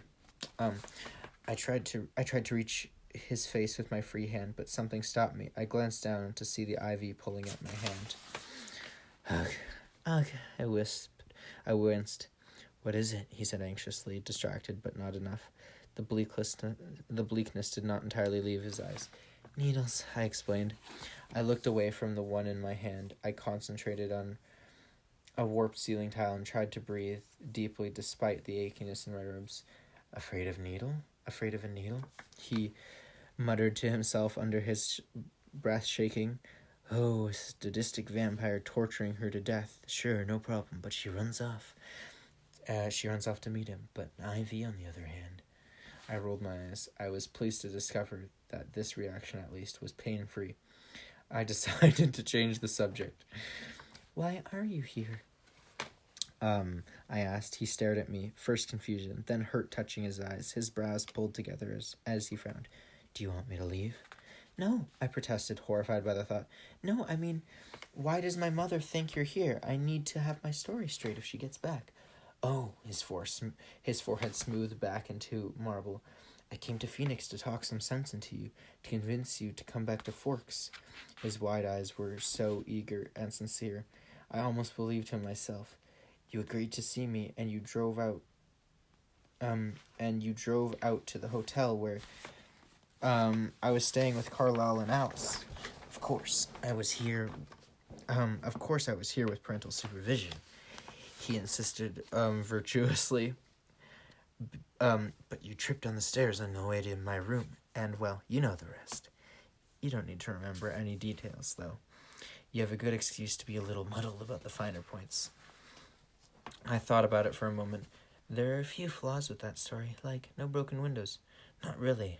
Alice had a little bit too much fun fabricating the event. It's all been taken care of very convincingly. You could probably sue the hotel if you wanted to.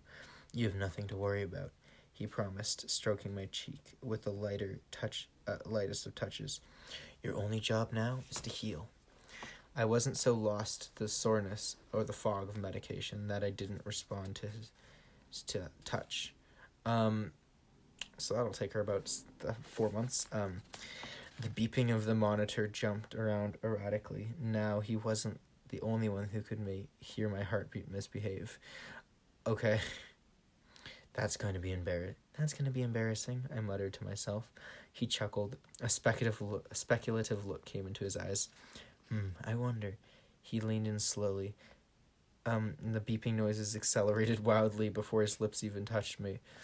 But when they did, though it was the most gentle of pressure, the beeping stopped altogether. He pulled back abruptly, his anxious expression turning to relief as the monitor reported the restarting of my heart. So her heart literally stopped. It seems I'm going to have to be more careful with you than usual, he frowned. I was not finished kissing you, I complained. Don't make me come over there. Okay. He grinned and bent to press his lips lightly to mine. The monitor went wild, but then his lips were taut. He pulled away. I think I hear your mother, he said, grinning again. Don't leave me, I cried, a irrational surge of panic flooding through me. I couldn't let him go. He might disappear from me again. He read the terror in my eyes for a short second. I won't, he promised solemnly. Then he smiled. I'll take a nap.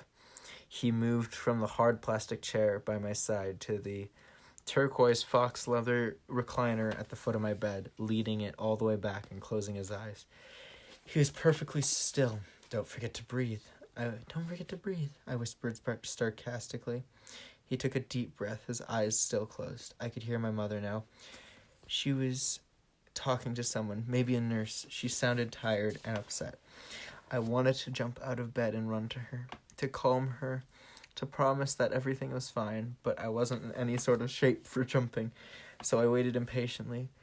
The door cracked open and she peeked through. Mom! I whispered, my voice full of love and relief. She took in Edward's still form on the recliner and tiptoed to my bedside. He never leaves, does he? She mumbled to herself. Mom, I'm glad to see you. She bent down and hugged me gently, and I felt warm tears falling onto my cheeks. Bella, I was so upset. I'm sorry, Mom. Everything's fine now. It's okay, I comforted her. I'm just glad to see your eyes finally open. She sat on the edge of my bed. I suddenly realized I didn't have any idea when it was. How long have they been closed? It's Friday, hon. You've been out for a while. Friday? I was shocked. I tried to remember what day it was when it had been. but I didn't want to think about that. They had to keep you sedated for a while, honey. You got a lot of injuries. I know, I could feel them. I could feel them. You're very lucky Dr. Cullen was there. He's such a nice man. Very young, though. He looks more like a model than a doctor. You mean Carlisle? And Edward's sister, Alice. She's a lovely girl. She is. I agreed wholeheartedly. She glanced over her shoulder at Edward, laying with his eyes closed in the chair. You didn't tell me you had such good friends in Forks. I cringed, then moaned. What hurts? She demanded anxiously, turning back to me. Edward's eyes flashed to my face. It's fine, I assured them. I just had to remember not to move. He lapsed back into his phony slumber. I took advantage of my mother's momentary distraction to keep the subject from returning to my less than candid behavior. Where's Phil? I asked quickly. Florida. Oh, Bella, you never guess. We were just about to leave. The best news. Phil got signed? I guessed. Yes, how did you guess? The Suns, can you believe it? That's great, Mom, I said enthusiastically as I could manage. I had little idea what that meant. And you'll like Jacksonville so much, she gushed. When I stared at her vacantly, I was a little bit worried when Phil started talking about Arcadiron and the snow and everything, but I always hate the cold. But Jacksonville, it's always sunny, and the humidity really isn't that bad. We found the cutest house with yellow with white trim, and there's a porch, just like in an old movie, and this huge oak tree. It's just a few minutes from the ocean. You'll have your own bathroom. Wait, Mom, I interrupted.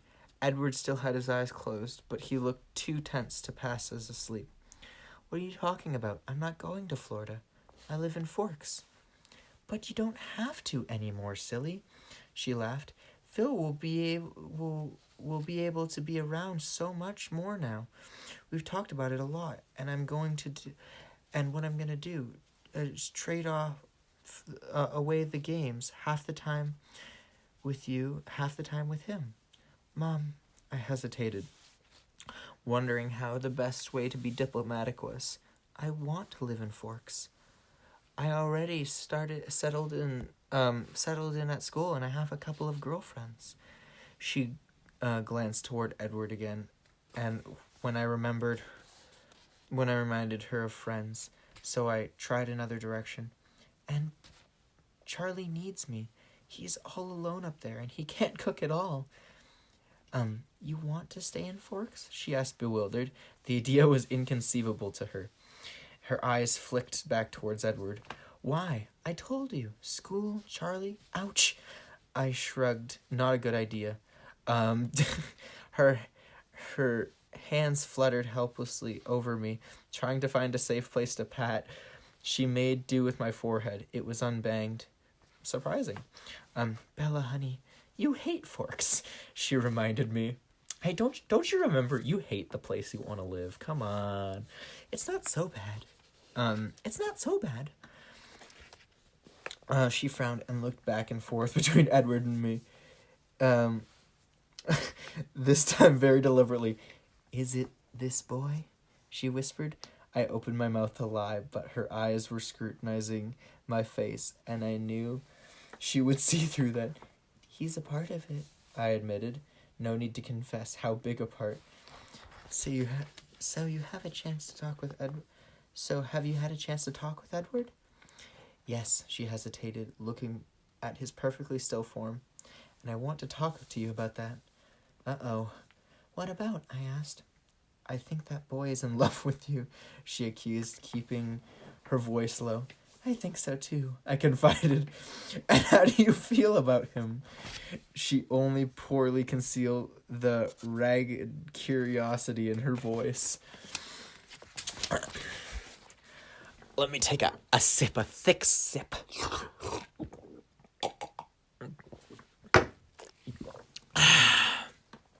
I sighed, looking away. As much as I love you, Mom, as much as I loved my mom, that was not a conversation I wanted to have with her. I'm pretty crazy about him. There, sounded like something a teenager would say about her first boyfriend might say. Well, he seems very nice, and my goodness, he's incredibly good looking. But you're so young, Bella. Her voice was unsure as far as I could remember. This is the first time since I was 8 she'd come close to trying to sound like a parental authority. I recognized the reasonable but firm tone of her voice from talks I'd had with her about men. I know, Mom, don't worry about it. It's just a crush. I soothed her. That's right, she agreed, easily pleased. It's just a crush as we make out in the field, and I want to marry him. Okay. Then she sighed and glanced guiltily over her shoulder at the big round clock on the wall. Do you need to go? She bit her lip. Sexy face. Phil's supposed to call in a little while. I didn't know when you were gonna wake up. No problem, Mom. I tried to tone down the relief so she wouldn't get her feelings hurt. I won't be alone. I'll be back soon. I've been sleeping here, she announced, proud of herself. Oh, Mom, you don't have to do that. You can sleep at home. I'll never notice. The swirl of painkillers in my brain was making it hard to concentrate, even now. My brain was although apparently I'd been sleeping for days. I was too nervous. She admitted sheepishly, there's a crime somewhere in the neighborhood. There's been some crime in the neighborhood, and I don't like being there alone. Crime?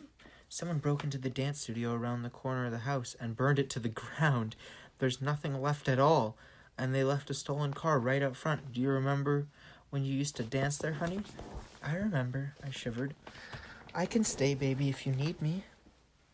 No, Mom, I'll be fine. Edward will be with me. She looked like she might, that might be why she wanted to stay. I'll be back tonight. It sounded much like a warning, as it sounded like a promise, and she glanced at Edward again. As she said it, I love you, Mom. I love you too, Bella. Try to be more careful when you walk, honey. I don't want to lose you. Edward's eyes stayed closed, but a wide grin flashed across his face. A nurse came bustling in, then checked all my tubes and wires. My mother kissed my forehead and patted my gauze-wrapped hand on the left. The nurse checked the paper readout of my heart monitor. Are you feeling anxious, honey? Your heart rate got a little high there. I'm fine, I assured her. I'll tell you, RN, that you're awake. I'll tell your RN that you're awake. She'll be in to see you in a minute. As soon as she closed the door, Edward was at my side. You stole a car? I raised my eyebrows. He smiled. Up something about it was a good car at that. Very fast. How was your nap? I asked. Interesting. What? He looked down and, he answered.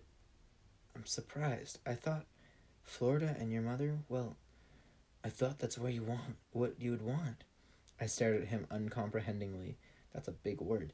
But you'd be stuck inside all day in Florida. You'd only be able to come out at night, just like a real vampire. He almost smiled, but not quite. Like a real Okay. And then his face was grave. I would stay in Forks, Bella. Somewhere like that. Or somewhere like it, he explained. Somewhere where I couldn't hurt you anymore.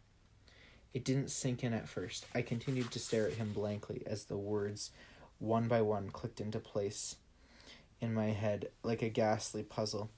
I was barely conscious as the sound of my heart accelerated. I thought my breathing became hyperventilating, and I was aware about the sharp aching and protesting in my ribs. He didn't say anything. He watched my face, wary as the pain had nothing to do with broken bones, pain that was infinitely worse and threatened to crush me. There was another nurse walked purposefully into the room, and Edward sat still as a stone as she took my expression with practical eyes, turning over to the monitors. Time for your pain meds, sweetheart. Time for your pain meds, sweetheart, she said, kindly tapping the IV feed. No, I mumbled, trying to keep the agony out of my voice. I don't need anything. I couldn't afford to close my eyes now. There's no need to be brave, honey. It's just better if you don't get too stressed out. You need to rest, she waited, but I shook my head. Okay, she sighed. Hit the call button when you're ready. She gave Edward a stern look and threw one more anxious glance at the machinery before leaving. His cool hands were on my face as I stared at him with wild eyes. Shh, Bella, calm down. Don't leave, I begged in a broken voice. I won't, he promised. Now relax before I call the nurse back to sedate you. My heart couldn't slow. Bella, he stroked my face anxiously. I'm not going anywhere. I'll be right here as long as you need me. Do you swear you won't leave me? I whispered, trying to control the gasping at least. My ribs were throbbing. He put his hands to either side of my face and brought his face close to mine. His eyes were wide and serious. I swear. The smell of his breath was soothing. It seemed to ease the ache of my breathing. He continued to hold my gaze while my body slowly relaxed and the beeping returned to a normal pace. His eyes were dark, closer to black than gold today. Better? Better? Better? He asked. More water.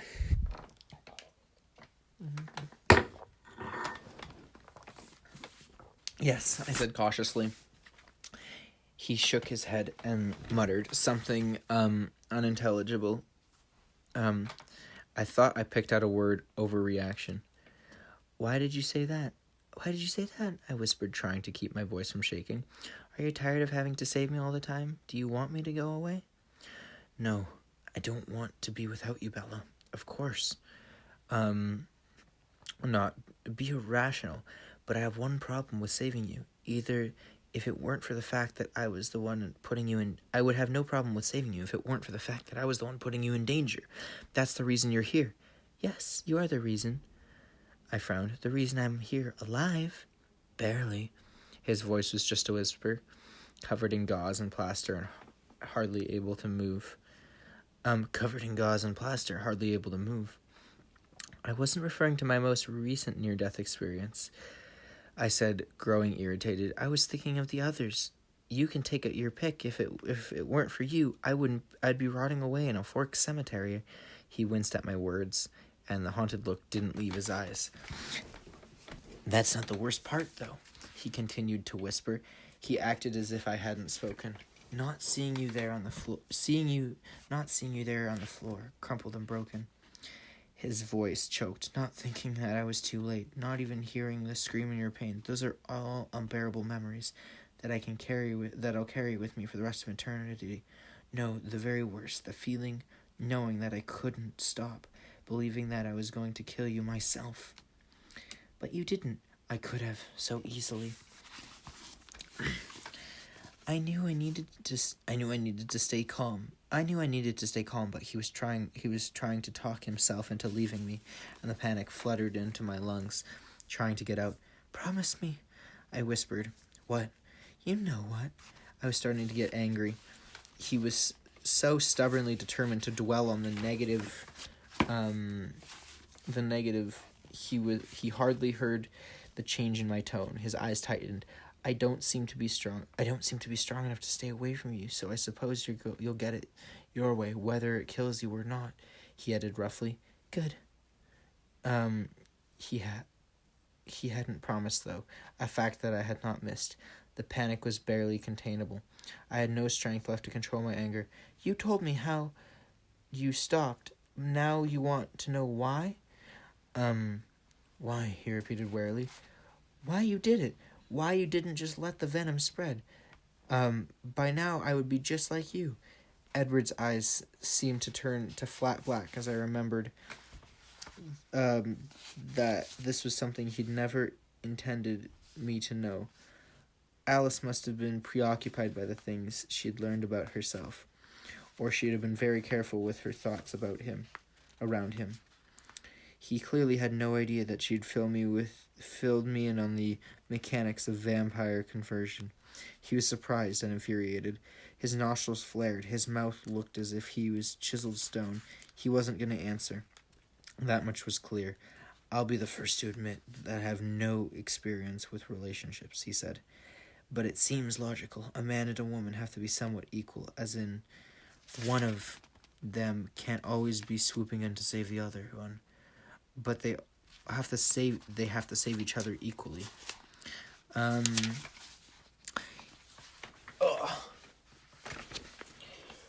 He folded his arms to the side of my bed and rested his chin on my arms. His expression was smooth. The anger reined in. Evidently, he decided he wasn't angry with me. Wait a second. Let me go back. Oh. Okay, I'm an idiot. Okay, so he wasn't going to answer. That much was clear. I'll be the first to admit I have no experience with relationships, I said. But it seems logical. A man and a woman should be somewhat equal, as in one of them can't always be swooping in to save the other one. They have to save each other equally. He folded his arms on the side of my bed and rested his chin on my arms. His expression was smooth. The anger reined in. Evidently, he decided he wasn't angry with me. I'd hoped to get a chance to warn Alice before I caught up with her. You have saved me, he said quietly. I can't always be Lois Lane, I insisted. I want to be Superman, too. You don't know what you're asking. His voice was soft. He stared intently at the edge of the pillowcase. I think I do. Bella, you don't know. I've almost 90 years to think about this, and I'm still not sure. Do you wish Carlisle hadn't saved you? No, I don't wish that. He paused before continuing. But my life was over. I wasn't giving up anything. You are my life. You're the only thing it would hurt me to lose. I was getting better at this. It was easy to admit how much I needed him. He was calm, though, decided. I can't do it, Bella. I won't do that to you. Why not? My throat rasped.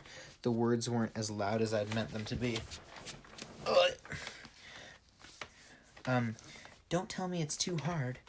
After today, or I guess it was a few days ago, anyway, it should be nothing. He glared at me. And the pain? I blanched. I couldn't help it, but I tried to keep my expression from showing how clearly I remembered the feeling, the fire in my veins.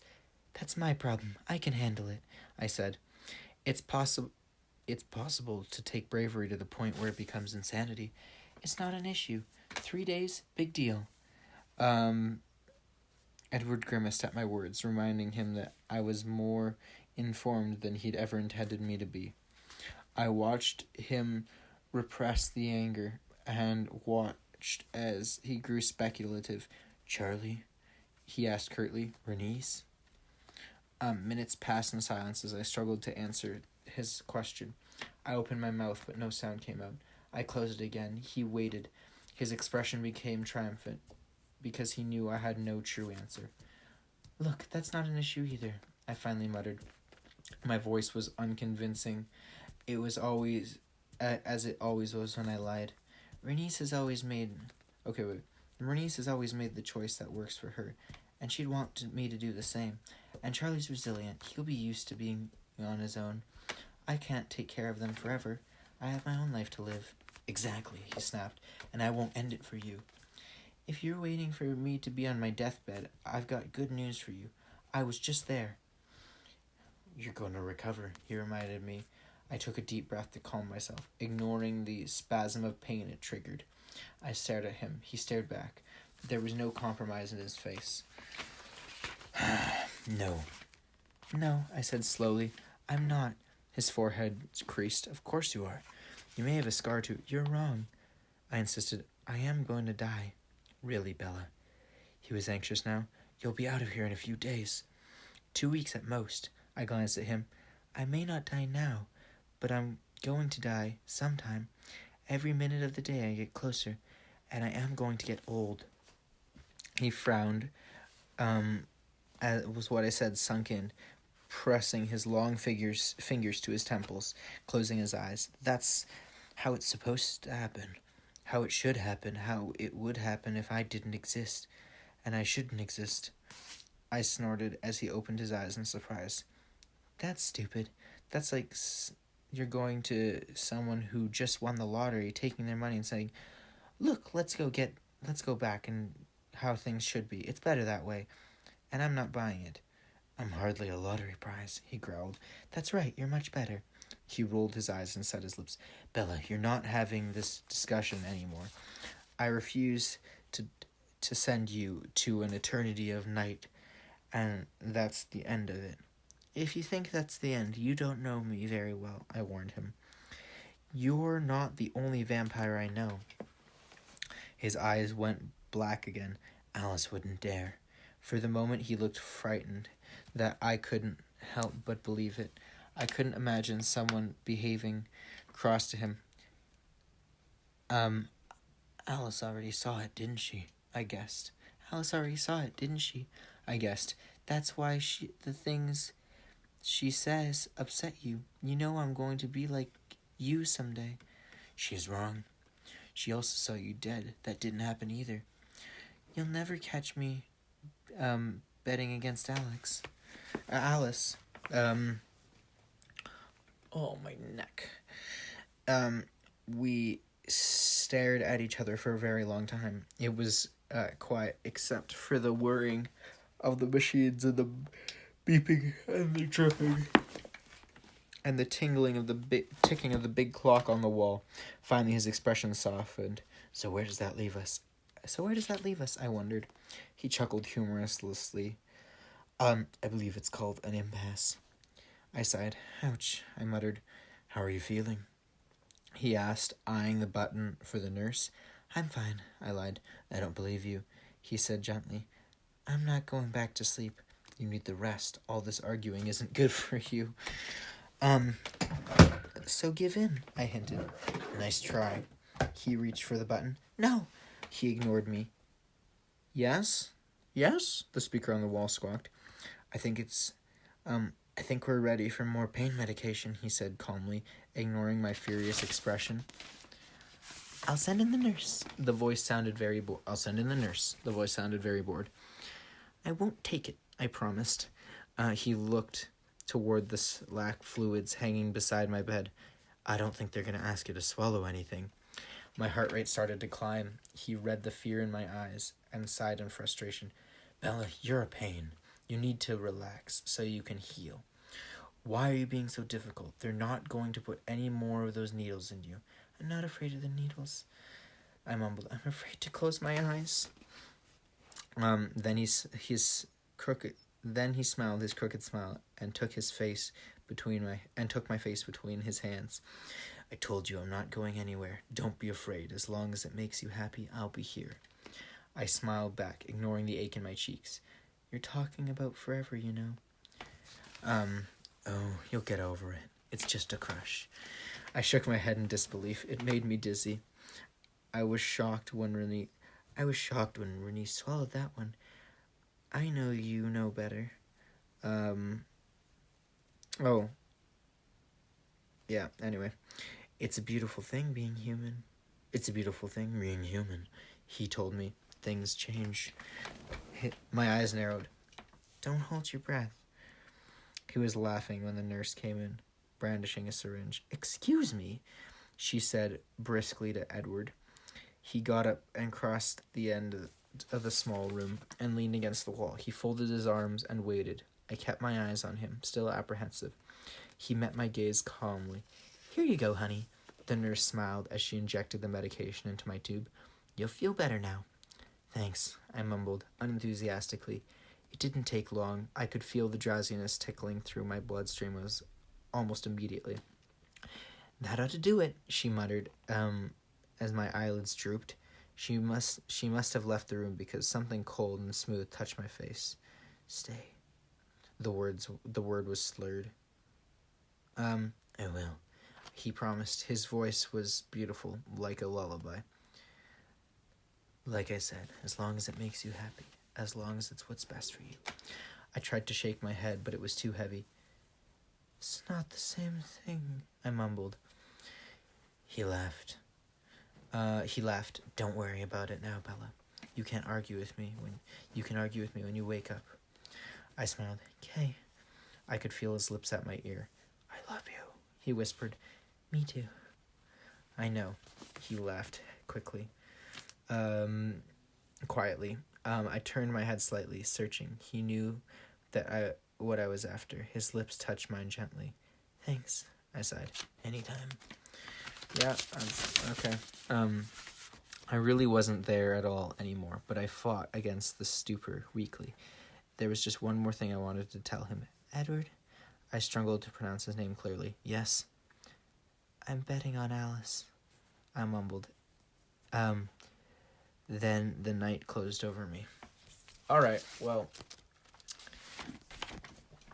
And, the book, technically, there's an epilogue, so I'll read that, as well as a surprise at the end of the epilogue. So, let's see how that goes. So I guess she wanna be a vampire, and he don't want her to be a vampire, so, okay. Yeah. Also, I found out Anna Kendrick is in that movie. She plays, like, one of the girls that Bella likes to hang out with. So, I haven't seen it yet, but I'm quite certain I'll be forced to soon. The Epilogue of Twilight by Stephenie Meyer. An Occasion. Alrighty. We're finishing today. Woo! I started this journey on, I believe, January 1st of 2021. And I'm ending it on October 10th. I know probably should have done the last one on December 31st. But hey, maybe I'll do something else for then to deal with this book. So we'll see. Anyway, epilogue. This book's taken me a year to read. Well, 10 months, but yeah. Okay. Epilogue, An Occasion. Edward helped me into his car, being very careful of the wisps of silk and chiffon, the flowers he had just pinned in my elaborate styled curls, and my bulky walking cast. He ignored the angry set of my mouth. When he had me settled, he got in the driver's seat, and we headed back out the long, narrow drive. At what point exactly are you going to tell me what's going on? I asked grumpily. I really hated surprises, and he knew that. I'm shocked you haven't figured it out yet. He threw in a mocking smile at my direction. And my breath caught in my throat. Would I ever get used to his perfection? Man, I hope so, because then the author will stop saying that. Did I mention that you look... I did mention that you looked very nice, didn't I? I verified. Yes, he grinned again. I'd never seen him dress in black before, and, well, the contrast against his pale skin, his beauty was absolutely surreal. That much I couldn't deny, even the fact that he was wearing a tuxedo. Even if the fact that he was wearing a tuxedo made me nervous. Not quite as nervous as the dress, or the shoe, or only one shoe, on my foot, was still, as my other foot was still securely encased in plaster. But the stiletto heel held on by a satin ribbon certainly wasn't going to help me as I tried to hobble around. I'm not coming over anymore if Alex is going to treat me like a guinea pig Barbie when I do. I griped as I'd spent the better part of the day in Alice's staggeringly vast bathroom, a helpless victim as she played hairdresser and cosmetician. When I'd fidgeted or complained, she'd reminded me that she didn't have any memories of being human, and asked me not to ruin her vicarious fun. She dressed me in the most ridiculous dress, deep blue, frilly, and off the shoulders, with French tags I couldn't read. A dress more suitable for a runaway than Forks. For a runway. Okay. Nothing good can come of our formal attire. That I was sure of, unless but I was afraid to put my suspicion into words, even in my own head. I was distracted then by the sound of a phone ringing. Edward pulled his cell phone from a pocket inside his jacket, looking briefly at the caller ID before answering. "Hello, Carlisle?" he said warily. Oh, hello, Charlie, he said warily. Charlie, I frowned. Charlie had been difficult since my return to Forks. He compartmentalized my bad experiences in two defined reactions. Toward Carlisle, he almost worshipfully grateful. On the other hand, he was stubbornly convinced that Edward was at fault, because if not for him, I wouldn't have left in the first place. And Edward was far from disagreeing with him. These days, I had rules that hadn't existed before: curfews, visiting hours. Something Charlie was saying made Edward's eyes widen in disbelief. Then a grin spread across his face. "You're kidding," he laughed. "What is it?" I demanded. He ignored me. "Why don't you let me talk to him?" Edward suggested with evident pleasure. He waited for a few seconds. "Hello, Tyler? This is Edward calling." His voice was very friendly on the surface. I knew it too well to catch the soft edge of the meaning. What was Tyler doing at my house? The awful truth began to dawn on me. I looked again at the inappropriate dress Alice had forced me into. "I'm sorry if there's been some sort of miscommunication, but Bella is unavailable tonight." Edward's tone changed, and the threat in his voice was suddenly more evident as he continued. "To be perfectly honest, she'll be unavailable every night as far as anyone besides myself is concerned. No offense. I'm sorry about your evening." He didn't sound sorry at all. And then he snapped the phone shut, a huge smirk across his face. My face and neck flushed with crimson and anger. I could feel the rage-inducing tears starting to fill my eyes. He looked at me in surprise. "Was that last bit too much? I didn't mean to offend you." I ignored that. You're taking me to the prom?" I yelled. It was embarrassingly obvious now. If I had been paying any attention at all, I'm sure I would have noticed the date and the posters and the decorations around the school buildings. But I'd never dreamed he was thinking of subjecting me to this. Didn't he know me at all? He wasn't expecting the force in my reaction. That was clear. He pressed his lips together. His eyes narrowed. "Don't be difficult, Bella." My eyes flashed to the window. We were halfway to the school already. "Why are you doing this to me?" I demanded in horror. He gestured at the tuxedo. "Honestly, Bella, what did you think we were doing?" I was mortified. First, because I had missed the obvious, and second, because I was vaguely and had also been vague suspicious. Also because the vague, suspicious expectations, really, that I'd been forming all day. Alice tried to transfer me into a beauty queen, were so far wide of the mark. My half-feared hope still seems silly now. Was she hoping that she'd get married? Okay. I'd guess there was some kind of occasion brewing. But prom? That was the furthest thing from my mind. The angry tears rolled down my cheeks, and I remembered with dismay that as very uncharacteristically wearing mascara. I wiped away quickly under my eyes to prevent smudges. My hand was unblackened when I pulled it away. Maybe Alice had known I would need waterproof makeup. "This is completely ridiculous. Why are you crying?" he demanded in frustration. "Because I'm mad, Bella." He turned the full force of his scorching golden eyes on me. "What?" I muttered, distracted. "Humor me," he insisted. His eyes were melting, all in my fury. It was impossible to fight with anyone when he cheated like that. I gave in with poor grace. "Fine," I pouted, unable to glare as effectively as I would have liked. I'll go quietly, but you'll see. I'm overdue for more bad luck. I'll probably break my other leg. Look at this shoe. It's a death trap." I held out my good leg as evidence. Let me sneeze. He stared at my leg longer than was necessary. "Remind me to thank Alice for that tonight." "Alice is going to be there?" That comforted me slightly. "With Jasper and Emmett and Rosalie," he admitted, feeling the feeling of comfort disappeared.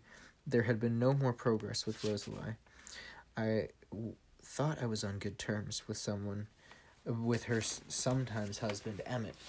Emmett enjoyed me having me around, but he thought my bizarre human reactions were hilarious. Or maybe it was the fact that I fell down a lot he found funny. Rosaline acted as if I didn't exist. I shook my head to dispel the direction my thoughts had taken. I thought of something else. Okay. Oh, there's so much left. Well, not so much. There's, like 15 pages. Is Charlie in on this? I asked, suddenly suspicious. Of course. He grinned. Apparently Tyler wasn't, though. I gritted my teeth. How Tyler could be so delusional, I couldn't imagine. At school where Charlie couldn't interfere, Edward and I were inseparable, except for those rare sunny days. We were at the school now. Rosaline's red convertible was conspicuous in the parking lot. The clouds were thin today, and a few streaks of sunlight escaped through the far away in the west. He got out, and I walked to the car to open my door. He held out his hand. I sat stubbornly in my seat, arms folded, feeling a secret twinge of smugness. The lot was crowded with people in formal dresses, witnesses. He couldn't forcibly remove me from the car as he might have. What the heck? As he might have if we'd been alone. This is not a good relationship. He sighed. When someone wants to kill you, you're brave as a lion. And when someone mentions dancing, he shook his head. I gulped. Dancing. Bella, I won't let anything hurt you. Not even yourself. I won't let go of you once. I promise. I thought about that and suddenly felt much better. I could see that he could see that in my face. There now, he said gently. It won't be so bad. He leaned down and wrapped one arm around my wrist. I took his other hand and let him lift me from the car. He kept his arm tight around me, supporting me as I limped toward the school. In Phoenix, they held proms in hotel ballrooms. This dance was in the gym, of course. It was probably the only room big enough for a dance. And when we got inside, I giggled. There were actual balloon arches and twisting around garlands of pastel paper and feast-strewn walls. This looks like a horror movie waiting to happen, I snickered. Well, he muttered as he slowly approached the ticket table. He was carrying most of my weight, but I still had to shuffle and wobble my feet forward. There are more than enough vampires present. I looked at the dance floor. A wide gap had formed at the center of the floor where two couples whirled gracefully. The other dancers pressed to the side of the room, giving them space. No one wanted to stand in contrast with such radiance. Emmett and Jasper were intimidating and flawless in classic tuxedos. Alice was striking in a black satin dress with geometric cutouts and bared large triangles in her snowy white skin.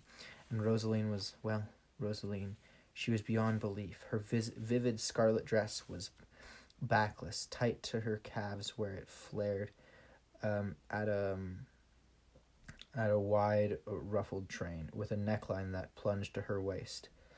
I pitied every girl in the room, myself included. Do you want me to bolt the doors so you can massacre the unsuspecting townsfolk? I whispered, conspiratorially. And where do you fit into that scheme? He glanced. Oh, I'm with the vampires, of course. He smiled reluctantly. Anything to get out of dancing. Anything.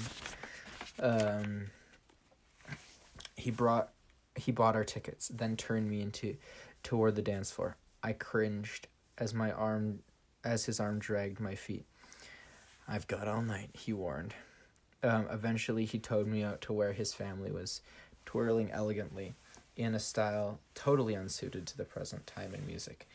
I watched in horror. Edward? My throat was so dry I could only manage a whisper. I honestly can't dance. I could feel the panic bubbling up in my chest. Don't worry, silly. I can. What can't he do? He's like a little, like, superhero guy, apparently. And his only downside is he has to eat animals, pretty much. Okay. He pulled his arms around my neck and lifted me to the sides, his feet under mine, and we were whirling too.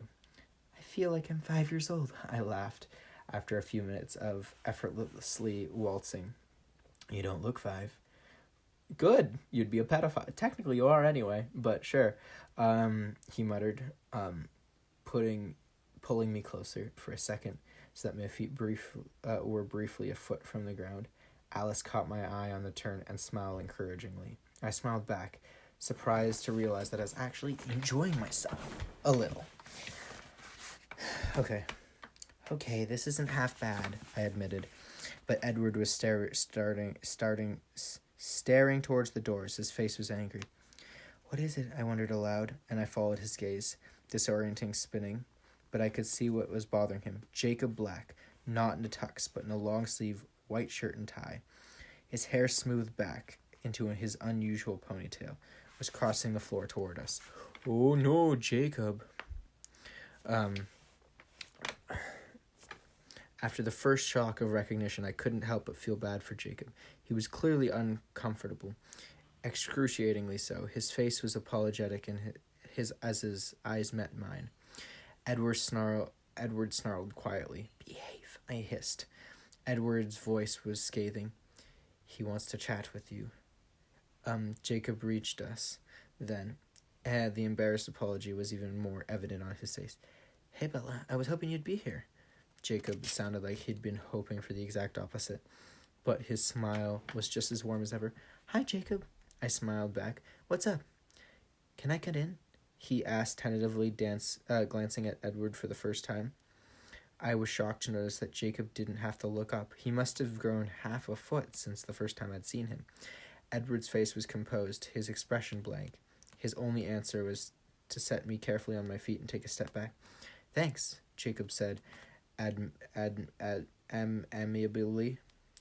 Edward just nodded and looked at me intensely before turning to walk away. Jacob put his hands on my waist, and I reached up to put my hands on his shoulders. Wow, Jake, you're tall now.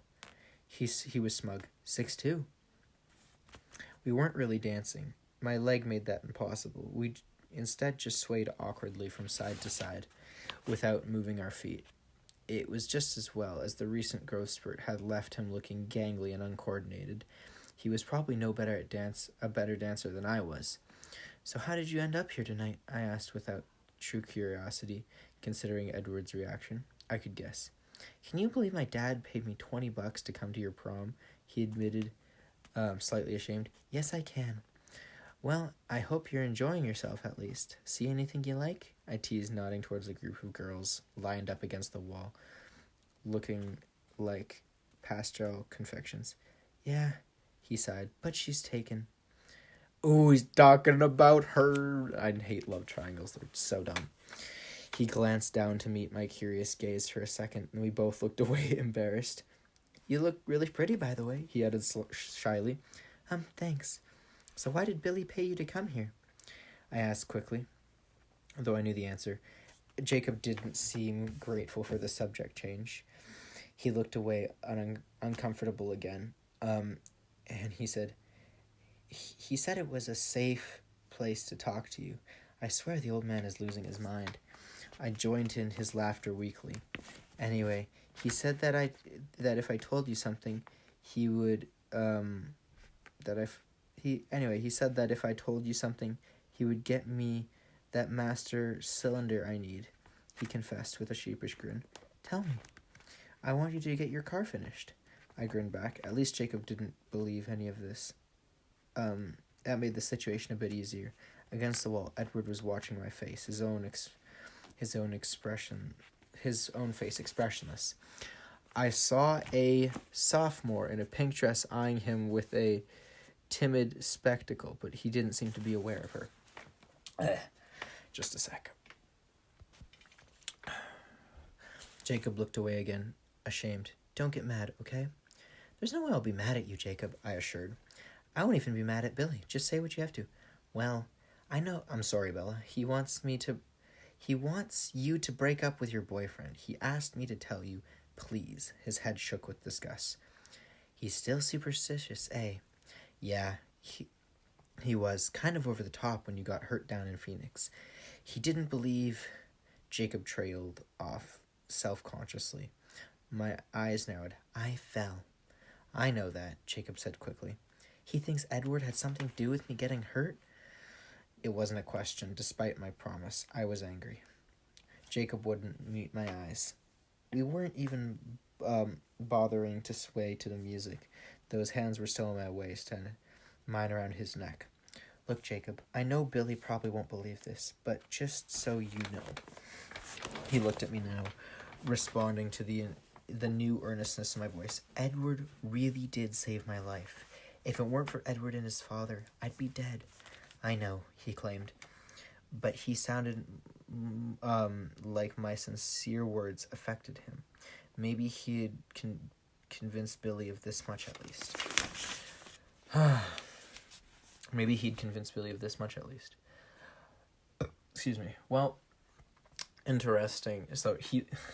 Oh my goodness, Jacob. I liked him at first, and I'm really not anymore. He's still alright, but I know he'll get worse. Hey, I'm sorry you had to come do this tonight, Jacob. I apologized. At any rate, you'll get your parts, right? Yeah, he muttered. He was still looking awkward, upset. There's more? I asked in disbelief. Forget it, he mumbled. I'll get a job and save the money myself. I glared at him until he met my gaze. Just spit it out, Jacob. It's so bad. I don't care. Tell me, I insisted. Okay, but geez, this sounds bad. He shook his head. He said to tell you, no, to warn you. And this is his, plural, not mine. He lifted one hand from my waist and made little quotation marks in the air. We'll be watching. He watched warily for my reaction. It sounded like something a mafia movie would say. I laughed out loud. Sorry to do this to you, Jake, I snickered. I don't mind that. He grinned in relief. His eyes were appraising as they raked quickly over my dress. So, should I tell him you said to butt the hell out? He said, hopefully. No. I sighed. Tell him I said thanks. I know he means well. The song ended, and I dropped my arms. His hands hesitantly at my waist. He glanced at my bum leg. Do you want to dance again, or can I help you somewhere? Edward answered for me. That's all right, Jacob. I'll take it from here. Jacob flinched. He stared wide at Edward, who stood just behind us. Hey, I didn't see you there, he mumbled. I guess I'll see you around, Bella. He stepped back, waving half-heartedly. I smiled. Yeah, see you later. Sorry, he said again, before he turned for the door. Edward's arms were around me as the next song started. It was a little up-tempo for slow dancing, but it didn't seem to concern him. I leaned my head against his chest, feeling content. Feeling better? I teased. Feeling better? I teased. Not really, he said tersely. Don't be mad at Billy, I sighed. He just worries about me and Charlie's sake. It's nothing personal. I'm not mad at Billy, he corrected in a clipped voice, but his son is irritating me. I pulled back to look at him. His face was serious. Why? First of all, he made me break my promise. I stared at him in confusion. He half smiled. I promised I wouldn't let go of you tonight, he explained. Oh, well, I forgive you. But there's something else, Edward frowned. I waited patiently. He called you pretty. I can't believe it. Wow, someone complimented. Okay, whatever. He finally continued, his frown deepening. That's practically an insult from the way that's insult from the way that you... Okay, let's try that again. That's practically an insult the way you look right now. You're more than beautiful. That's practically an insult the way you look right now. You're more than beautiful. I laughed. That might be a little biased. I don't think it is. Besides, I have excellent eyesight. We were twirling again, my feet on his, as he held me close. So, are you going to explain the reason for all this? Are you going to explain the reason for all this? I wondered. He looked down at me, confused, as I glanced meaningfully at the paper. He considered for a moment, then changed direction, spinning me through the crowd to the back door of the gym. I caught a glimpse of Jessica and Mike dancing. Jessica, I think that's the person who's played by what's her name? Anna Kendrick. Staring at me curiously. Jessica waved and I smiled back. Angela was there too, looking blissfully happy in the arms of Ben. I don't know who that is. She didn't look up from his eyes, a head lowered to hers. Lee and Samantha, Lauren glaring towards us with Connor. I could name every face that spiraled past us. Then we were outdoors in the cool, dim light of the fading sunset. As soon as we were alone, he swung me up onto his arms and carried me across the dark grounds till we reached the bench beneath the shadow of the madrone trees. He sat there, keeping me cradled against his chest. The moon was already up, visible through the gauzy clouds. His face glowed pale in the white light. His mouth was hard, his eyes troubled. The point? I prompted softly. He ignored me, staring up at the moon. Twilight again. Hey, that's the name of the book. Okay. He murmured, you know what I mean. Another ending. No matter how perfect the day is, it always has to end. Some things don't have to end. I murmured through my teeth tensely. I wonder what she's hinting at. He sighed. I brought you to prom, he said slowly, finally answering my question, because I don't want you to miss anything. I don't want my presence to take anything away from you. If I can help it, I want you to be human. I want your life to continue as if it would have if I died in 1918, like I should have. I shuddered at his words and shook my head angrily. What a strange parallel dimension. Oh, in what strange parallel dimension would I ever go to prom of my own free will? If you weren't 1,000 times stronger than me, I never would have let you get away with this. He smiled briefly, but it didn't touch his eyes. It wasn't so bad. You said so yourself. That's because I'm with you. We were quiet for a minute. He stared at the moon, and I stared at him, wishing there was some way to explain how uninterested I was in a normal human life. Will you tell me something? He glanced down at me with a slight smile. Don't I always? Just promise to tell me, he answered, grinning. I knew I was going to regret it almost instantly. Fine. You seem honestly surprised when you figured out where I was taking you. He began. I interjected. Let me get water. Exactly, he agreed. But you must have some other theory. I'm curious. What did you think I was dressing you up for? Yes, instant regret, as I pursed my lips, hesitating. I don't want to tell you. You promised, he objected. I know. What's the problem? I knew he thought it was mere embarrassment holding me back. I think it'll make you mad or sad. His brows pulled together over his eyes as he thought through. I still want to know, please. Bet, wedding, bet. Okay. I sighed, or funeral, but probably wedding. I sighed. He waited. Well, I assure you, I was sure it was some kind of occasion. But I didn't think it would be some trite human thing. Prom, I scoffed. Human? He asked flatly. He picked up on the key word. I looked down at my dress, fidgeting with a stray piece of chiffon. He waited in silence. Okay, I confessed in a rush. I was hoping you might have a change of mind and that you were going to change me after all. Oh. Well, I was wrong about the wedding part, but still. A dozen emotions played across his face. Some I recognized, anger, pain. Then he seemed to collect himself, and his expression became amused. You thought that there would be a black tie occasion, didn't you? He teased, touching my lap with his touching the lapel of his tuxedo jacket. I scowled to hide my embarrassment. I don't know how these things work. To me, at least, it seems rather more rational than prom does. He was still grinning. It's not funny, I said. No, you're right, it's not, he agreed, his smile fading. But I'd rather treat it like a joke, though, than believe you're serious. But I am serious, he sighed deeply. I know, and you're really that willing. The pain was back in his eyes. I bit my lip and nodded. So, ready for this to be the end, he murmured almost to himself. So ready for this to be the end, he murmured almost to himself. For this to be the twilight of your life, though your life has barely started, you're ready to give up everything. It's not the end, it's the beginning. I disagreed under my breath. I'm not worth it, he said sadly.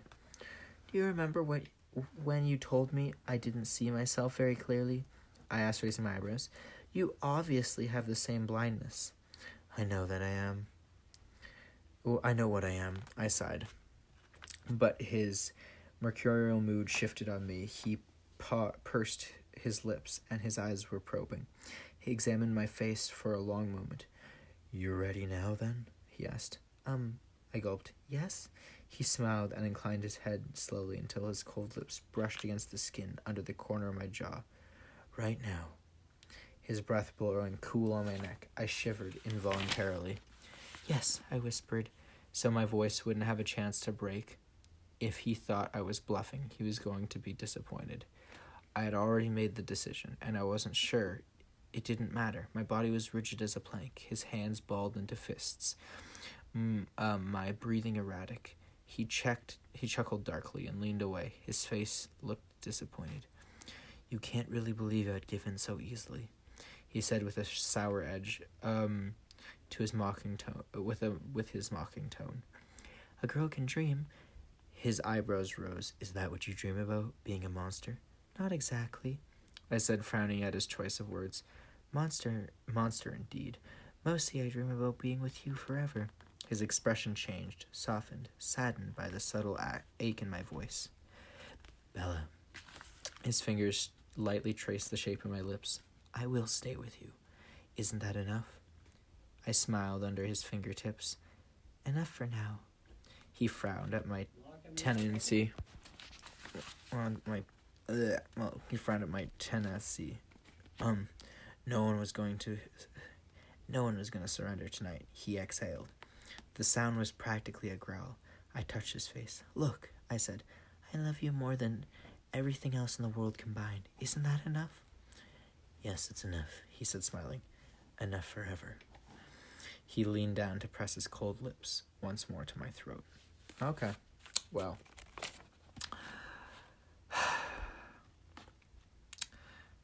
Okay, well, yeah, that's a book. You know, it could definitely be worse, but it could very, very easily be better. I haven't written a book, so I probably shouldn't bully it too much. But the book is now finished, which is wonderful. It took quite a while to do, like 10 months, maybe-ish.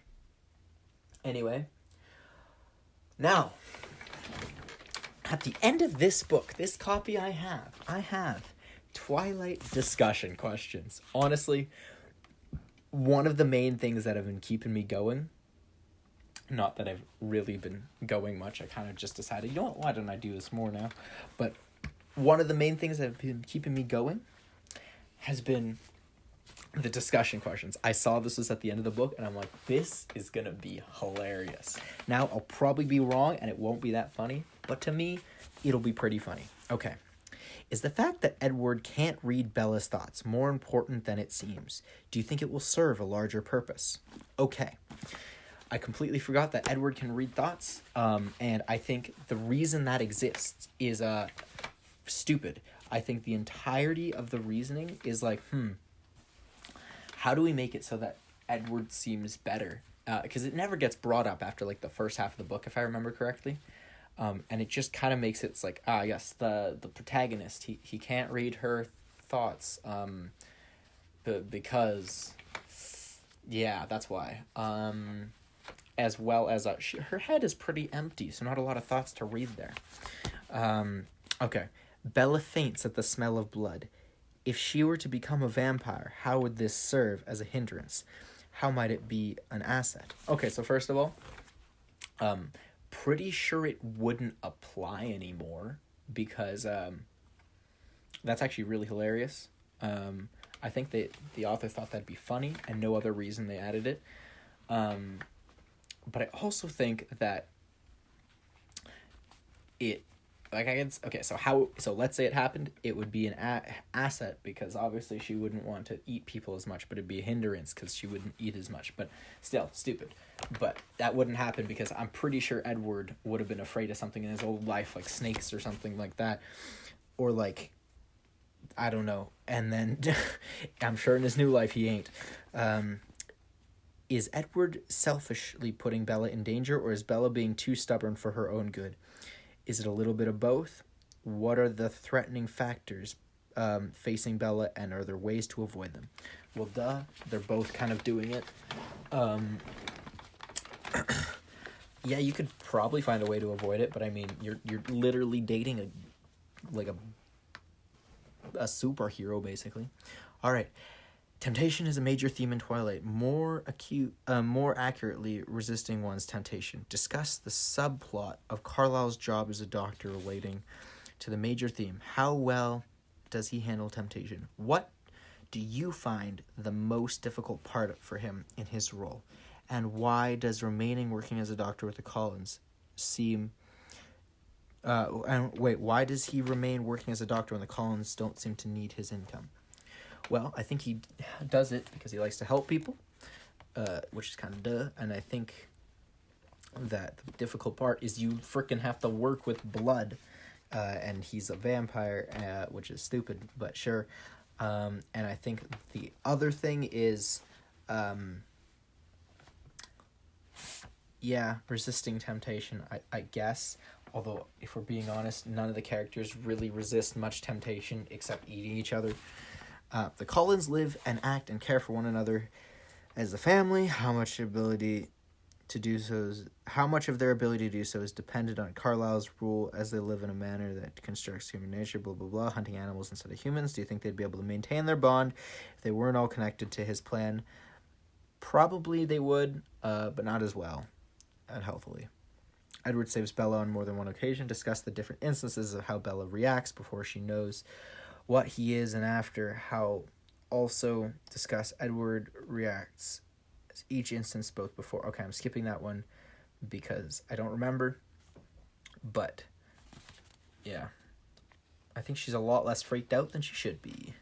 Alex explains to Bella the theory of how vampires have come to exist. She mentions that most of them have the memories of the transition and their life prior. How does we learn from James and Alice's past? Her to explain her lack of memory. Most people remember stuff in pictures or words, but she lived in an insane asylum. So, I think she lived in an insane asylum, so kind of not a lot of stuff to remember there. Once Edward tasted Bella's blood, do you think it'd make it harder to resist Bella, specifically her blood? Will the fact that he is able to control himself make Bella want to change into a vampire? Do you think that it is fair of her to ask him? Do you think that it's fair of him to refuse? Well, yeah, probably makes it harder. I think he said that. Do you think fair of her to ask him? I think it's fair on both their parts. But I think if it's her choice, she should be able... Like, if he doesn't want to do it, sure. But if she wants, like, Alice to or something, I think that should be fine. But I don't think the story will happen because it kind of... Not much story if that happens. Jacob Black tells Bella the story about his tribe and the Cold Ones. He doesn't believe any of it, but he says that the father clearly dislikes the Cullens.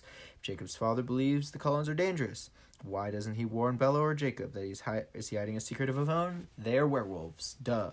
We knew this.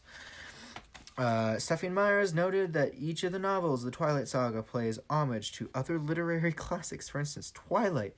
She has said Pride and Prejudice was a key inspiration. Well, I didn't finish reading that book. Pride and Prejudice is often described as romantic comedy. Which parts of Twilight are romantic? None of it. It is disgusting. And not how romance is. What parts are comic? Very little of it as well. It's not very funny. Describe the similarities between Elizabeth Bennet and Bella Swan, and Mr. Darcy and Edward Cullen. What roles would Bella's friends play in the remake of Jane Austen's classic? You know what? This reminds me of another thing. I'm going to answer that in a moment. 50 Shades of Grey is a parody or a fanfic of Twilight, basically. Should I read that next? That'd be interesting. Okay. Anyway, Darcy and Colin.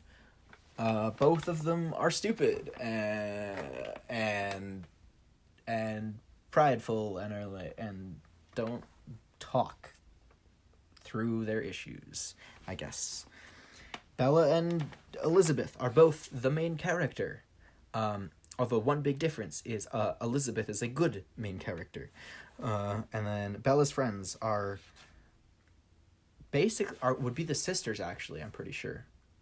Yeah, they'd be the sisters. I've seen the movie, so I know a decent amount. But they would be like the sisters of Elizabeth if this was a remake of the classic. Anyway, that's the book. Hopefully your ears haven't fallen off from pain. Hopefully you enjoyed somewhat. And if you really want, I'll do the next one. Bye. Thank you to the 0 people who will get this far in this video. If you did, congratulations, because you don't exist. And if you do not exist, you can have this copy of Twilight New Moon, the official illustrated movie companion, which the only reason I own this is because I bought it for a gag gift the gag gift fell through, or the reason to give said gag gift. This is going to be unedited unless it's really bad. So this is yours now. Other than that, if you actually got this far, I guess you should know what I'm gonna do after this very long video, which is 17 hours and nobody watched. So what I will do after this, when it is summertime and raining, I will be making a ninja video of a ninja sitting on a rooftop in the rain with jazz music. Because. And then, other than that, I will also be making a horror short. Because I want to. And, I don't have any. I can come up with another reward.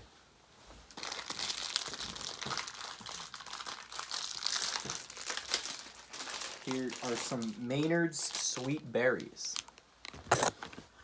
Thank you for taking those.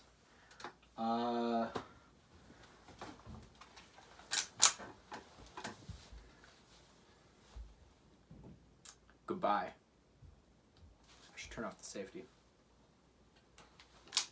Goodbye.